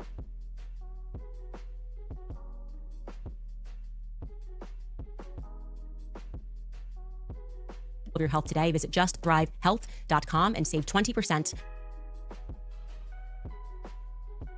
Okay, wait till it transitions out. Again, that's Just Thrive. Okay, let's get into what we know about the Charlie Kirk assassination thus far in terms of what the authorities are telling us. First, I just want to toss it to Michael Savage, because the energy of this, what Michael Savage had to say about everything that we're hearing, is pretty much all of us right now. Take a listen. The so-called FBI, something's wrong. I know I shouldn't do this.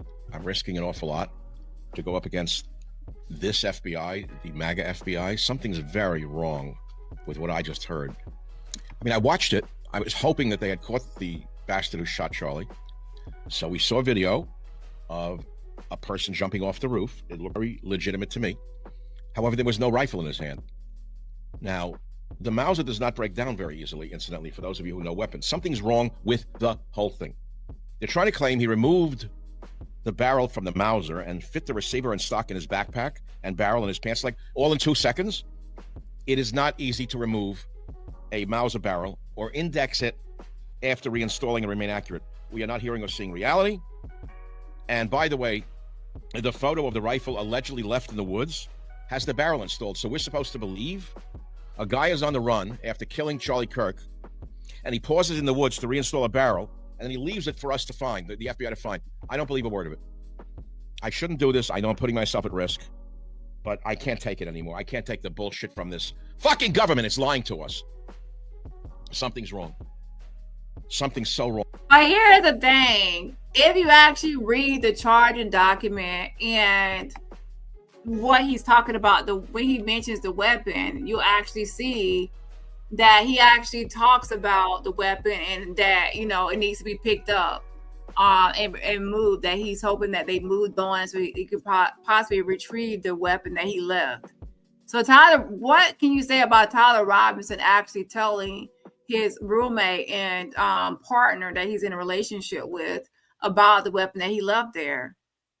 How would Tyler Robertson know where the weapon was at and where it was left at if he's not the one that put it there? How would he be able to tell his roommate that if he's just a regular smuggler person out there with no attachment to the crime? How would he know where the weapon is at, where it was dropped at, and what's going on, and be able to tell his roommate that before any of this information was released to the public? Again, because obviously the unaliver would know what happened with the weapon. And don't forget the Discord messages. And again, some of the stuff that she's saying in this video, it was, I want to clarify something. She made this video before a lot of evidence was out. So before a lot of the charging documents and some other stuff were out here, she made this video, I think, okay? Based on the timeline, I have to go look. It's sickening. Sickening is definitely the right adjective, I think, to describe how a lot of us are feeling. And all I know how to do is to gather information, to research, and to investigate. And the And the thing about the weapons, we have to take into account, have you actually seen like gun shows or people break down weapons or do certain things with firearms?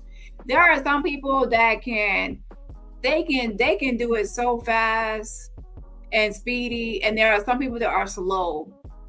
They actually have like challenges on how people can do it like super fast, break down a weapon.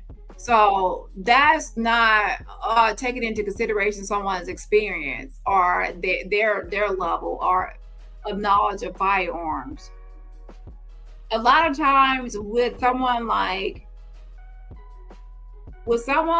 Tyler, who actually, if you look at his social media, and the pictures of him with these weapons, there is all types of weapons. Like he had one weapon on top of his freaking shoulder, and people were telling him how to kind of hold it and things like that. This is someone that was from a very early age, literally having weapons at his, disposal. He has had his grandfather gave him a rifle. This is someone that had a lot of time to practice and play with guns, break them down, put them together, pull them apart. This is someone that is experienced from an early age. So this isn't like a typical person. So with that being said, I wouldn't say that. Would I say that for some people it might take a longer time? Yes. But someone like Tyler, who was actually gifted a rifle and gifted and spent time at ranges, spent time at gun events, with a lot of years of experience from childhood to adulthood, probably even like a decade of experience with firearms, not really. So I think people are missing out. They see him as this lanky 20-year-old that couldn't possibly know anything about weapons, when this person has been dealing with the weapons and handling firearms from an early age. Even his siblings, you can see them from a small age handling weapons. So this is like a family thing. Nothing is making sense. Now, it could not be making sense because we've not arrived at the conclusion. The FBI, I will say, has recently come out and said they're looking for another person. Good, because what we have so far obviously cannot be it. I feel, I was insisting everybody read that book, Chaos, about the Charles Manson murders. And what we learned from that book is that if the government does want to hide something, what they do is they give you so much information that you don't even know what's real. So many different possible ways that things could have gone down, so many different manners, so many people speaking, so many publications publishing. And it's just meant to be chaotic, to drive you crazy and to just go, okay, I'm just gonna accept whenever the authority says something and not prod any further. We can't allow that to happen here. I won't allow that to happen here, because something terrible has traumatized the world, okay? And I feel as though when it comes to this, the media, the government, the talking heads, everyone is confusing us about what actually took place with Charlie Kirk, this event, how it got set up. I even would like to know who picked the venue, okay? Here's what we know thus far, and I will tell you who the exact source is and what video they presented. So the first bit of proof regarding that day happened at 8:07 a.m. According to TMZ, they have footage, and we're going to show you it, which shows a man at 8:07 a.m., so hours before the shooting, wearing a maroon t-shirt and light shorts, as you were seeing on your screen right now, hands in his pockets, that is just walking outside of university grounds, okay? Now, Governor Cox tells us that at 8:29, which is an interesting timeline, Governor Cox tells us that is when the shooter, Tyler Robinson, arrived at UVU campus. Okay, so she's trying to go over the timeline. But again, this is before the charger document actually came out, okay? And I mean the longer one that's like 10 pages. So someone like Tyler and his siblings who are familiar with firearms is not a typical 22-year-old that wouldn't have any experience, such as carrying them, toting them, discharging them, putting them together. And going to these gun shows and gun events, people telling him how to position himself, how to hold it, how to do that with various weapons. And I don't want to show the pictures of his brothers, but if you actually look at the pictures of his brothers, They are young, and they are literally knowing how to use a weapon, and it looks like even take apart a weapon and experience that firearms. And they're jitterbugs, they're jits, they're little. They're young, and they have a lot of knowledge already. So in the next 10 years, they are also going to be similar to, if they continue down the same path of weaponry, with these weapons, they're going to be just like their older brother, because they're going to have a lot of knowledge and experience with weapons. So if you look at him as someone that has been trained, maybe let's say he's 22 now, and let's say the weapon started at 8, that's years of experience. So don't discount him based on his age. Think about years of experience of someone with weapons and being trained from a young age, maybe, telling maybe even 8 years old. And the whole family, including the mom, are at these gun events. And he knows different weapons, different types of weapons, different things like that. So he can, and then he's 22. He's capable of running and having some sort of health and vigor to actually go on top of a rooftop, jump down, and do this. So he's fully capable. And you want to know how you can tell he's fully capable as well? Because when the surveillance was released, his mother, who has a bunch of pictures hugging her son, embracing her son, out to eat with her son, this is her son. She looked at those photos and said, "Oh my gosh, that's my son." She went to her husband and said, "I believe that this is our son." And he also said, "Oh my gosh." And they could have said, "I don't think this is our son because he's not an excellent shot. He wouldn't be able to shoot from a rooftop. He wouldn't be able to commit this crime because he doesn't know firearms, or he doesn't have this, he doesn't have that." But the family said, "That's our son." But they realized his expertise, his experience. They know that he's trained enough to carry it out. And then the father asked Tyler, his son, "Send me the picture, or send me a picture of the rifle that your grandfather's rifle." And then Tyler told his roommate, which is his lover, that he didn't send the picture. He was ignoring his father. And then his father called him. But the father even knew, like, oh my gosh, he has a rifle like that too, from the grandfather. It all lined up to Tyler Robinson. So it's hard to believe, that to me, it's not that hard to believe, because I know for a fact that if you teach someone from a young age any sort of skill, and they keep on practicing that same skill, they're going to be great at it. Like, ever since I was a kid, I played pool. Billiards. It was like the summer activities. It's like, I kept on playing billiards. So now when I go places, people are surprised that I can play billiards and I can play pool, and I'm actually good at it. Because they might like, oh, looking at me, they're like, "Oh, she wouldn't know how to play. Joke's on you." And I did that because that was an office school activity. So I know for a fact, and I'm just saying billiards, I'm just using it as an example. And also, if you have actually fired a weapon or went to a firing range or gun range or target practice, you know for a fact the first time you're not that great. But the more you go to target practice and to the gun range, the better you get, and the better you get. So years of practice makes perfect for anything. And that's in any sport. I want to go to everything I practice, but practice makes perfect. So he has a lot of experience with firearms for maybe even a decade. And a decade of time with firearms is plenty of time to carry out this exact crime, which is why his parents knew when they saw that person on that rooftop and on that surveillance, they knew that was their son. based on everything. Okay. Hold on.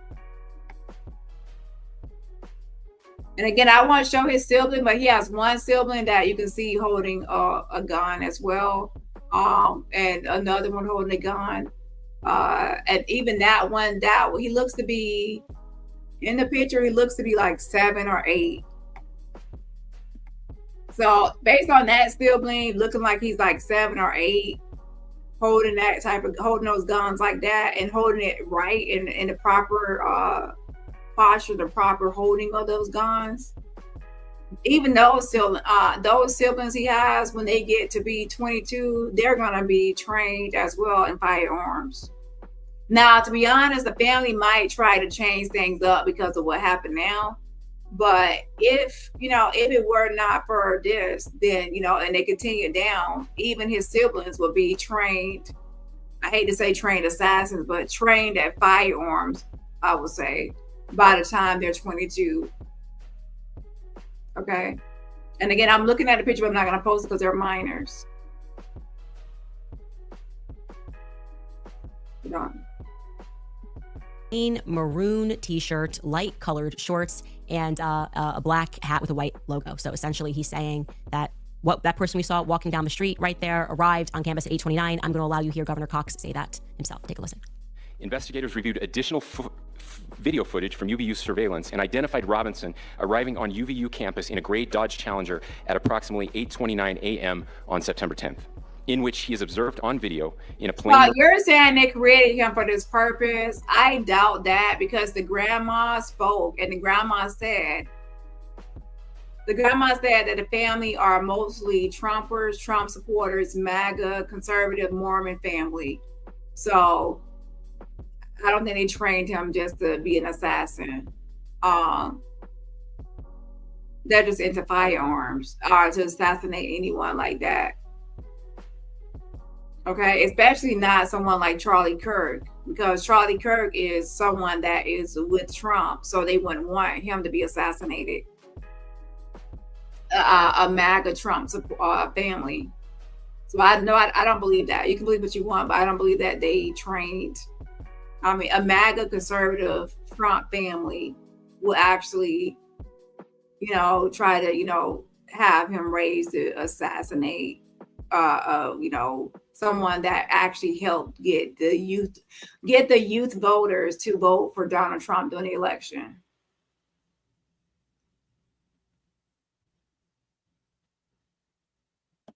Maroon t-shirt, light colored shorts, a black hat with a white logo, and light colored shoes. So what's interesting, already confusing to me, is that TMZ shows him already walking. We're supposed to believe he parked his car and then walked onto campus. They're saying that after that video that you just saw of him walking, he got into his car and then drove to campus, and then at 8:29 p.m. on campus is when he arrives. Already confusing, but let's just keep going. We don't need to poke holes. Let's just keep going with the narrative. Then we're back to TMZ, and they release that at 11:49 a.m., they have footage of the shooter, who has now changed his outfit. We're supposed to gather that, again, on a doorbell cam, and he's in a different outfit. So this is 11:49 a.m. Charlie Kirk has not yet been shot. Take a look at this. Okay, and for those of you that are listening to this on audio, you are going to see someone who appears to be limping, okay? So maybe he changed his outfit at some point and now he's limping, and the idea that we're seeing floated is that he's limping because he's holding the gun in his pants, okay? That's kind of what's been floated, okay? That has not particularly come from the feds. I don't believe so, but he's limping now and he's got on a different outfit. Okay. 11:52 a.m., and we were actually gonna check this, by the way, but I think that we had the FBI say that was when he arrived on campus. Maybe that's not accurate. But so let me just skip off of that, because Skylar, we should actually look to now, going with what Sue Bone is saying, believing that there's more than one person involved. So if we all saw it, Charlie Kirk was unalived. It's captured on a bunch of devices, and he's shot in the neck. There's one gunshot fire, and it's one, he's shot in the neck. So that means there's a one lone shooter. There's only one firing of a weapon. One, he shot one time. So if he was shot multiple times, yeah, but he's only shot one time. So there's only one suspect. You cannot say, you know, and of course he tells his roommate, which is also his boyfriend, that's transitioning into a woman. So if by involvement you mean people might have known about it, or someone might have known, or people on Discord, they're checking into Discord whether people in Discord knew about it or before or after. You know, however, as far as the actual shooting, the only person that's involved is Tyler Robinson, because there's only one gunshot fired. Okay. Candace and others are trying to link it to Israel, Benjamin Netanyahu, and also Bill Ackman and Dylan. And that's where it's a stretch. If you're talking about who might have known about the crime before or after, as far as in his inner circle, yes, but linking some way foreigner or some other people, Bill Ackman and all these others, is not, in my opinion, is not logical or feasible based on the actual evidence. That's where it gets into where's your actual receipts and evidence. Now, I believe that a lot of people just don't want to believe that it's Tyler Robinson. They want it to be a big, some other sort of scandal or some other bigger, like billionaire Israel foreigner immigrant, somebody else besides this person, this white male Utah, gay male in Utah. They want it to be someone else. And I will say, initially when I first heard about it, I was thinking it was some well-trained person, war vet, former law enforcement, someone experienced with firearms. And I was leaning towards that because that didn't cross my mind at the time of someone being a child and trained since a child to fire a weapon and going to gun events. That didn't cross my mind. But now once I saw his the social media of his parents and his long history of holding weapons and firearm training, then I'm like, oh, okay, that makes sense. Okay, that makes sense as to he can't actually be the actual shooter and confident in his ability to fire that weapon from that distance because he has training and skills. Okay, so I believe that if he were older, maybe in his 30s, late 30s, 40s, people would not be questioning that he's the potential shooter, but because he's 22, appears to be lanky, and people are not considering his years of experience as far as just being a child, I think people are thinking that there's more to the story.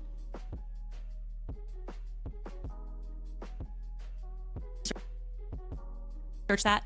But at 12:23 p.m. is when Charlie Kirk is shot. Okay. And 12:23 p.m. is when in that same minute is when we have footage that shows us that as the crowd ducks and it's blurry, the shooter runs across the rooftop. I'm gonna tell you why that's significant. So 12:23, Charlie Kirk is shot, and we are going to have an angle of that and the image of the black person in black rather, that is running across the rooftop. Take a look at this. They're down clearly. And right away, look at that, okay? And we have another, the footage shows us, there's another actually clip that I was looking for, Skylar, there, that it actually shows him running across the rooftop. You guys may have seen it.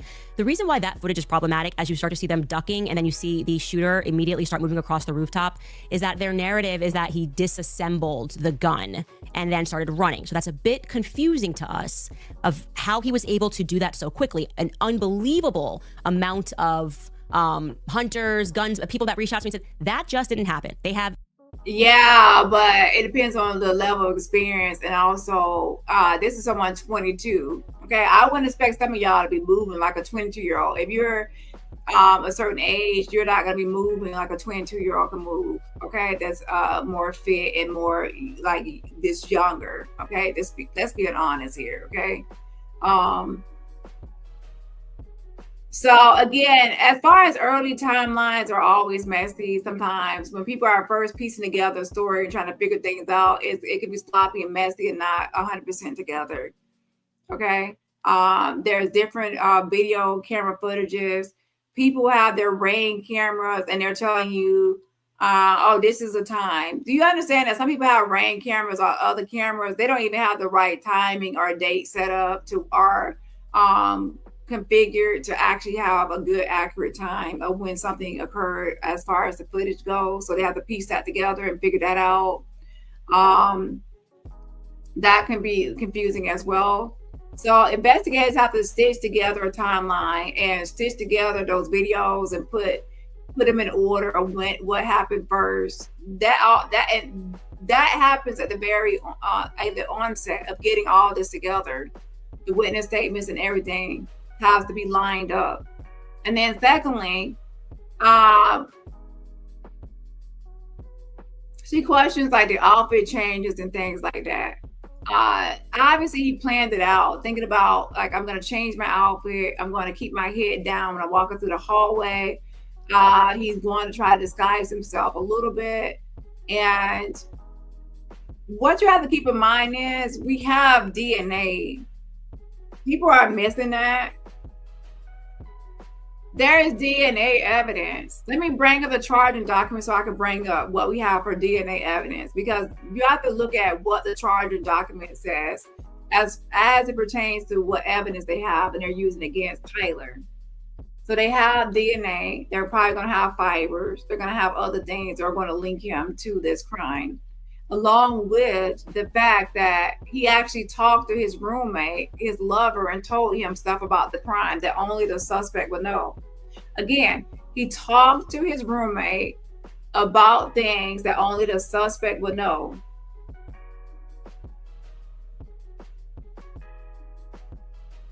So let me bring up the charging document, and we will talk about more another day, okay? Because I don't have that much time. So about 15 more minutes and I will come back tomorrow. Exactly as Michael said, that did not happen. There is no way that happened. That cannot be accurate. Then, and this is obviously the craziest part of everything, we have Decoy Boy, right? So it happens and suddenly this guy, George Zinn, gets arrested. He's making noise. He's signaling that he's somehow shot the guy. And at 12:52, it gets announced that the suspect is in custody. So nobody needs to look. Here's the thing. You're taking it out of, to first understand this, you have to understand who George Zinn is. People believe that George Zinn has some sort of mental health issue. He's someone that goes to events and stirs up trouble.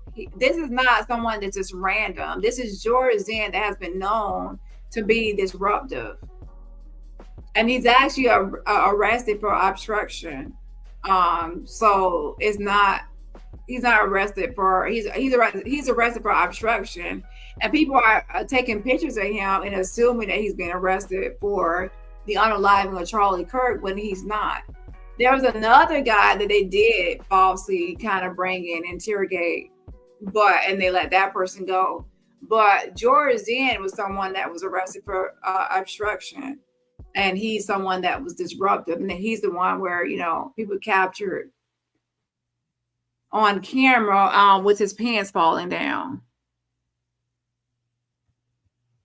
So please understand that if you talk about George Zinn, say that he's someone that goes to events in public places and acts up and does things that's disruptive, and he was arrested for obstruction and not actually unaliving Charlie Kirk. So people are conflating the two. There's two people that were detained. George Zinn for obstruction, being told to do something he refused to do it, obstruction. And then there was he's someone that's disruptive at different places. And then there was another guy who they did not name that they did detain and interrogate as a possible suspect that they later released. It's two different people, okay?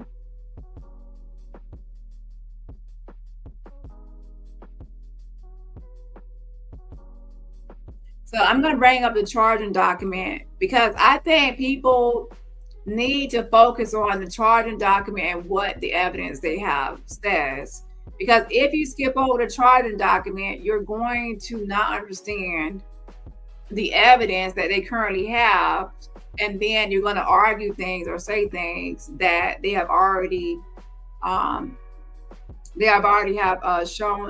evidence to prove the contrary. Okay, hold on.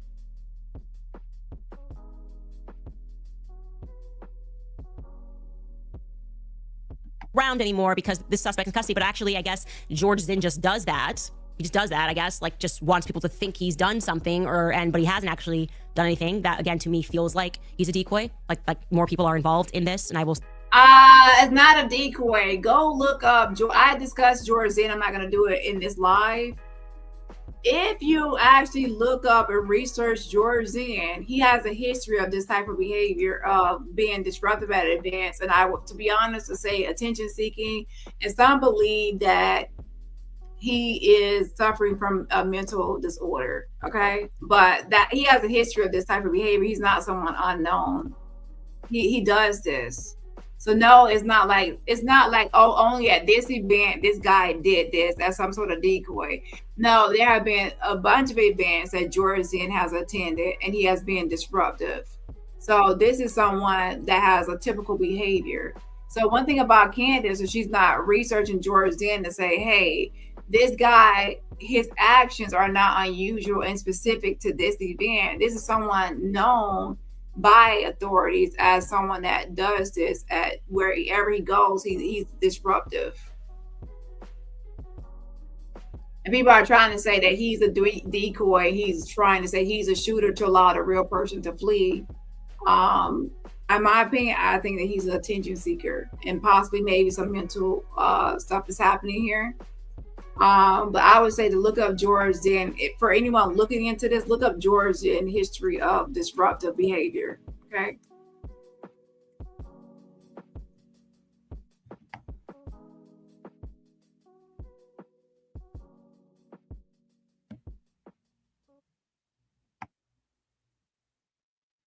Hold on.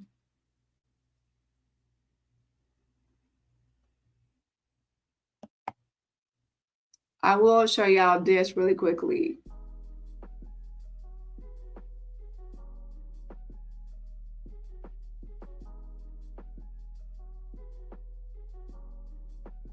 So what happens with conspiracy theorists, they take things out of context. They don't give you the full story and all the facts. So they don't get the full story and all the facts. You're like, oh, George Zinn is at this event, and he said he unalived Charlie Kirk to be a decoy. But what if I give you more information on George Zinn, and I give you more information, and that information says this is not unusual. He doesn't do this just at Charlie Kirk events. He does this at other events and other places for attention or for whatever reason. Okay, and so now it's not an isolated incident. It's now something that he's known for.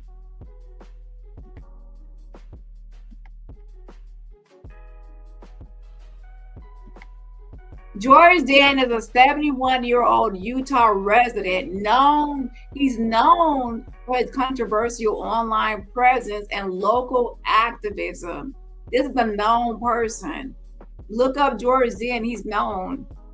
He has found himself at the center of a legal storm, of course, with this whole Charlie Kirk.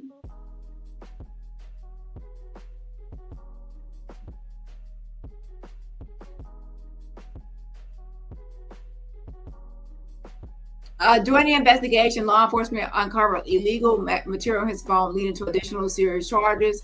The retired activist, previously known for targeting conservative figures with inflammatory online remarks, now faces multiple felony counts, including obstruction of justice and charges related to the illegal material.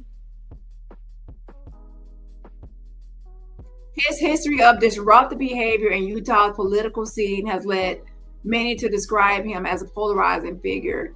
As the legal process continues, his case has sparked discussions about the impact of inflammatory rhetoric online.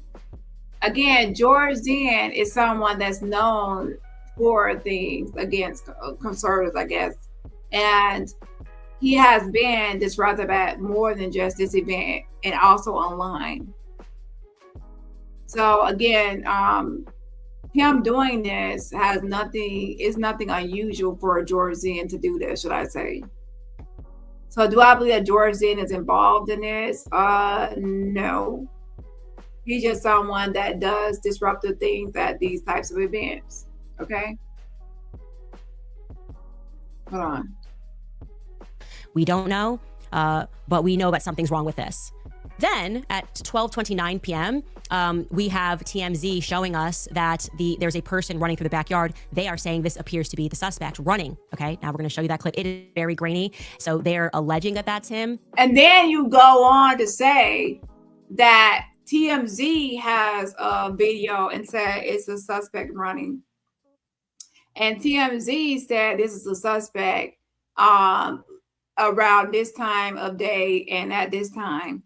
And this is a timeline of them walking here or walking there. You keep on saying TMZ. See, you have to go by law enforcement and what their results show in their investigation, not what a journal or media is reporting, but the law enforcement. So you cannot blame law enforcement for TMZ's investigation or any other media outlet. And based on what they are saying, this is him walking here or walking there or going here, and this is the time and that is the time. Law enforcement will have to piece together the timing, and then you report on law enforcement, not on what TMZ says. So in this argument, I would say, wait, what did law enforcement say? And then now you would have to pull up the charging document to tell me what law enforcement said. TMZ is not law enforcement, that's media. NBC, ABC, Fox, media is trying to put together their own timeline. Everyone online, including myself, putting together a timeline. Law enforcement is different. They have their own timeline. So you cannot talk about the investigation is revealing this and then report on what media said instead of what law enforcement said. There's a difference. So again, in this argument, you're trying to say that the investigation is saying this and saying that, and it's a difference. But wait a minute. What investigation? The TMZ investigation? So again, when you're debating with someone, make sure that they are actually arguing what they said they are arguing. If the investigation says this timeline, I need to see what the police timeline says, not what TMZ's timeline is. There's a difference. So now once we get back to, we're not going to argue what TMZ's timeline is. We're going to argue what law enforcement timeline is, and in an official document once they have everything together. So then that brings us to what? This 10-page charging document.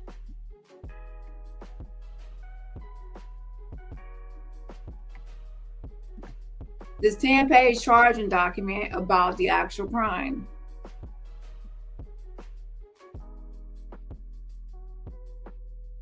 And what was the question earlier?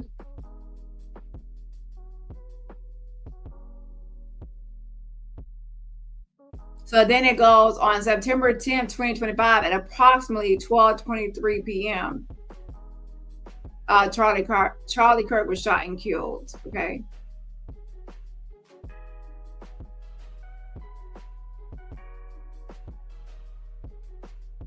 And they said the UBU surveillance investigation, and they go over the surveillance based on the rooftop.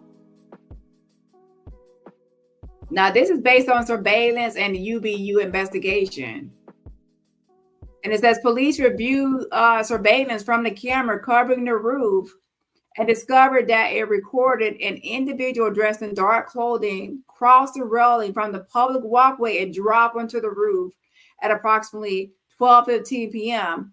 And it says, although the individual moved out of the camera's view for a short time, the camera again captured the individual running across the roof and then low crawling to the area the UBU officer recognized as where the suspected sniper had dropped into a prone shooting position after a short time, which matches the known time of the shot.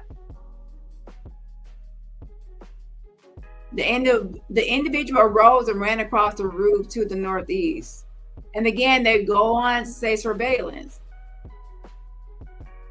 An intensive review of UBU surveillance recordings to attempt to track and identify the suspect. Surveillance revealed the following: at approximately 11:51 a.m., the suspect entered campus from the north.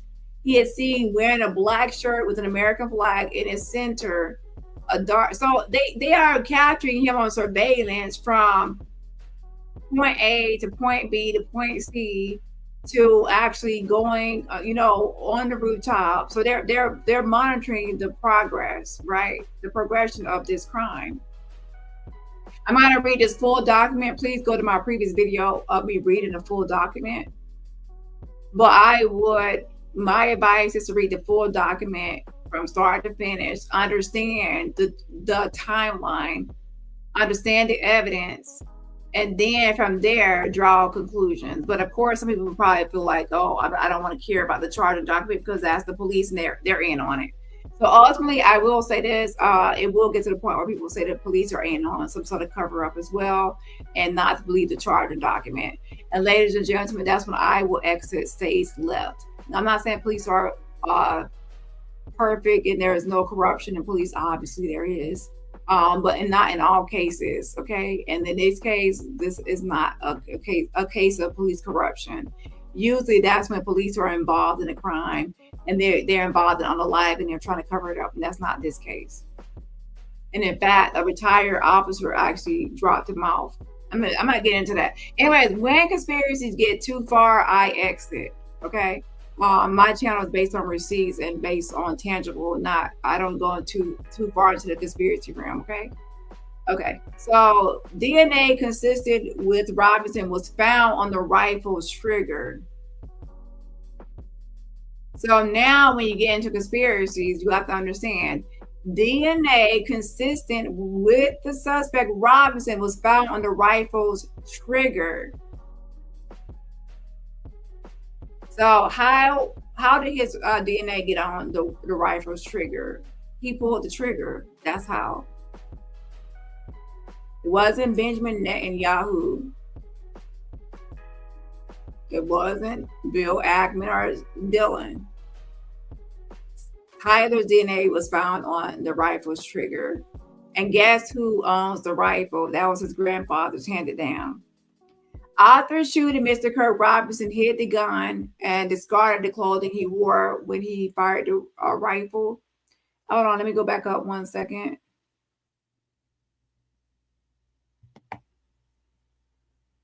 And there is more DNA. The rifle, ammunition rounds, and towel were sent for forensic processing.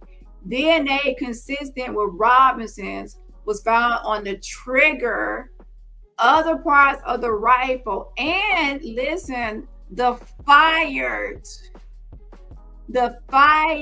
cartridge casing also had DNA evidence. The fired one.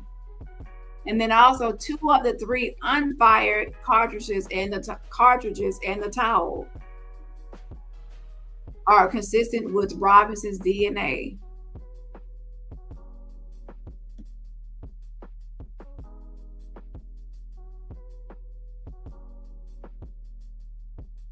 And that's Robinson's mother. And then now the roommate. On September 10th, 2025, the roommate received a text message from Robinson which said, "Drop what you are doing. Look under my keyboard." The roommate looked under the keyboard and found the note that stated, "I had the opportunity to take out Charlie Kirk and I'm going to take it." Police found a photograph of this note. The following text exchange then took place. Then they go over the text exchange.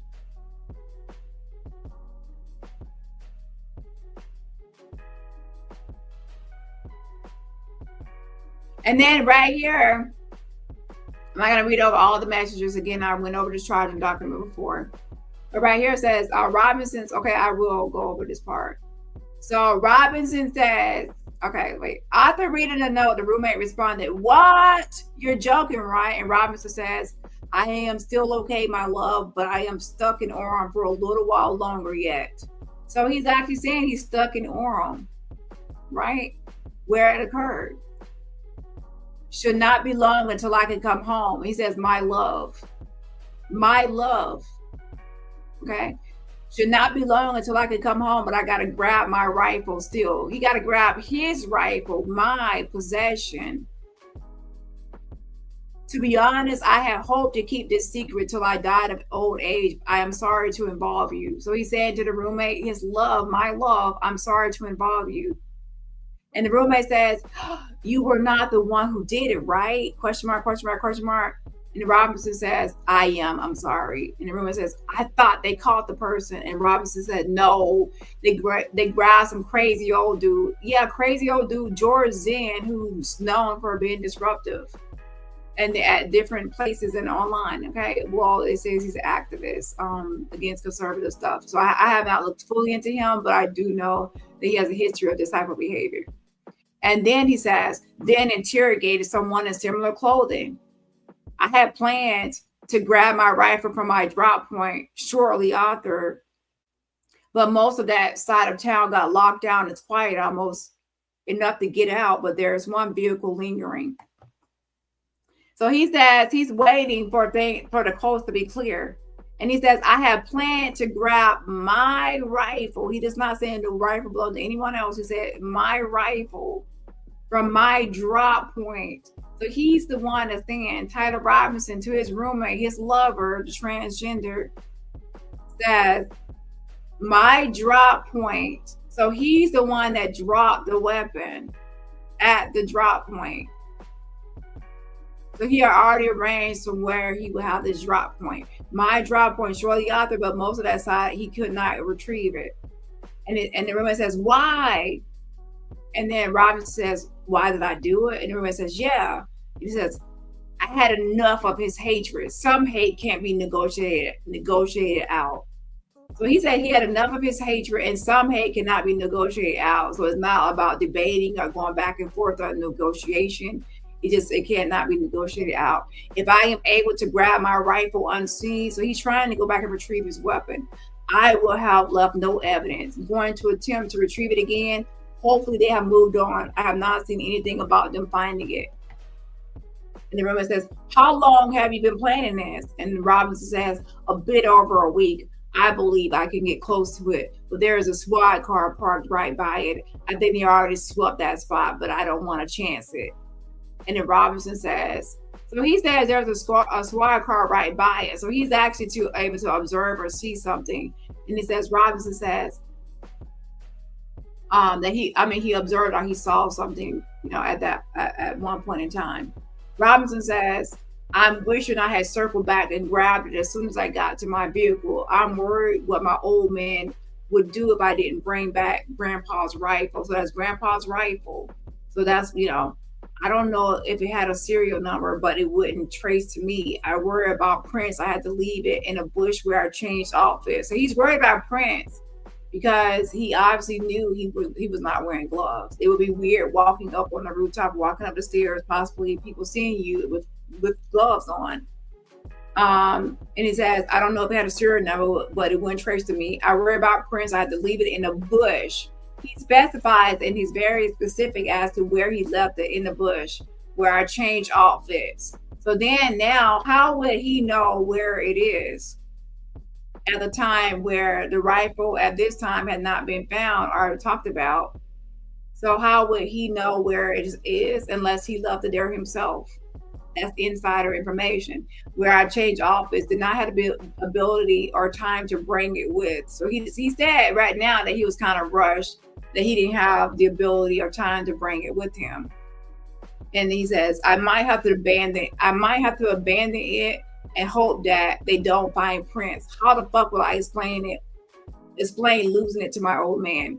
The only thing I left was a rifle wrapped in a towel. So then he gives more of a description. He said he left the rifle of his grandpa's rifle left in a towel. So he even describes that it's wrapped in a towel. Only information the suspect would know at the time. And he says, remember how I was engraving bullets? The fucking messages are mostly a big meme. If I see notices bulge UW on Fox News, I might have a stroke. All right, I'm going to have to leave it. That really fucking sucks. So he even describes that there's engravings on the actual bullets. Judging from today, I say Grandpa's Gone does just fine. I don't know. I think that was a 2000 scope. So with that being said, I'm not gonna read all of this, but I read it all in my previous video. So go over the charging document and the evidence they have, and then from there form opinions. I think that some people are not actually reading the charging document and then they're forming opinions that go against the actual evidence that actually is going to be used in court against Robinson. Okay, so you can have your own opinion about what you think about charging document, but the point is they use this to charge him, and they are going to use this as evidence against him for this in the court of law when he goes to trial. So this is the actual evidence. So again, as someone that's reporting on this, I'm only going to go by the evidence that is being presented, and that's going to be used against Tyler Robinson when he goes to court for this crime against Charlie Kirk. Okay, so that's going to be it for today. I will continue more of Candace Owens to see what she's trying to piece together here. And to be honest, I will be debunking things that are outright baseless, because that's what I do. Conspiracy stuff, I do debunk conspiracy stuff. If it's really based and it does not make sense. Okay, we couldn't confirm that, and the feds have not confirmed that, but it does show you that someone's running across the back. Again, that's at 12:29 p.m. I don't know. We don't know. And that's 12:29 p.m. according to who? TMZ and whoever submitted the evidence from their camera, and that is based on what? Because now you're going to take footage from TMZ and someone submitting stuff from TMZ to give to you, and you're going to now place that into a timeline. But what about law enforcement in their own timeline when they will say, hey, let me get that footage and this footage and that footage, and based on our forensic examination, our crime and our crime expertise and our investigative experience, we are going to piece together the timeline.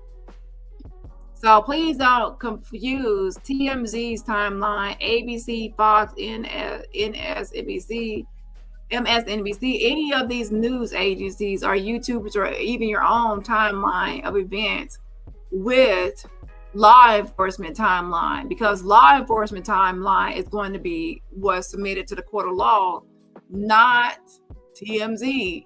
Oh, this is TMZ's timeline of events. No, let's stick to what law enforcement, who is their job to have the timeline. Yeah.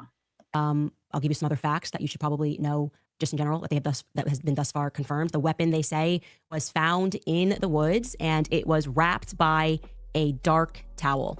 Okay, now, when they gave us a photo of that weapon, it was fully assembled. So this is kind of what Michael Savage said. He's saying, okay, so then they reassembled it, or maybe the feds did. Maybe they're going to clarify that they reassembled it for a photograph, but we are told that it was found wrapped in a dark towel. Then we have been told that a screwdriver was found on the roof. So they're sticking to this implication that he perhaps undid this gun while he was on the rooftop, and he, wanted to make sure he unscrewed it with the screwdriver, left the screwdriver behind, but took the gun, but then left the gun in the wood. All of that does not matter. At the end of the day, the rifle they found in the woods has the handprint or the prints or fingerprint of Tyler Robinson. So screw this, screw that, screw all of this. At the end of the day, the rifle found in the woods with the towel has his DNA evidence on it. So how would his DNA get on the rifle? Oh, and don't forget, the rifle also belongs to his grandpa. So Tyler Robinson's fingerprint is on the gun, and it also belongs to his grandpa. And also, he's also talking and texting his roommate, messaging his roommate, lover, about this weapon as well. So let's go here. This is important, why you compare the receipts and evidence that they have so far, such as text messages, to what people are saying as far as conspiracies. Right here, Robinson tells his roommate, lover, transgender roommate, delete this exchange. So he wants him to delete this exchange, and he says, my dad wants photos of the rifle. Because the dad and the mom had figured out that they felt that this was Robertson, their son. So he says, my dad wants photos of the rifle. He says, grandpa wants to know who has what. No, the father wanted to, get a picture of that rifle because he felt like that was a rifle that was used and that his son was involved. And he says, who has what? The feds released the photo of the rifle, and it is very unique. So it's a very unique rifle. He's saying to himself, Robinson is unique. So not only is his DNA on the trigger, it's on the fired casing. It's his grandpa's weapon that he gave to him. It's a very unique weapon. His father and mother are onto him. That is him.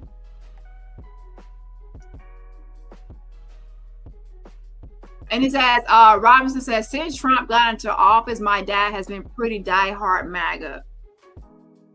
I'm going to turn myself in willingly. One of my neighbors here is a deputy for the sheriff. So that's where the neighbor is a deputy for the sheriff. And then Robinson says to his roommate, you are all I worry about, love. So again, he says, you are all I worry about, love. And so you can say, okay, so he has his roommate.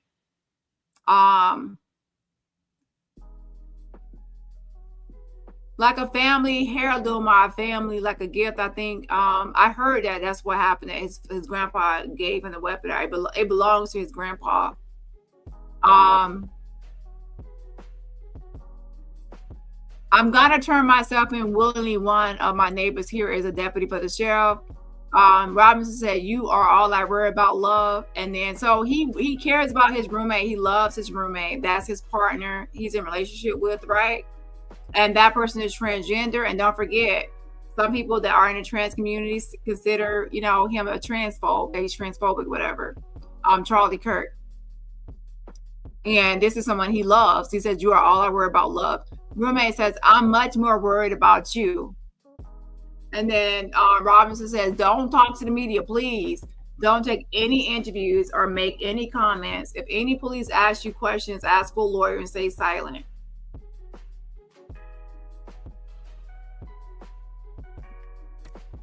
Okay. Then we get, and this has not been contextualized, and I can't wait until it is contextualized, we get photos that are the shooter. This is when the FBI came out and said he's in a stairwell. We don't know exactly where that stairwell is. Yes, Auntie Mickey, it doesn't matter. It was an unassembled or assembled or whatever else. And even Robinson said he didn't really have enough time to really take the weapon with him. So why did he say that? Why did he say that he really didn't have enough time to take the weapon? So obviously he dropped the weapon because he felt like he didn't have enough time to do something with the weapon, right? So he said himself that he didn't have enough time. So he had to put a drop point. He was trying to go back and collect it. I'm going to say protecting his lover, because there's nothing to protect him from unless you're talking about the hate speech. But I do believe that when he says he's full of hate, he believes that he's full of hate against his sexual identity, possibly the gender identity, sexual identity of his roommate as well. And yeah. And again, I'm not condoning what happened. I'm saying that that's possibly a motive, right? And he felt like there was no way to negotiate anything. It was just he had to be taken out. So that goes with, how do you handle situations without resorting to violence? I'm with you, Debunked, Candace Owens. But yeah, that's gonna be it for today, y'all. We're about an hour in, and we can finish some more another day. But like I said, I did post this before to my community wall. The charging document is about 10 pages. It goes over the evidence they have so far, enough to charge him with this crime. And then once you go over that and review it, and then from there, you could try to poke holes. But I wouldn't poke holes in anything until you actually look at what evidence they have first on Tyler Robinson. He's in outfit number 2, so the outfit change has happened, okay? There's no timeline again, but we can discern that there is no weapon that is in his pant leg, because We can see him bending one leg in one photo, and we can see him bending the other leg in another photo. So we're unclear about this. What is clear is that there is a ton of cameras on this campus. There is a lot of footage that they could release.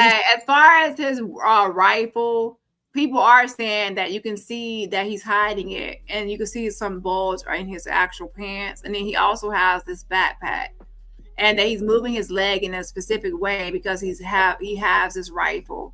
And what's so interesting to me is that people are not thinking that this person, how long has he had this rifle?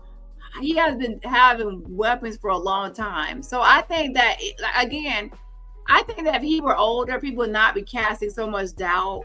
But if they see that this was a young person from a young age handling weapons and carrying weapons and knowing how to conceal weapons and do everything with weapons, if you actually take it from that, then you'll have a whole different perspective on Tyler Robinson. And to close, I'll pick up here another time. But I will say this. The mother and father are the ones that recognize their son.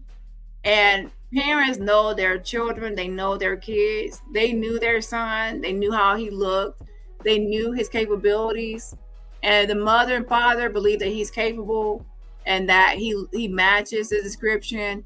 They believe that he's capable as far as firing that shot to assassinate Charlie Kirk, and also based on his viewpoints and how he has been feeling about Charlie Kirk. They know their son.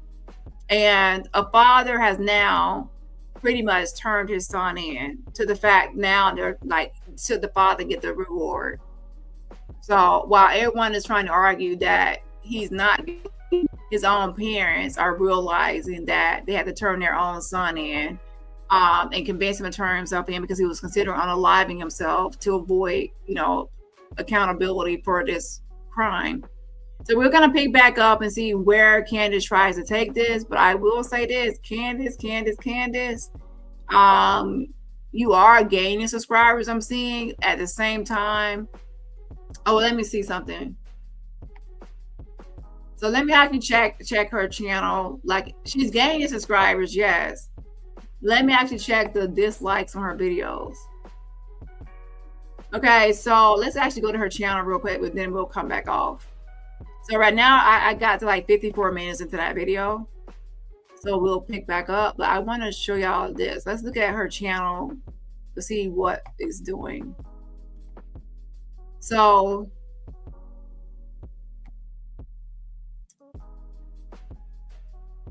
she has about 6 videos on Charlie Kirk, with the last one being on the 19th.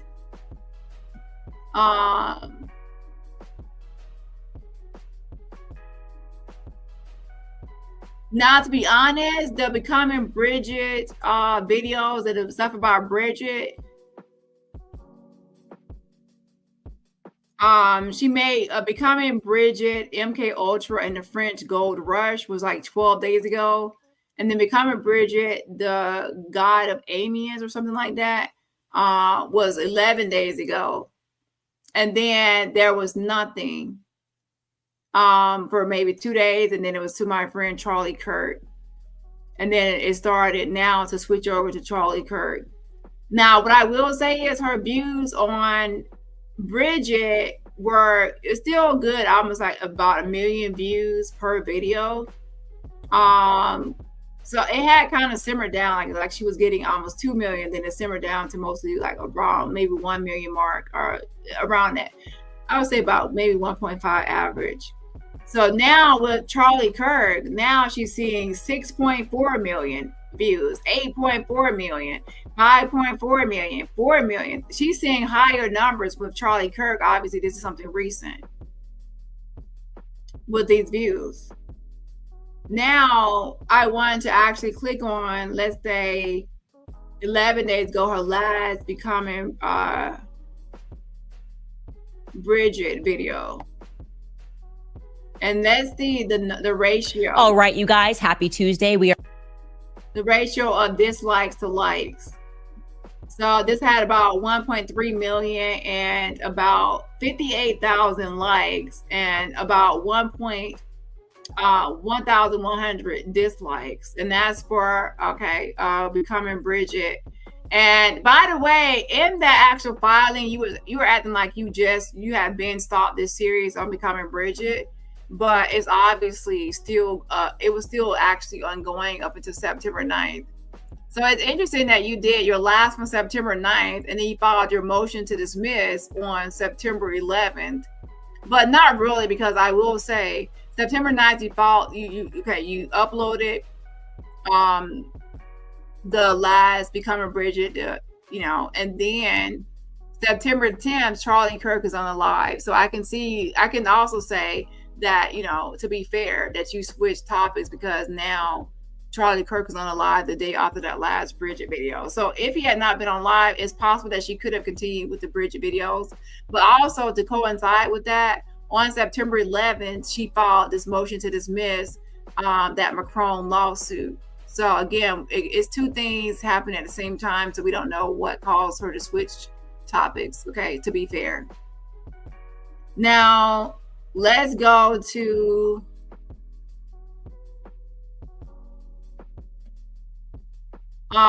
Charlie Kirk.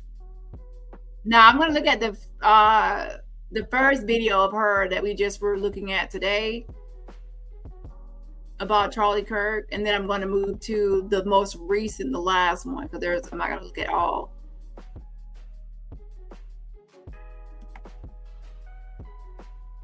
And what I'm looking for is to see, like, okay, the ratio of dislikes versus likes. So on this video, on the first one she did, like where we were just reviewing some of it today, not the full thing, there was 349,000 likes, and then only about 8,800 dislikes. So what I'm seeing is that there is an upward tick a little bit in as far as the dislikes on the video, even considering that this has more views. It's still an upward tick. So that was like the first video of her talking about, not the picture one, but the one I just talked about as far as some of the evidence. Now let's go look at her most recent one as of September 19th to see what is happening. Now the first one she did about conspiracy is like 8.4 million. And then the next one was like 5.4 million. And then, to be honest, the views are kind of going down a little bit as far as people being interested in what she has to say about it. But now going down, as in 3 million is still good. And it still has a good, like, hourly view per hour is still good. Okay. So again, you might say, why are you looking at this? I'm looking at this to see if there's a pattern of people disliking her content or disliking what she's saying or doing, or is it just stable?